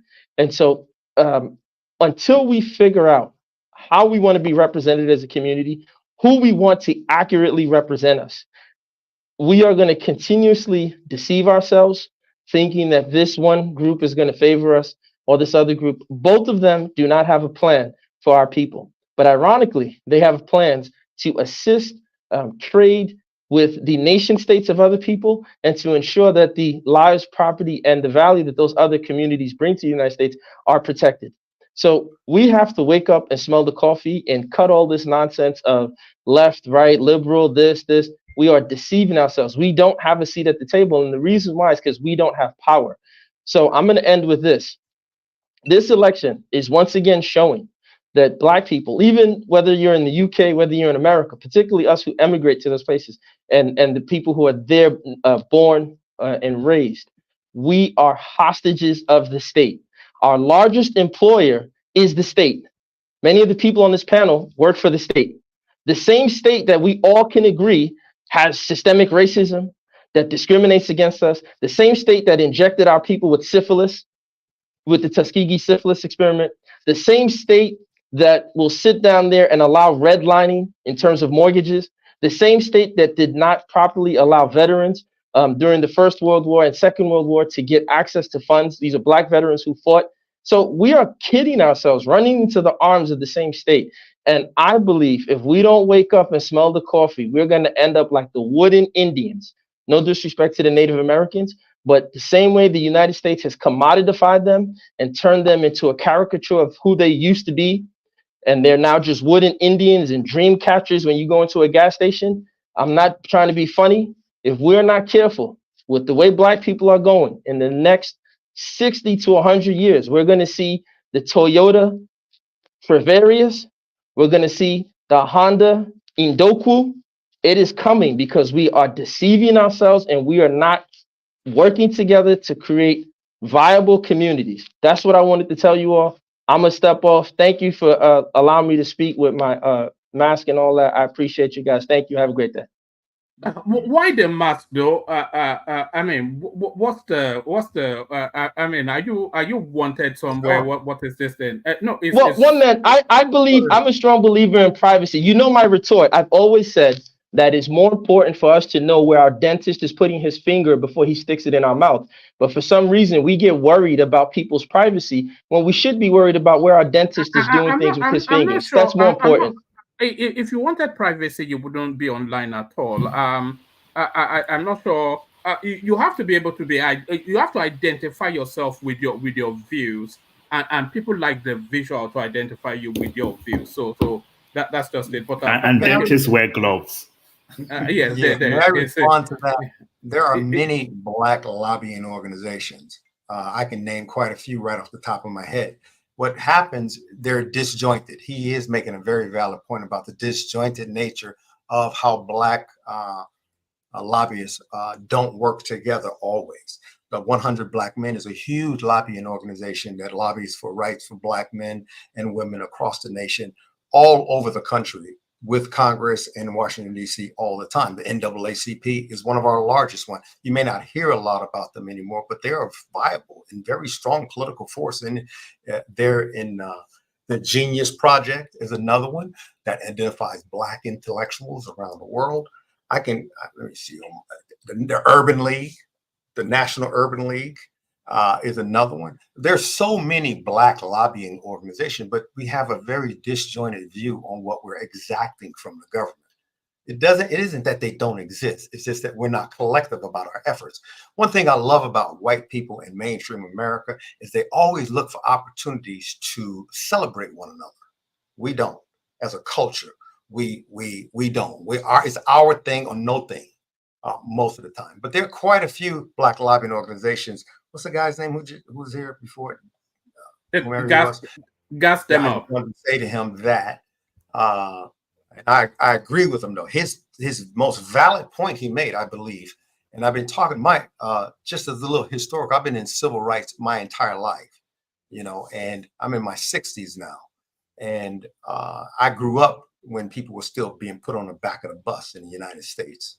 So I know what it's like. The fight. My uncle was Dr. Joseph Lowry. I don't know if you know who he is, but if you look up Joe Lowry, his wife was Evelyn Gibson Lowry. That was my aunt. He was one of Dr. Martin Luther King's right-hand men. We also work with the Black Panthers and other organizations, the People's Agenda, and on and on and on. But what I'm trying to say is, for Black people, there are many organizations that advocate for, but it's in so many different directions. And I think that people get confused and hurt, as rightfully so, as the brother just said. They're hurt by it because you may go to them for the kind of help you need. You may not be able to get it without going to another Black organization, where you may get the assistance in mainstream America or white America. You may get the assistance from a white lobbying group that don't even delve in the area you're looking for, but they'll get you with one of their buddies or one of their cohorts or one of their members on Congress or somebody who can get you there. And that's not always available to Black people in the United States. It's very disjointed and it's very unfair as well. So that's all I wanted to say, Timmy. All right, brilliant. We want to pivot a little bit away from politics. This may interest you as well, this strong, but so I'm going to play you a clip in a moment, but let me set the scene. So the story starts with a lady going about her business on the streets of, let's just say Lagos, somewhere in Nigeria. So the story starts with a lady going about her business on the streets of somewhere in Nigeria, taking her little daughter on a journey to wherever it is that they were going to. So suddenly she gets accosted by a female pair, and then things go awry. But then where does the morality? So where does the morality lie in this? So I played. That video is funny. Yes, I thought it was funny, but so we'll play the video, and then Dupsy, you lead us through. Too much for the baby, madam. It's too much. Remove it. It's too much.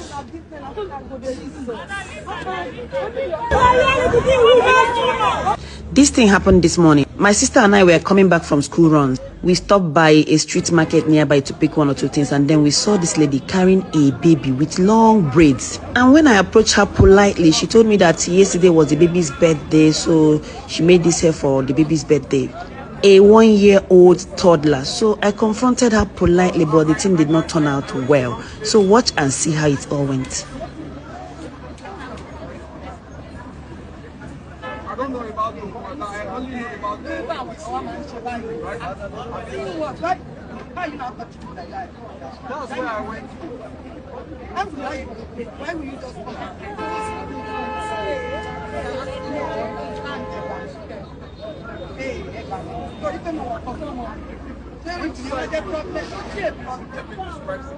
I would like to how will you tell me something? You know me.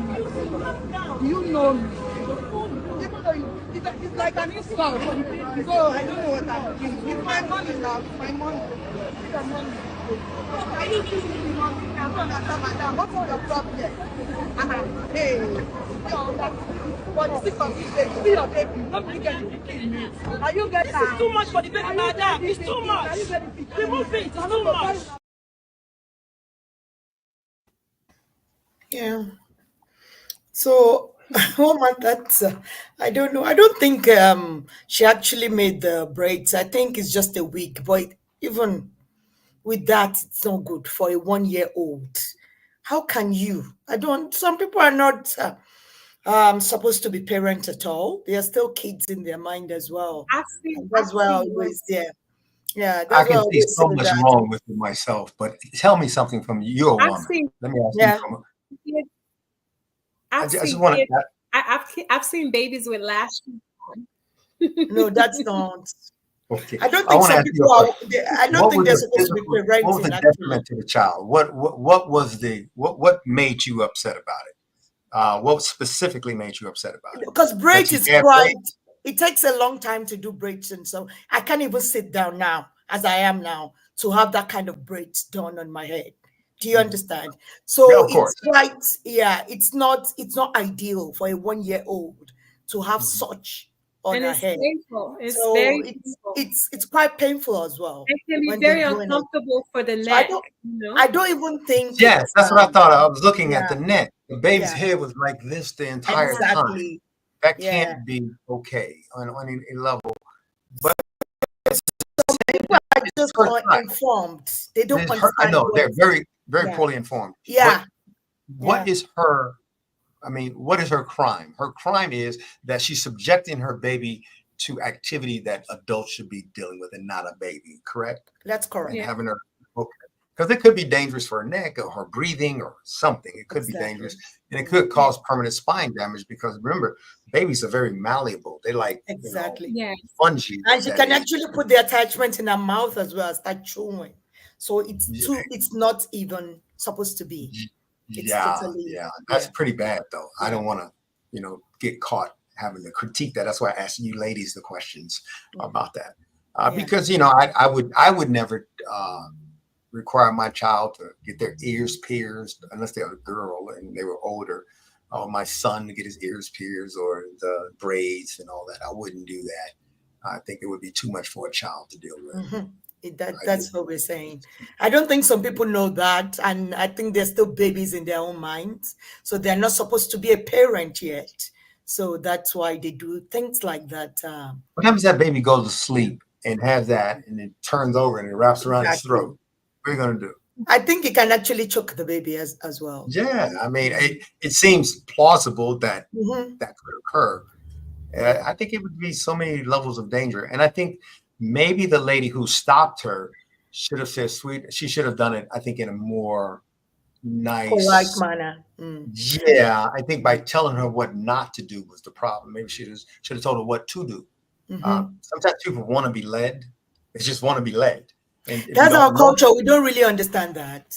We just understand the, just to harass and be aggressive sometimes. We don't really understand when you want to be polite, and especially when you see this thing is bad. It's just like, you just want to shout on that person and say why. Absolutely. That's just our culture. That was an interesting video. I haven't seen that on the internet or heard anything about it until now. Is it like viral or something? I think it's viral in Nigeria. I don't know. Yeah. I've been to Nigeria many times. Absolutely. But, I did want to say something in a more calmer manner, and I'm sorry about that. I get agitated sometimes when people speak over me, not because I can't talk for myself, but I think it's rude. So I end up speaking back over them. Then I become rude, and I don't like doing that. I think that's only escalation. So in a method, in a tone of de-escalation, I'll say this: Trump really doesn't have any policies. He just doesn't. And his policies are about, and I need to say this so clearly, his policy is about retroactive behavior in the United States and taking people back in history. I mean, people say, make America great again. When has America been that great? Did you have to take it back to it? Right now, according to all the indices, all of them, America is as great as it's ever been right now. Right now.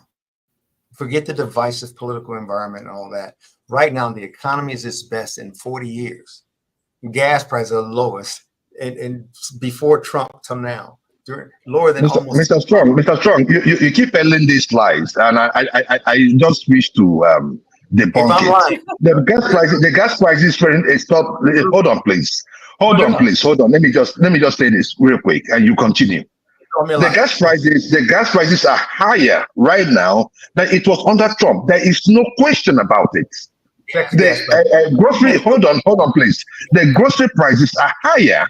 I mean, in some of the grocery prices, we have about over, hold on, please. We have over 30, 40, 50%, even 100%. No, but because the gas prices were low under Trump. The gas prices are low. Hold on. I bought gas at 130, 140 under Trump. It has never been like that since Biden came into power. At least if you guys have to lie, you guys should lie well. Don't bring up stuff and don't say, oh, what? No, if you guys have to lie, just lie. You guys have to lie that way. It's a lot of things that he said there that is making me. I just left him to keep. Hold on, please. You talked about the energy rally being a KKK. I mean, that is ridiculous. We've had two other presidents. Hold on, please. We've had two other presidents that hosted their rally in the Energy Square, and nobody called them KKK. Now, and you say free speech. You talk about free speech. Free speech is being guarded. We saw what happened in the 2020 election between, and they are coming out instead to confess. I'm talking about Mark Zuckerberg and the former owners of Twitter. People's voices were heard under hold on, please. It's kind of Nazi. And hold on, please. There's one other thing I found out now.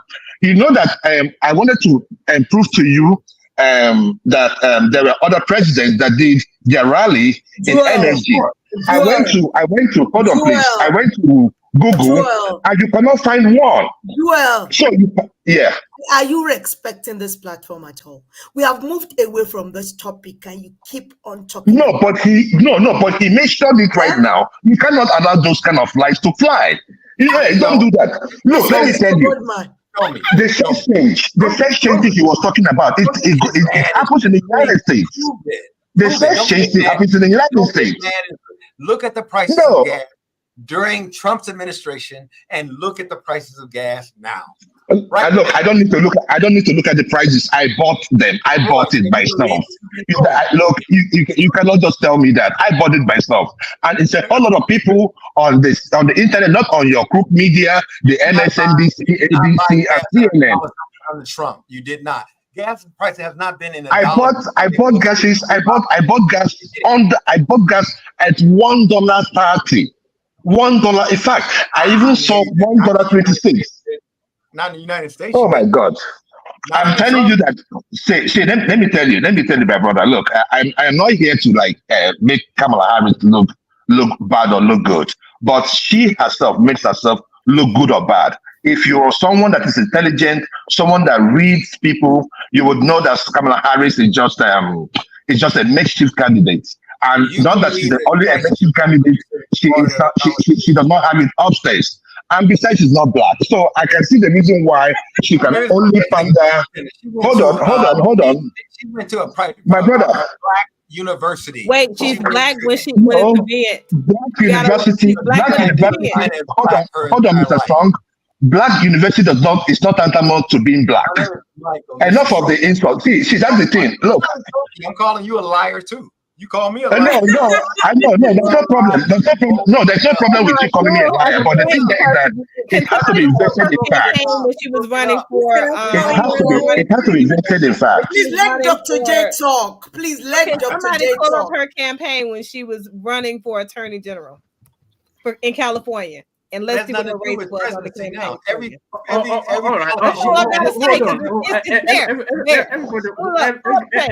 Hold on now, Dr. J.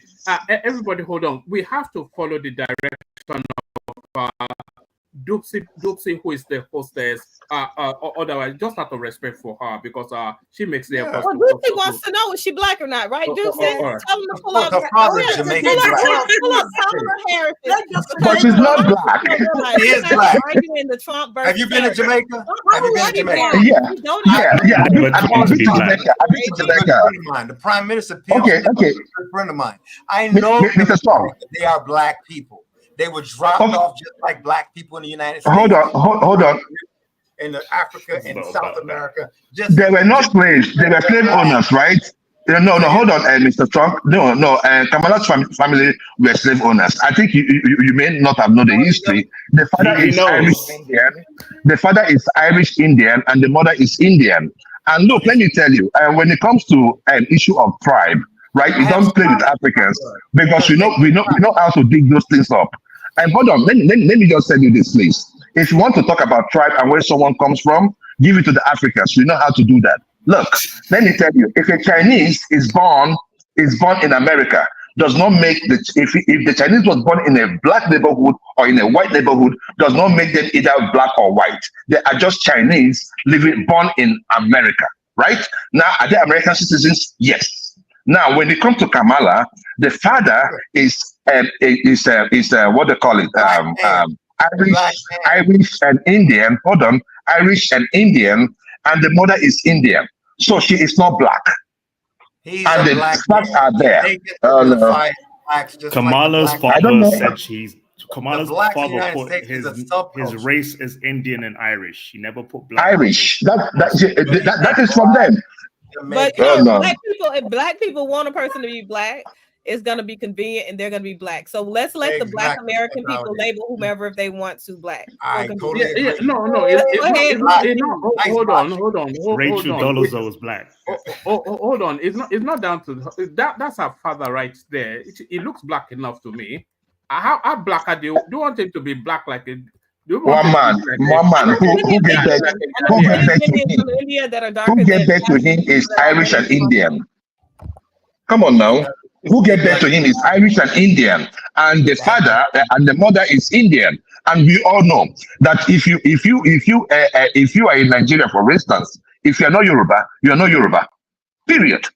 Yeah, if you get where I'm coming from. So that's the thing. She is not. Let's not do this because she wants to curry up the black vote. That is not the way. Let us ask her what she needs to do. White people curry the black votes. Why can't she? Why can't she? White people do. Why can't she what? Hold on. You are saying this black man that we're looking at on our screen is not a black man. One man. This person is not a black man. And even with the way she's lying, one man. See, let me tell you, right?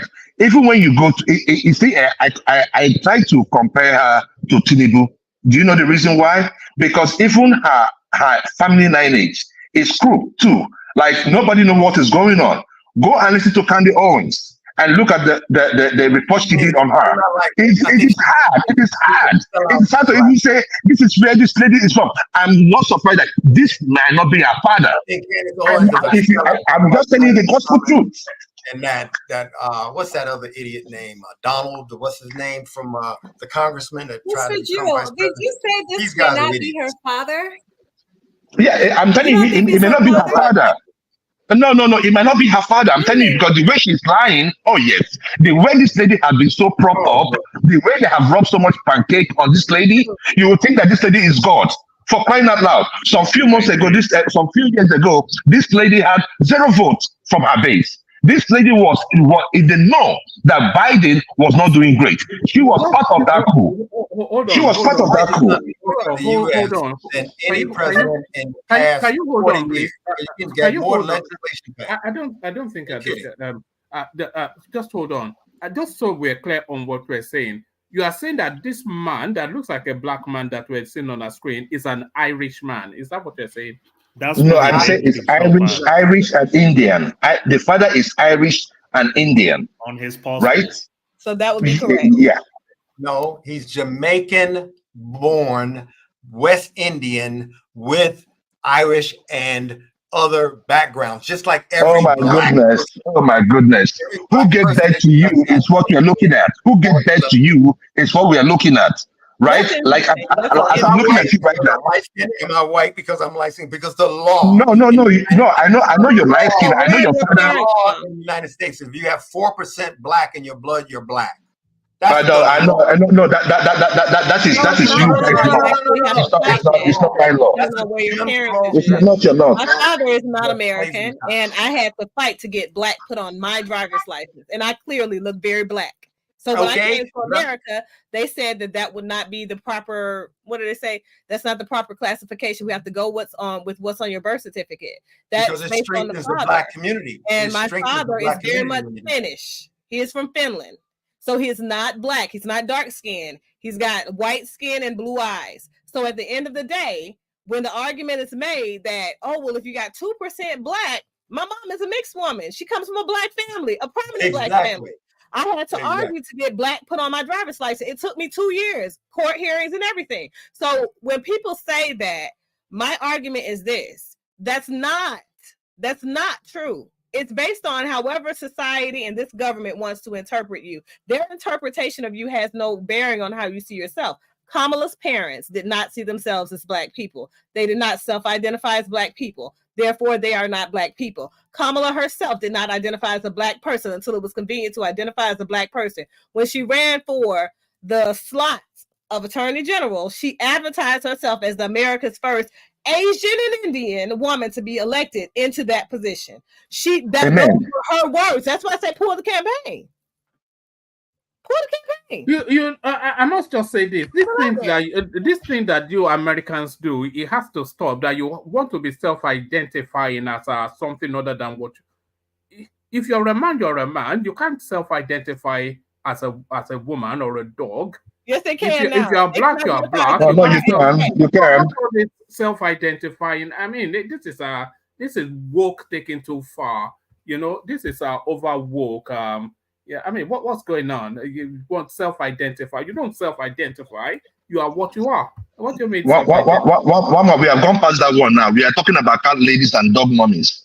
What are you talking about? We are talking about people now that are saying that they are cat ladies, and you're talking about identification. We are past that level now. We are going deep. People are cats now. They can identify as a cat. No, that's just they can do whatever they want. But that just is stupid. You know, where are you guys going with all that? You self-identify? We're not going anywhere. It's really not a thing. It's just been hyped and it's been so put out there and propagandized. It's all it's been. Some gay and lesbian and trans people want to be identified, and people who try to support them will do the same. He, her, him, they, and all that. But it's not really a thing.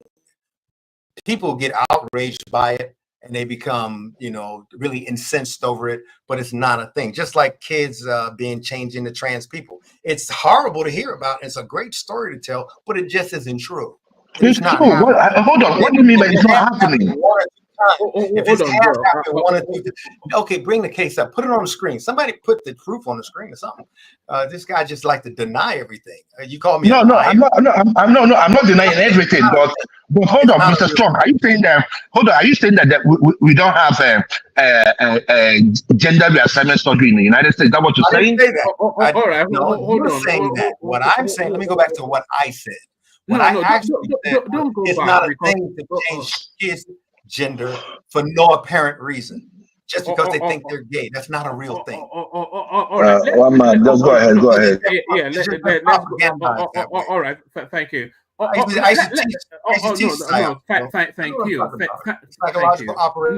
Thank you. Let's ask Chioma what she's saying. What do you self-identify as, Chioma? So just so we're clear on who everybody is. What do you self-identify as, Chioma? Unmute. First of all, I'm a man. Woman. Period. I'm a man. Yeah, period. I'm a woman, a female, and Nigerian. Yeah. You don't sound Nigerian to me. You sound like an American, but that's it. What did you make of that clip that we played? I think Dupsy wanted to pivot a little bit away from the American politics. Well, I just think it was wrong of the mother to install that lace wig on the 1-year-old baby. It could actually damage her neck. So that's a problem. But, with situations that's the killer point, isn't it? A 1-year-old baby. I think we lost that in the comment. That baby is actually 1. But I've seen worse, though. I've seen people put lashes on their newborns. Like fake lashes on the eyes of the newborn. with wig and everything. Stop seeing you know in this country you can call social services on people. You know, if that happened in this country, they could call social services on that woman and have that child taken away.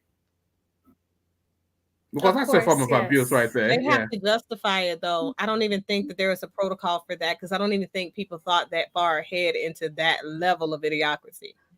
Like it's so some things are so far removed from reality, right? That one wouldn't even develop a policy for that. Okay. So I think I don't even think they have a policy around that, because I don't think anybody thought that any sane mother with a child would put false lashes or it comes broadly under some sort of abuse, doesn't it? But you can't prove it, because like there's no preface for it. So what we're seeing here in America, the last couple of years, there were a couple of cases that came into the ER. I remember going through a very challenging situation here in Atlanta, where the young lady that was brought into the hospital, she was 4 years old. She died on the operating table as a result of extensions having been put in her head. And that's the only way we could explain it, because that's the only way we could explain the hematoma that led to her death, because that's why she died, right?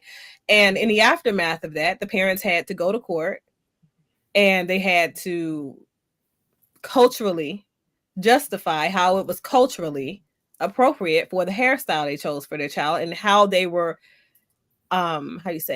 the prosecutor had to prove that they actually had intentions to harm the child. So if their intention is not to harm the child, but it's culturally appropriate, and we're in the super woke society where Black people want culturally appropriate things to be aligned with who we are, and those hairstyles are some of those culturally appropriate things, I think we got to ask ourselves the question of how far does that go? You know, to what extent are we having conversation in our culture, actually in our subculture, as to what the limits are and the restrictions are around this certain types of behavior, whether it's the way these kids are dressed, whether it's the way that we do their hair, whether it's the way that we talk to them, whether it's the language we allow them to use, whether it's them smoking weed. I've seen viral videos of a child smoking weed during COVID. Are you serious? During COVID. Right. Why? And people were trying their best to, what do they call it, internet dox them and find the kid and report her to defects and all these things. You don't know what this girl is. How would you even... You know, Dr. J, we're having a conversation in this country, the United Kingdom. The conversation is, because we have a very rich mix of people from a variety of different cultures as well in this country. So the conversation we're having is, should everybody be made to coalesce under one culture? So we all know that we're functioning under one singular format, you know. So this idea of cultural sensitivity, and then people do sort of unorthodox things, and then they throw their culture at it, and then they just hold you down with that. Is that a sort of conversation that is going on in America, or should it be that people hiding under some sort of culture to acting on orthodox ways, like this sort of behavior? I mean, this is in Nigeria, so it's different though. But are you having those sort of conversations in America? Well, we're definitely having those conversations, and I think I've seen more changes in our in our military practices and policies that speak to the change coming down the chain for appropriation and for cultural sensitivity to be, you know, considered when creating articles around, restrictions and policy around what young lady who is a Black or African American identifying or assuming young lady would be infringement of dress code, right? When it comes to like her hair. So like braids and dreads and those types of hairstyle, whether or not she has to have her cover on, right, when she's outside, because she can't fit her braids underneath them. whether or not she has to wear a maternity uniform, or whether or not she has to return to work within 6 weeks, 6 to 8 weeks, whether or not she has to meet height and weight standards because she just had a baby 8 weeks ago. And, you know, as a person who had children while being in the military, I'm just like, why can't they meet weight and tape again? I don't understand. Like, I don't understand how it is that you need additional time to be off after having a child, but I can get how the women are making noise and saying, well, that causes difficulties and all of the things that they're saying is causing them, because that's their experience, right?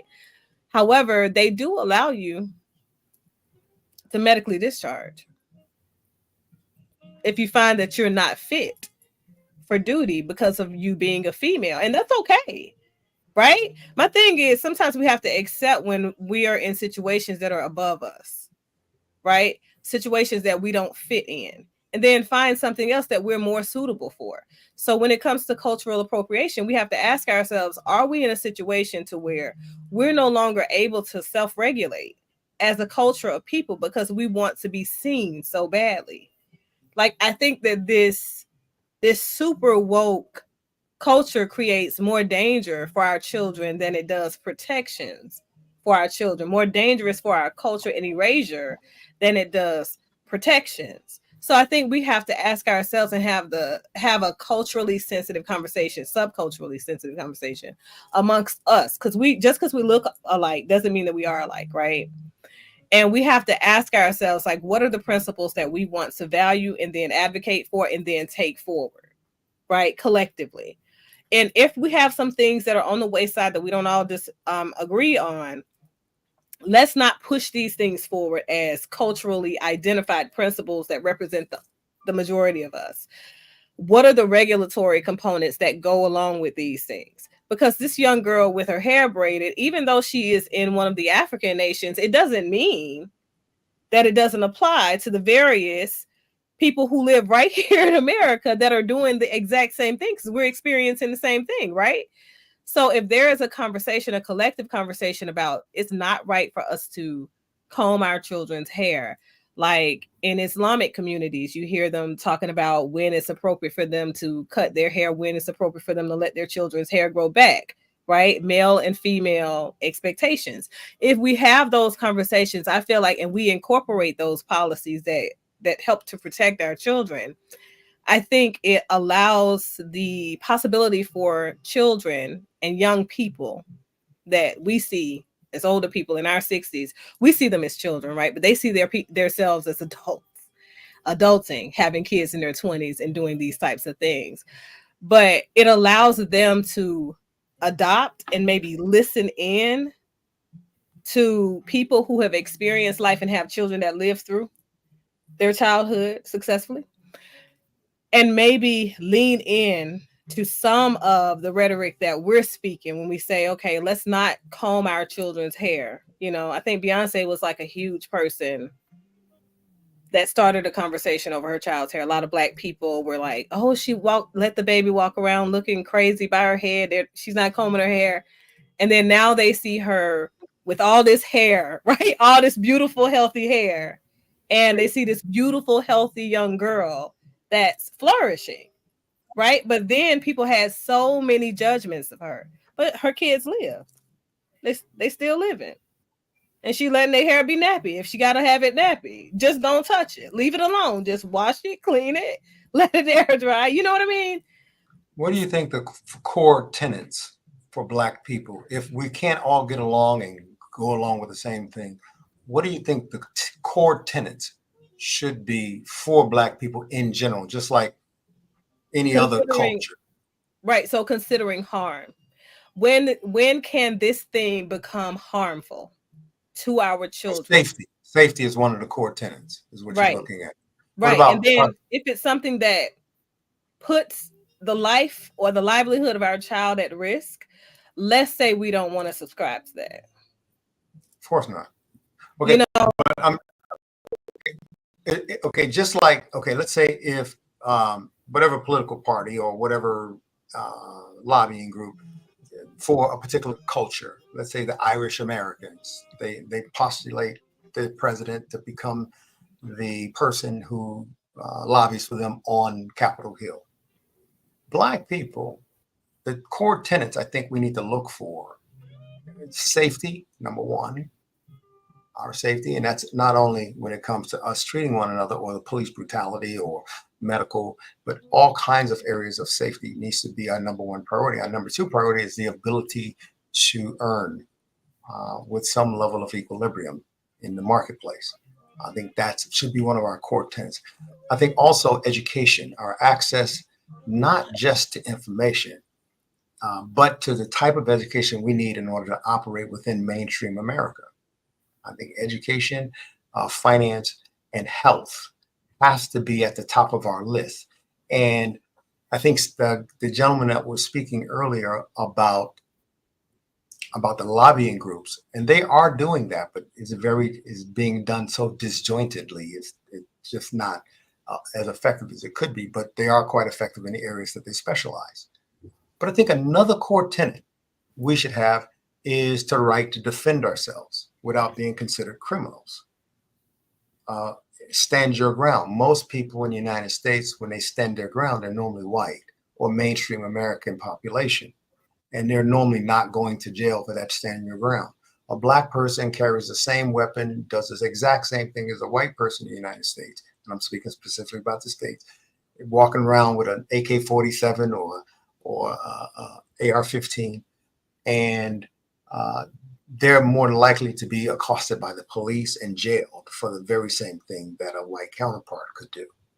I think that those kinds of tenets, because the right to bear arms in the Second Amendment in the United States is very popular and people adhere and abide by that. I think those kinds of that psychologized understanding of who we are as Black people in the United States, I think that if we apply those to any organization in the United States, advocating on behalf of Black people in any area, especially that young lady who died from the braids in the United States. I mean, a child dies because of the sheer weight pulling on us. I remember when I had hair, you pull on my hair, it hurt. It just hurt. And imagine that constant pulling of your hair all the time for a child whose body isn't equipped to deal with that. That could be quite devastating and even deadly. So I think that if we apply that to every lobbying effort we have and make our core tenets, our safety, our money, our ability to defend ourselves, and our education, if we make those four core tenets in everything we do, I think we'll start becoming more collective and unified as a people. It wouldn't matter how much Black you have in you or not. It would be the advocacy of the group that would matter more than anything else, instead of the individualities. When people start thinking about me when it comes to themselves and governments, people say, oh, this is not a democracy, it's a republic.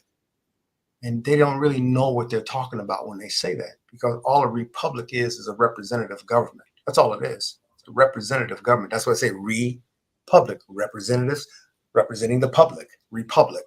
It's the democratic form of representative, because you can't fit 380 million people or 360 million people in the House of Representatives.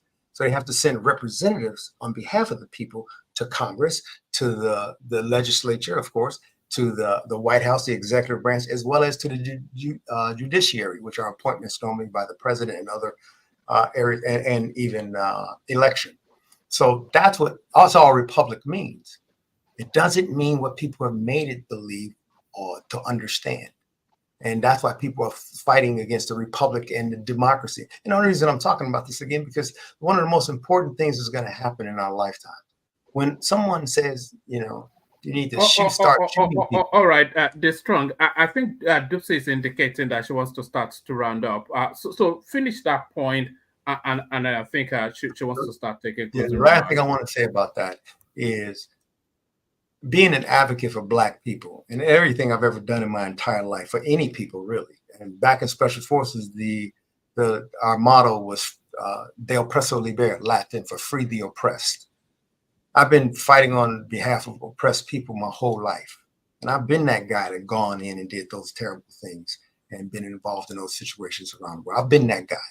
So I know what it's like. I know what it's like to go in and watch a government be overthrown, and why, and the populism and all of that and the politics behind it. I know what it is. So what I try to do is I try to help people understand that even if I disagree with you, it's okay. Even if I'm wrong, it's okay too. But help me be right. Don't help me be hurt by what you're saying, and let me not hurt you with what I'm saying. Just help me be right, and I'll help you be right. And perhaps we can come to some type of an agreement. That's all I'm trying to say with this. I think this is where we fail as a people. We don't always agree with one another. We got some of the most impressive people on this panel from all over the world right now. And not everybody will hear us the same. I see comments going, oh, Trump is this and Democrats are that. And, you know, they reduce our credibility immediately. The first thing they do is they attack you. Not because they have anything substances to say, but because that's all they can say is to attack, or vitriol. That's all I have to say about that. All right. All right. Somebody actually joins us at the last minute, but do you want to talk us? Yeah. Do you want to talk us straight, Dupsy? Yeah. Who is this? Straight. Miss Dupsy, you say who is this? Huh? Strictly what? Travel. Travel. Okay. Okay. Do you have anything to say to the topic? No, I was just listening. As a white man born in Africa, I was just listening to your conversation.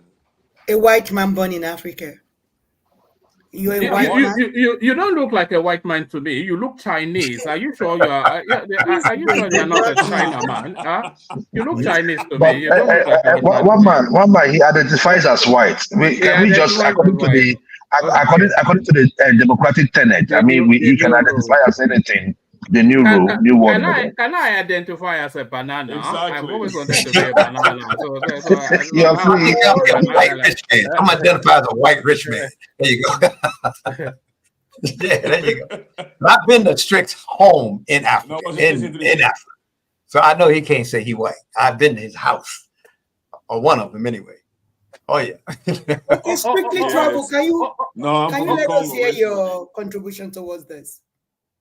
Strictly Travel. No, I mean, I'm Congolese. I was just listening to this whole conversation. It was quite interesting, and then topic and Kamala not being white or Kamala not being black and so forth. So it was quite interesting. And then because I'm the one that actually sent the link to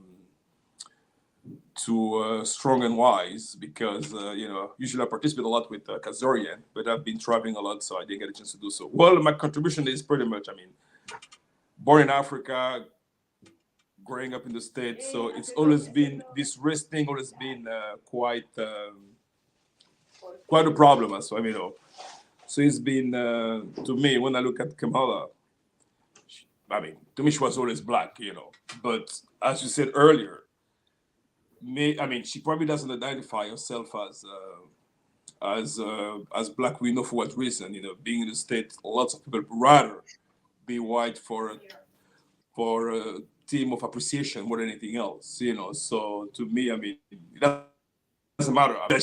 She doesn't even look Indian. When you look at her, she's. When I look at her, she's a black woman. There's no doubt about that part. That she could identify herself in the past as something else. I haven't followed Kamala Harris that much, but to me, she's a black woman. It's also, as far as I'm concerned, it's a false problem. It's a matter of fact, to know if she's fit for the job or not. But personally, when I look at Trump, and then I used to love Trump when he was in an office. We used to go to his, as a real estate agent, a real estate guy, developer. I used to love his property and so forth. But as a politician, he's a mess. Let's face it, And then, as far as I'm concerned, having Trump as the next president, it's just chaos. It's just chaotic. That's my. When you look at his policy for, it's about all the immigrant. Me as an immigrant myself, of course, I didn't come from Mexico and so forth. But to me, I can't support a person like Trump. It's pretty much that's my contribution when it comes to that. Thank you so much, Strictly Travel. Thank you. I support you. Trump is a chaos. As simple as that. I don't know why anybody will want to vote for Trump. It's just people like Joel that can ever vote for Trump. So I'm sure Kamala is going to be myself. Oh, really? Chama, I didn't know that. So you're a Trump supporter. Oh, sorry. I didn't She's know. already voted, and I think she voted Trump. Oh, really? Chama, I love you more now. I love you more now. Look at how beautiful you are. You know, there's something about conservative ladies. And one man, you cannot take it away from them. They are the most beautiful. They are the most knowledgeable, right? You see them, they glow with smile because, you know, they know who they are. I don't need to refer to her as a betting person or whatever word they want to use, you know, to, limit or demean her. You know, when I don't see any reason why I should support any person that would even call a beautiful lady like this a betting people, a person with uterus. Look at Dr. J. You look at them, they're all there. They know their place, they know their work. You don't need to tell them who they are. They know who they are. Those are the democratic ladies or conservative ladies. Lie on Kamala? Not sleeping around. Is that why you should lie on Kamala? You this boy. No, I wasn't lying. I wasn't lying against her. It was the truth. It was the truth. With Willie Brown. I mean, you don't want that history, that little piece of history to be introduced. I told you can't say that. Don't talk about that, Jewel. Because here's the thing, right? Yeah. I'm wondering, okay. Why are you? I'm not a Kamala supporter. I'm not a Trump supporter. I'm not a people person. People supporter at all. It's about politics for me. It's about the policies that their politics stand for. So who's going to do the job that needs to be done right now? Exactly. And whose agenda is more aligned with the things that I know this country needs. For me as a person, that's how I'm going to vote on a ticket. Yeah. Now, nobody has talked about the candidates that are the other 4 candidates that are running, that are on the ticket for presidency. And I thought that was interesting. The only people that were invited for the debate, they were running then now. They were running then before she got put on. They were running then. They never invited them for the debate. The rules, for debates are different, though. The rules for debates, you have to have at least 1 or 2% of the vote in order to be called to a debate. Well, West did have. He has what 3%. He had 3% in the polls at that time. He had 3% of the Republican. He was polling support, higher. No, independent, because he's an independent. The girl that's running for the Green Party, that's the one that's the physician. God, what's her? Was it Jill Stein? Yeah. Jill Stein. She's the only other woman. But so my thing is, I feel like they could have easily invited him to be a person that introduces his ideas on a national stage. They didn't for a reason, because he has a pretty big platform.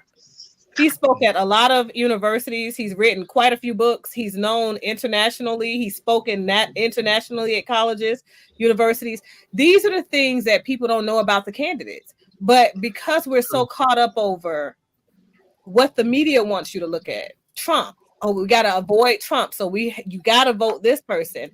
We never elected Kamala in.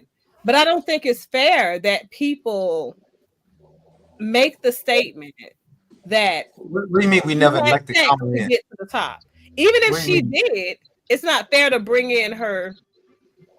It's not fair to bring in her history when you don't do it about when it comes to men.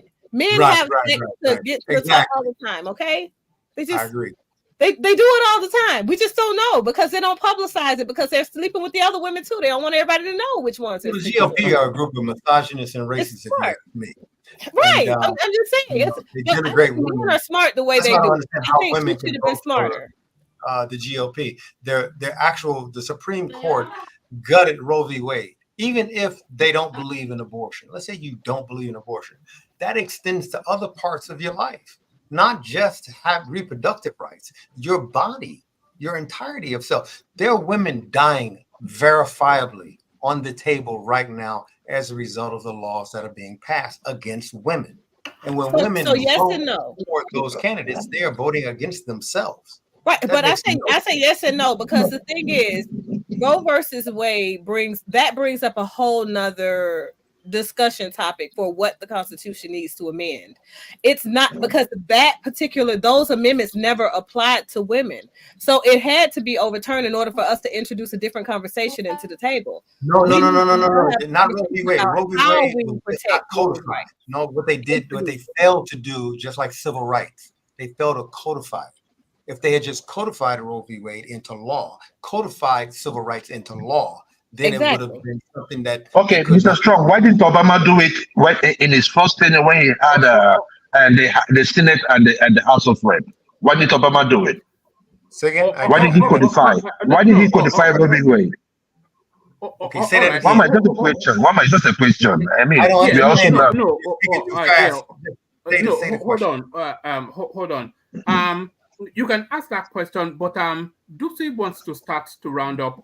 If we push her too hard, she might not host us again. So if you ask that question, and then by answer closing remarks from the Strong, and then we start to take the closing remarks to land on Dupsy. So ask the question, and we're not allowing more than a 2-3 minute slot for the. So ask the question, Joel, and then your commentaries at the Strong will be your closing remarks, and we hope that you join us again.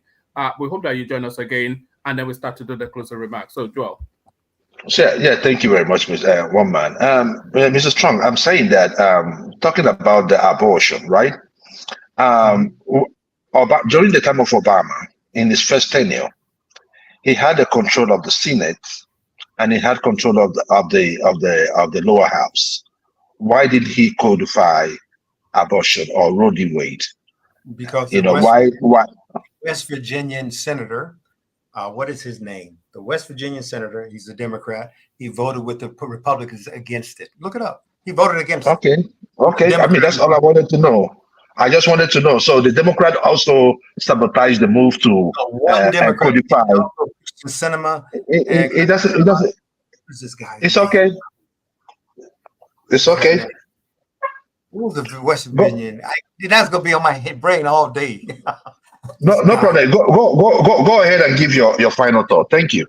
I think the name you are looking for is Joe Manchin. Joe Manchin. Joe Manchin. Is it Manchin? Yeah, Manchin. Joe Manchin. So that's it, exactly. Joe Manchin is the Republican, but he caucuses with the Democrats, and it's a move that they use throughout the entire Obama Congress. As a matter of fact, the first thing Mitch McConnell said when Obama was elected president was that I will vote for nothing that Obama goes with for his entire 8 years. And he did not. The Senate did not support one bill from Obama. And matter of fact, almost got Obamacare repealed, with the exception for John McCain coming in and giving the thumbs down to that repeal. So, which is one of the most popular policies and programs in the U.S. government in its history, is the Affordable Care Act, which they, of course, dub Obamacare. So if I'm going to close out, I'll just say that both sides lie, but I don't think they lie as incessantly as the GOP. I think by sport, Donald Trump lies. And that's the part that I don't like about him. I don't mind a politician lying because I can see through, I can use critical thought. And most people who have that ability can. However, he's unsafe. And a lot of people will die if he comes back to office. A lot of people did die. Over 1 million people died during COVID because of his bungling of COVID. What did he say? It'll go away in 2 weeks. Don't worry about it. 1 million people. All right, brilliant. All right, brilliant. Thank you. So that's the Strong who joins us for the first time. So thank you. Hopefully we'll see you again. So Dupsy, who's up next? Yeah, and that will be Strictly Travel. Can you give us your 2-minute submission before you go? Yeah, just pretty much as I said earlier, I mean, myself as coming to the United States as an immigrant, I mean, I just can't support Trump's policy because, I mean, it will be not, I mean, the other side of the border, enjoying the privilege or whatever you may call it. I should forget that at one time, I was an immigrant, so therefore, to me, as far as I'm concerned, I'm going for Kamala. There's no doubt about that part, and I hope she wins, because Trump, as I said, Trump in power is going to be chaotic. That's it. And better yet, because my dad is Haitian, my mother is Congolese. And after the word that were said about Haitian, that we're eating dogs of the neighbors and so forth of the community, it was very insulting. So I just can't support such that type of person. Pretty much, that's pretty much. Those are my final thoughts.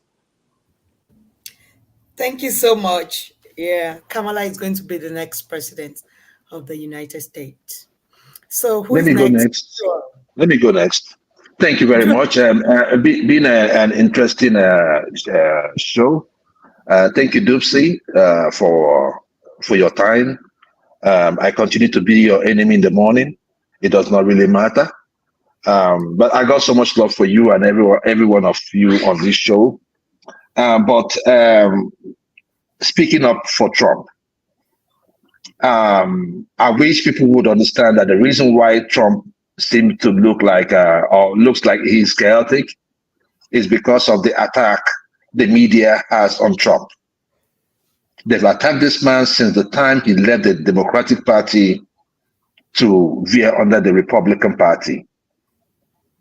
Everything about racism on Trump has always been from the left, the leftist media, and how they skew his words to fit their narrative. For many of us, we fell for it the first time, but this time around, if you're voting, just like those of you who voted for Tinubu, you know what you're getting.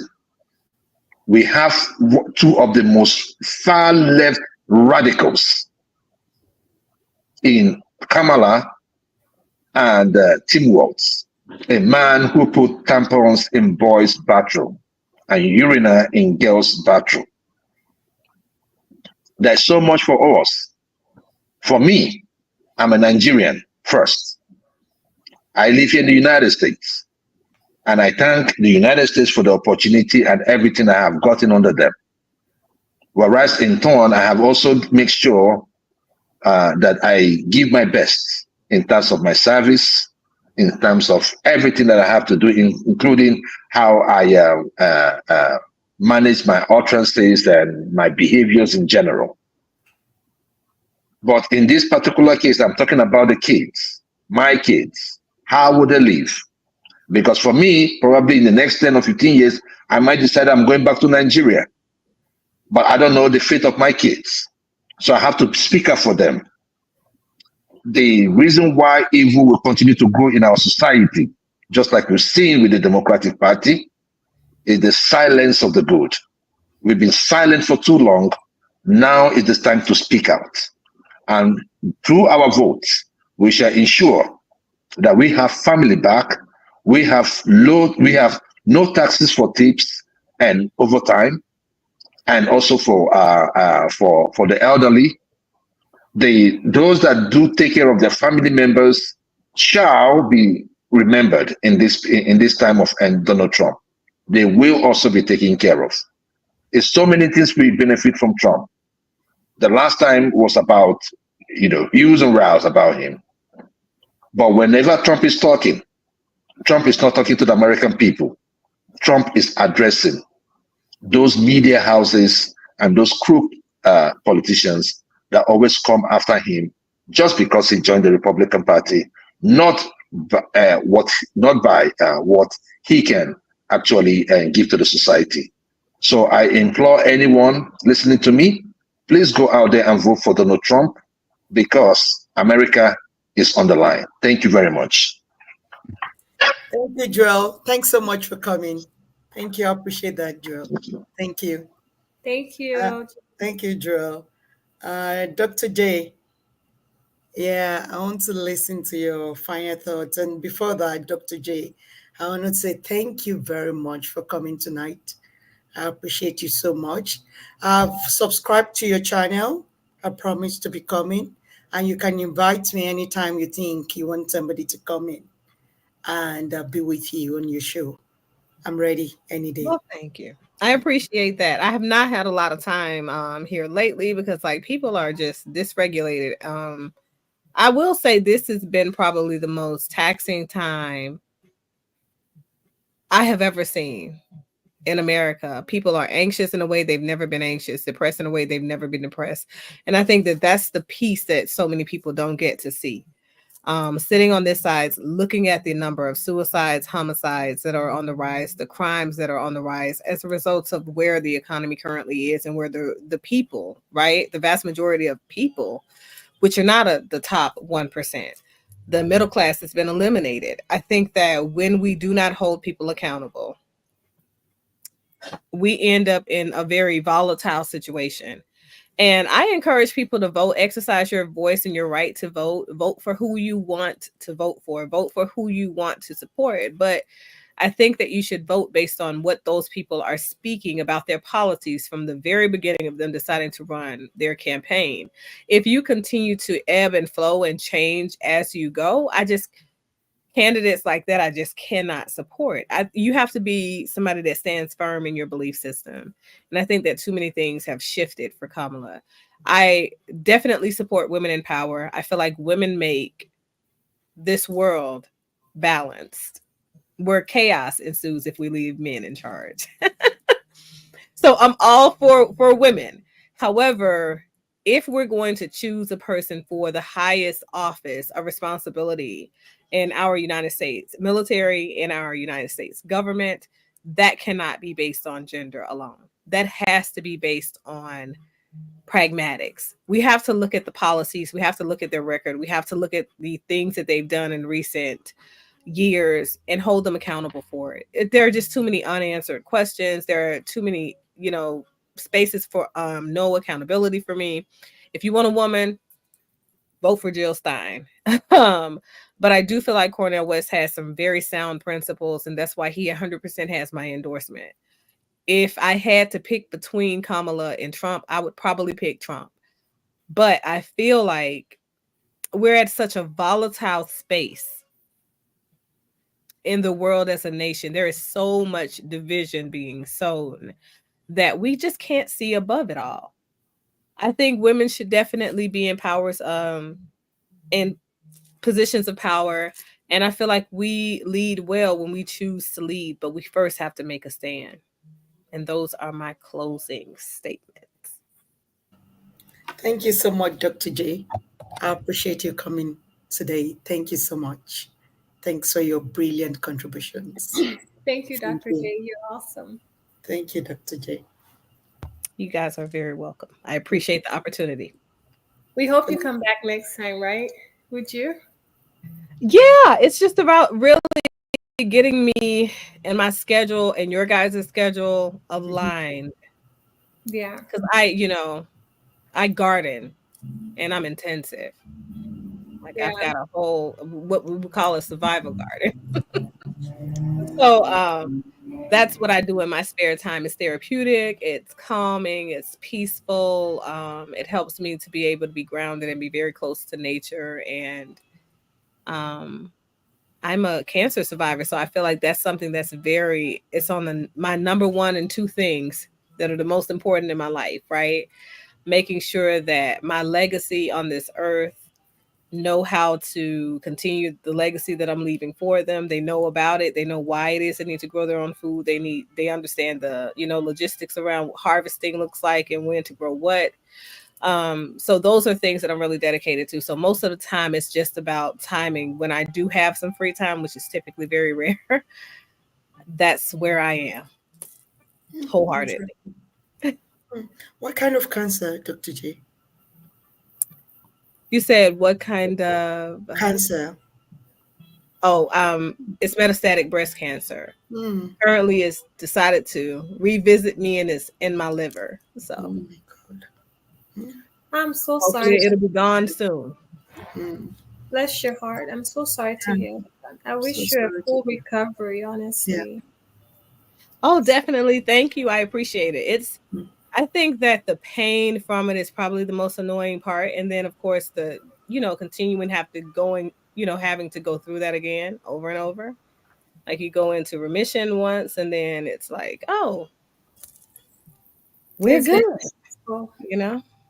It's that gift that keeps on giving part that makes it very annoying. So, But I'm definitely going all holistic now, and hopefully all is well. Look, if it's not, it's still all well.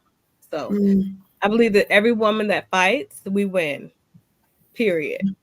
Kamala said one thing that I definitely stand by in all this time that she's been campaigning. She said, "Well, when we fight, we win." I agree with that. Just not all the other stuff that she came up with along the way. Wow. Dr. J, you are so strong. I didn't even feel like you had any kind of illness. You look so healthy and strong. Like so beautiful. Oh, thank you. I've been out today. Okay. I'm about as tired as it gets. As soon as we get off here, I'm probably gonna go straight to sleep because I have been in the community, handing out resources, linkage, doing my due diligence, reaching out, all these things today. And then I said, okay, well, let me go ahead, have a little time with my garden, spoke some life into some of my plants, picked me some Satsuma oranges, they're thriving out there, and ate some with the kids. Had a couple of little neighborhood visits and stuff with the kids. Kids like coming to our garden too.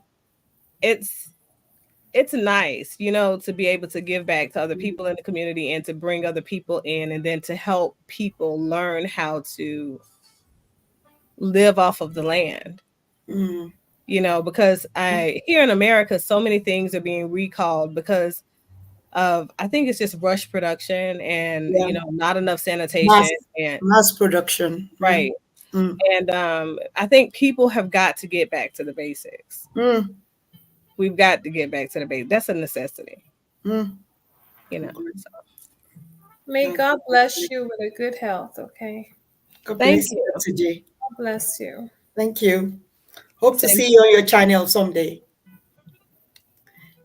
Hi, Chichi. Hi, Miss Dipsy. How are you? Why don't you just, one man, put me and her together so we can have a talk. Instead of putting Chioma alone there. Yeah, like put me and her together, me and Miss Dipsy. Well, I'm not big on politics. I love discussing like social issues. That's why a lot of people are like, oh, let Chioma speak. Even Kulata was like, how about let Chioma speak? The only Kulata that commented about you. Why are you mentioning his name alone? A lot of people commented about you. I was reading the comments. It's only Kulata's comment that you saw. A lot of people mentioned your name in the comment section today. So back to what I was saying. No, let us go back to what you were saying. A lot of people mentioned your name on the. Why is only Kulata's comment that you saw out of all the millions of comments about you today? What's between you and Kulata? So Miss Dipsy, what's between you and Kulata? Tell me. I voted based on my religious values, and I'm very conservative Christian, and at this, moment in time, I don't think we're ready for, a female president at all. We're in the middle of a war. And as Kamala, I'm very proud of her, especially because she's Black, Indian, and a woman. I'm very proud that she has come this far, but I don't feel as though she's ready. Not even ready. She's qualified to be president. If we were to have like a female leader, I would think maybe someone like Clinton, Hillary Clinton. Hillary. Michelle Obama, Condoleezza Rice, Condoleezza Rice. I love like hardcore women. I feel like Kamala is too soft for me, and we're in the middle of a war. I don't see her doing any peace negotiations. I don't see her having a power walk. I just only see her, So you would have voted for Michelle? Yeah, I would have voted. Yeah, she's a very powerful woman. I love if Michelle was running, I would have voted for Michelle. If Condoleezza Rice was running, I would have voted for Condoleezza Rice. But still, I always, as a woman president, but I'm always voting for conservative because of my religious values. I do not believe in abortion and a lot of other things that Democrats, they stand for, they're too liberal for me, but at this time we do not need a female leader. We don't. So I did vote for Trump. Sorry, guys. But I'm happy with my decision, But my members of my family, they're Democrats, so they voted for Kamala. Is it that most of them or just some? Most of them. Yeah, it's like only me and my twin brother that voted for Trump. Chioma, you never told me you were twins. I have a twin. Are you serious? And he has freckles just like me. Really? Yeah, and we're very conservative.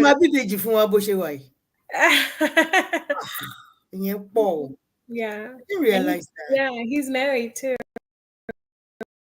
Oh. Yeah. I didn't know that. That's interesting. Yeah. So who would you vote for? Oh yeah, well you said yeah. Azimia, I'm legal to vote in the state. I would have voted for Kamala. So do you see her having like? I just don't like it. I'm not a religion person. I know, but can you see her having a conversation with someone like Putin, Vladimir? Yeah, I can. Because there are a lot of strong people around her, just like what we said. It's not about strong people. This is not Nigeria. They're gonna coach her. There's no big deal in these things. It's not about she's there by herself and stronger. visiting these countries. I would have voted for Kamala. Kamala is the best. I don't like Trump. I'm not a Christian. I'm not a religious person. I can't vote for a Republican. I don't understand it. I don't even understand. You're not voting for Republicans because of Christianity, Of right? course, because of the religion. Really? You Pretenders. really got liberal. Pretenders, hypocrites. I don't like them. So I would have voted for Kamala. Assuming I could vote in the state, I would have voted for Kamala actually. Yeah. So and I'm very proud of Kemi, the prime minister to be in the future. Oh, Kemi. Yeah, I'm very proud of her. Yeah. Hopefully she will become the first Black, UK prime minister. I guess so. Very strong, assertive, courageous woman. I just love her. Yeah, she believes in what she believes in, and she's very strong in her beliefs. So I just love her. And I feel like if she wins, it's going to change a lot of politics in Nigeria. At least she will lead by example. I agree. Yeah. Because she's trying to put a lot of immigration and sanctions, I'm rooting for her.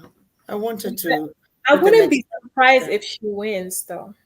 I really love that. The UK, they're embracing Black culture and Nigerians. Charter School is based in Lagos, not South Africa or India, but in Lagos.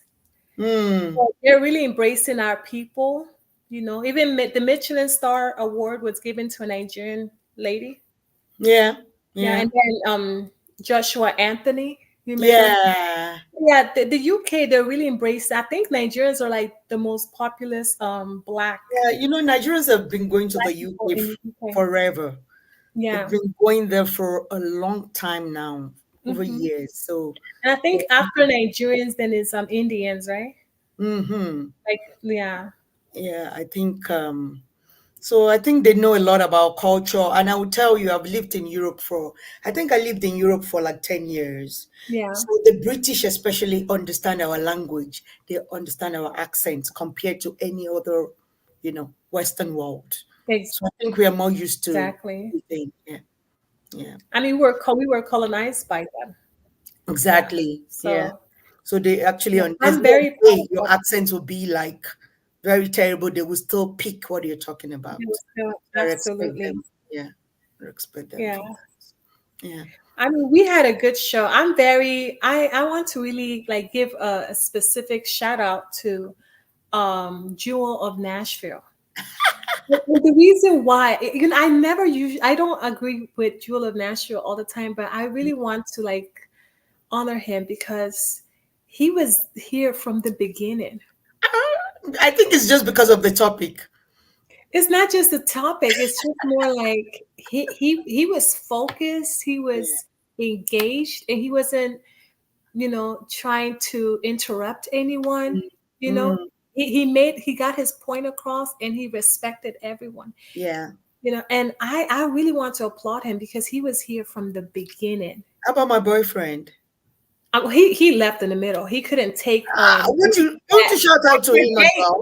Why are you so biased, Dr. J was shooting him weapons of mass destruction, and he ran out. Shout out to Mustard for coming to my show today. Mustard, don't mind that. Thank you, Uncle Pansat. Even though you left earlier. He couldn't take it from Dr. J, but I'm very proud of the man. They really supported us. Yeah. But I was very proud of I'm happy that Jewel. I'm not happy with Prince Daddy that he came in, he didn't show his face. Oh, he came in. I invited him specially. Oh, okay. Yeah, and he came in. Sometimes I think people are very shy, and then anything that has to do with politics discussion, they're very careful. They're very meticulous not to say the wrong thing because you just don't know who's watching. I agree. So that's the thing. Yeah. And shout out to Fatai, Temi. I was surprised Fatai showed up. I mean, I saw your face. You just laughed. You almost went to shout when he came in. I'm like, oh wow. Fatai is my guy. Yeah, you gave him a special invitation that last week, and he honored it. Yeah. So, thank you for Ty, Thank you. And then Temi was very Temi and Bolaji. Bolaji, yeah. She's so sweet and cute. Yeah. Oh, they're very nice. Bolaji couldn't stay for a long time because today is my dad's birthday. Yeah. Today is his 88th birthday. Yeah, shout out to my dad. Oh, happy birthday to your daddy. So Bolaji had to attend to my dad. So today is his 88th birthday. So I mean, it's nice that they came through and supported us. Yeah. It was very nice. Yeah. It's not an easy thing to do to really show your face on camera. But it's good to put a face to the submissions, the voices. That's why I was really, impressed that they all came through and supported. Thanks, woman. Yeah, Happy birthday to Gypsy's dad. Thanks. I didn't even know we will last this long. I didn't know, Choma. It's 5 hours, 24 minutes already. I was ready at after an hour. I was ready to go to sleep. Oh my God. I was rushing, Choma. I was really late. I was like, one man kept calling you. Oh my God. He's like, I think Choma, you can start. And then I'm like, no. Do not put me on the spot. Because I know what you're doing, one man. I'm not gonna have this discussion with Miss Dipsy. This will be the end of Dipsy's show if we try that. Would you do it again? The boss is asking. Oh no, we are not coming back on camera, guys. This is our last camera session. So enjoy all of this because this is it. It's very hectic to come on camera. I wouldn't lie. It's not easy. It's so stressful. I'm even extra shy. I'm even more shy, and I can't even speak. That I'm even speaking is because we're used to FaceTiming and talking to each other. Exactly. But, yeah, I have stage fright, and then 8 people. I'm like, oh. Right now, everybody's invincible because I don't see. It's just me. Exactly. It's just the comment that we're saying. Yes. Yeah. And shout out to Des too. Des came in. Des, thank you. Des, yes. Even though he didn't get to speak. Alu. Oh my God, my sister Beer. Oh yes. Let's not forget her. She was there throughout, and yes.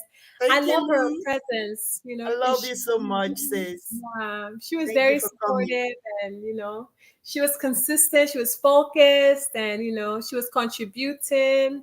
And I love her British accent. It's so cute. I love it. Thank you, Lou. Lou is she's a foundation member of this channel. Actually, yes. She's been here forever. Yeah, so I love her contribution.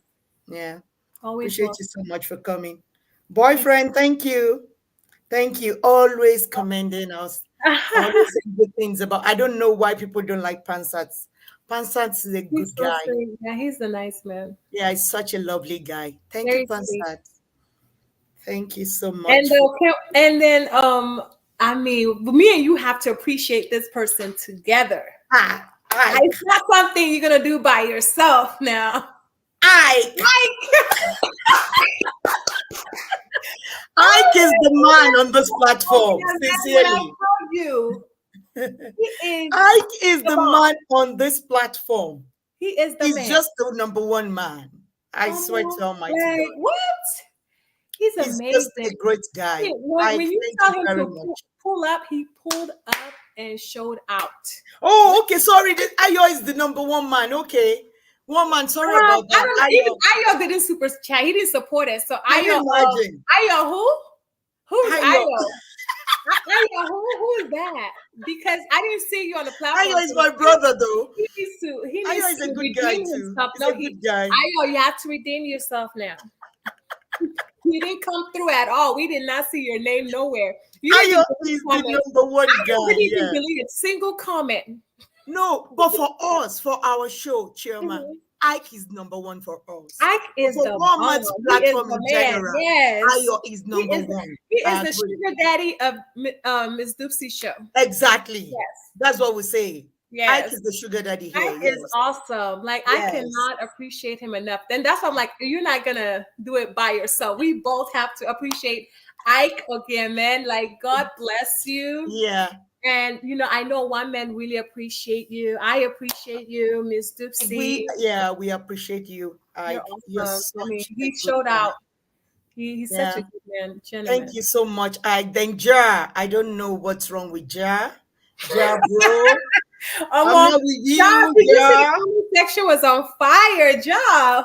Ja, there's a problem here, Ja. You have to come back and redeem yourself. Ja. No, I don't know what's happening, Ja. No, I'm not giving Choma to you. I'm so sorry, Ja. You have to come back here and explain yourself. He was I don't understand this. Because of Ja. I mean, he got 5 women fighting over him. I was really embarrassed today. I won't lie. You were ready to risk it all for Ja. Yes. Actually, you already did risk it all. I'm the one trying to make amends. Exactly. You know me with my pepper body.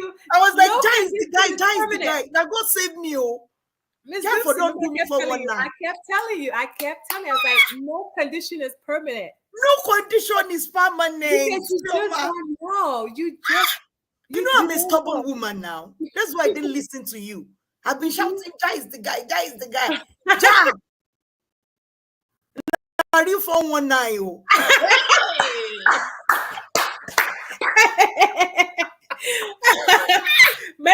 I think he's saying his haters held him back from coming through. My haters are plenty, unfortunately. Yeah, He's really a nice guy. See all the girls that came to us where he was when Ike was, making it rain in the comment section. Yeah.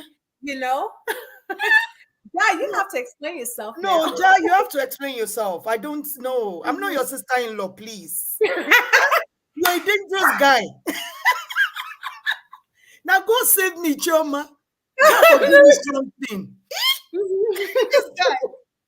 No. No, Ja, no, we have to talk. No, we have to have a very long conversation. So we have to, because we don't know what just happened. I mean, you just flipped on us,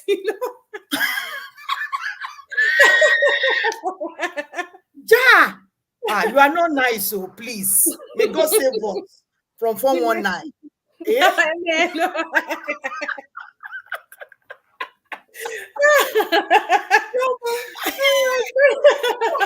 Maybe one man should bring the people that gave us gifts so that myself and Choma can appreciate them together. Oh yes. Woman, okay. Ju, is that your friend? Uju. Uju. She's a beautiful lady in the comment section. She's always supporting us on every QC show, even on the regular one-man show. She's always in the comment section. I wish she came on the channel. Thank you. You're awesome.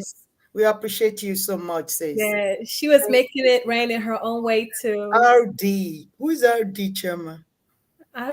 He's a regular contributor. Okay. Yeah. RD, thank you. Loye State, that's mine. Oh, just leave that name, okay? Thank you, Loye State. Okay. Ike is the sugar daddy on Doopsy show, period. Hi, sugar daddy. Hi, sugar. He is awesome. I mean, I'm sure he broke the bank. You know. Hi, sugar daddy. Kulata, thank you, bro. Thank you, Kulata. Kulata wanted to come in. Showing up, supporting. Yeah, Kulata wanted to come in, but I don't know what happened. Thank you, Kulata. Kulata is always here to support us. Thanks so much, Kulata. Chiomas. Ike. Thank you, Ike. Thank you so much. So you stayed. Oh, my love. Thank you. Ike, thank you. $200. Thank you so much, Ike. Thank you, Ike. You're awesome. Kulata. Thanks so much, bro. Thank you, Kulata. For always coming. Then Des comes sometimes too. Thank you, Des. He was on the panel, right? Yeah. And that's Ja. Ja. Even though it's $100 though, but I guess. Thank you, Kulata. Thank you, Kulata. Thank you, Kulata. Thanks, Kulata. Thank you. Then Abdul. I don't think I know Abdul. Yeah, he's in the comment section. Okay, thanks so much, bro. Thanks, Abdul. That's it for today. Thank you, everyone. Chama, do you have anything to say to our audience before we go? I just want to thank you all for, showing up and, staying with us till now and really interacting in the comments. He said, I guess it's over between us. Yes, Ja, it's actually over. No, it's not over yet. We're thinking about it. We're thinking about it. Ja, it is over. We're thinking about it. It is over. I'm telling you the truth now. We need counseling first. We're gonna need counseling because that stunt you pulled. No. It tells us what the future is gonna be. Chioma, I'm not in this anymore. I'm telling you. She likes to back down. You don't like struggle relationship. I don't, Chioma. I'm too straightforward for anybody to do me like you. I am a very straightforward individual. I'm serious. I don't want any kind of mago things. Please, Ja, stay on your lane. Ja, you have to listen. We're Nigerian women. We're we like straight to the point. Yes. Corner. No corner, no shady stuffs. Mm-hmm. Thanks so much, Ja. Thank you for correct. But we thank you for supporting us. We thank you for still being here. He still showed up, so that's important. That's very important. Yeah. Thank you, Ja. Thank you, but just thank you like on a friendly level, not like you should say Doopsy, my sister-in-law. No, Doopsy, my friend. That's or no sister-in-law, nothing like that. I'm so sorry, Ja. We are friends henceforth. Thank you for coming. Thank you for supporting us. Thank you, Chioma. Love you, Thank you, Miss Doopsy. I love you. Love you so much. I love you so much, Chioma. Thanks for organizing this. You did this actually. You did it. Oh no. You did it. Thank you for the credit. Thank you so much, Chioma. I love you, sis. Thank you so much. I love you too. And to our boss, one man went to mow. I'm sure the guy will be so tired of us today. He asked me sometimes, said, Dupe, can you come into the studio for 20 minutes? I said, me, that I'm just making my hair. How is that possible? One man is like, his patience level is like 0. Oh my God. He was like, you can't just come in for like 20 minutes. Let's just talk about. He had to send me a speech to read. I said, well, man, you know the kind of trouble that we go through when we want to appear on a screen like this. Yes. It takes a lot of effort, man. But men don't dress they up. Don't understand, They don't do makeup. They don't do lashes. Exactly. It takes a lot of effort to come and It's show a lot your face because like I this. don't ever want to be on internet or anywhere looking any kind of way. You know, that's why Yeah. I'm not doing this again. But if you see me like this, you see me like this, and that's it. That's all. That's all you're gonna get from me. Maybe next year, Choma. Never say Next never. year, yeah, Probably maybe come next year. Yeah. Next year, around this time next year, maybe perhaps. God's willing. God's willing. Yeah. Thank you, everyone. Thank you, guys. Thank you all. Thank you. Thank you, everyone. Thank you. Choma. Love you, sis. I'll call you later tonight. We're gonna gist. God bless you, Choma. All Love right. you, girl. God bless Yeah. you too. Love you too.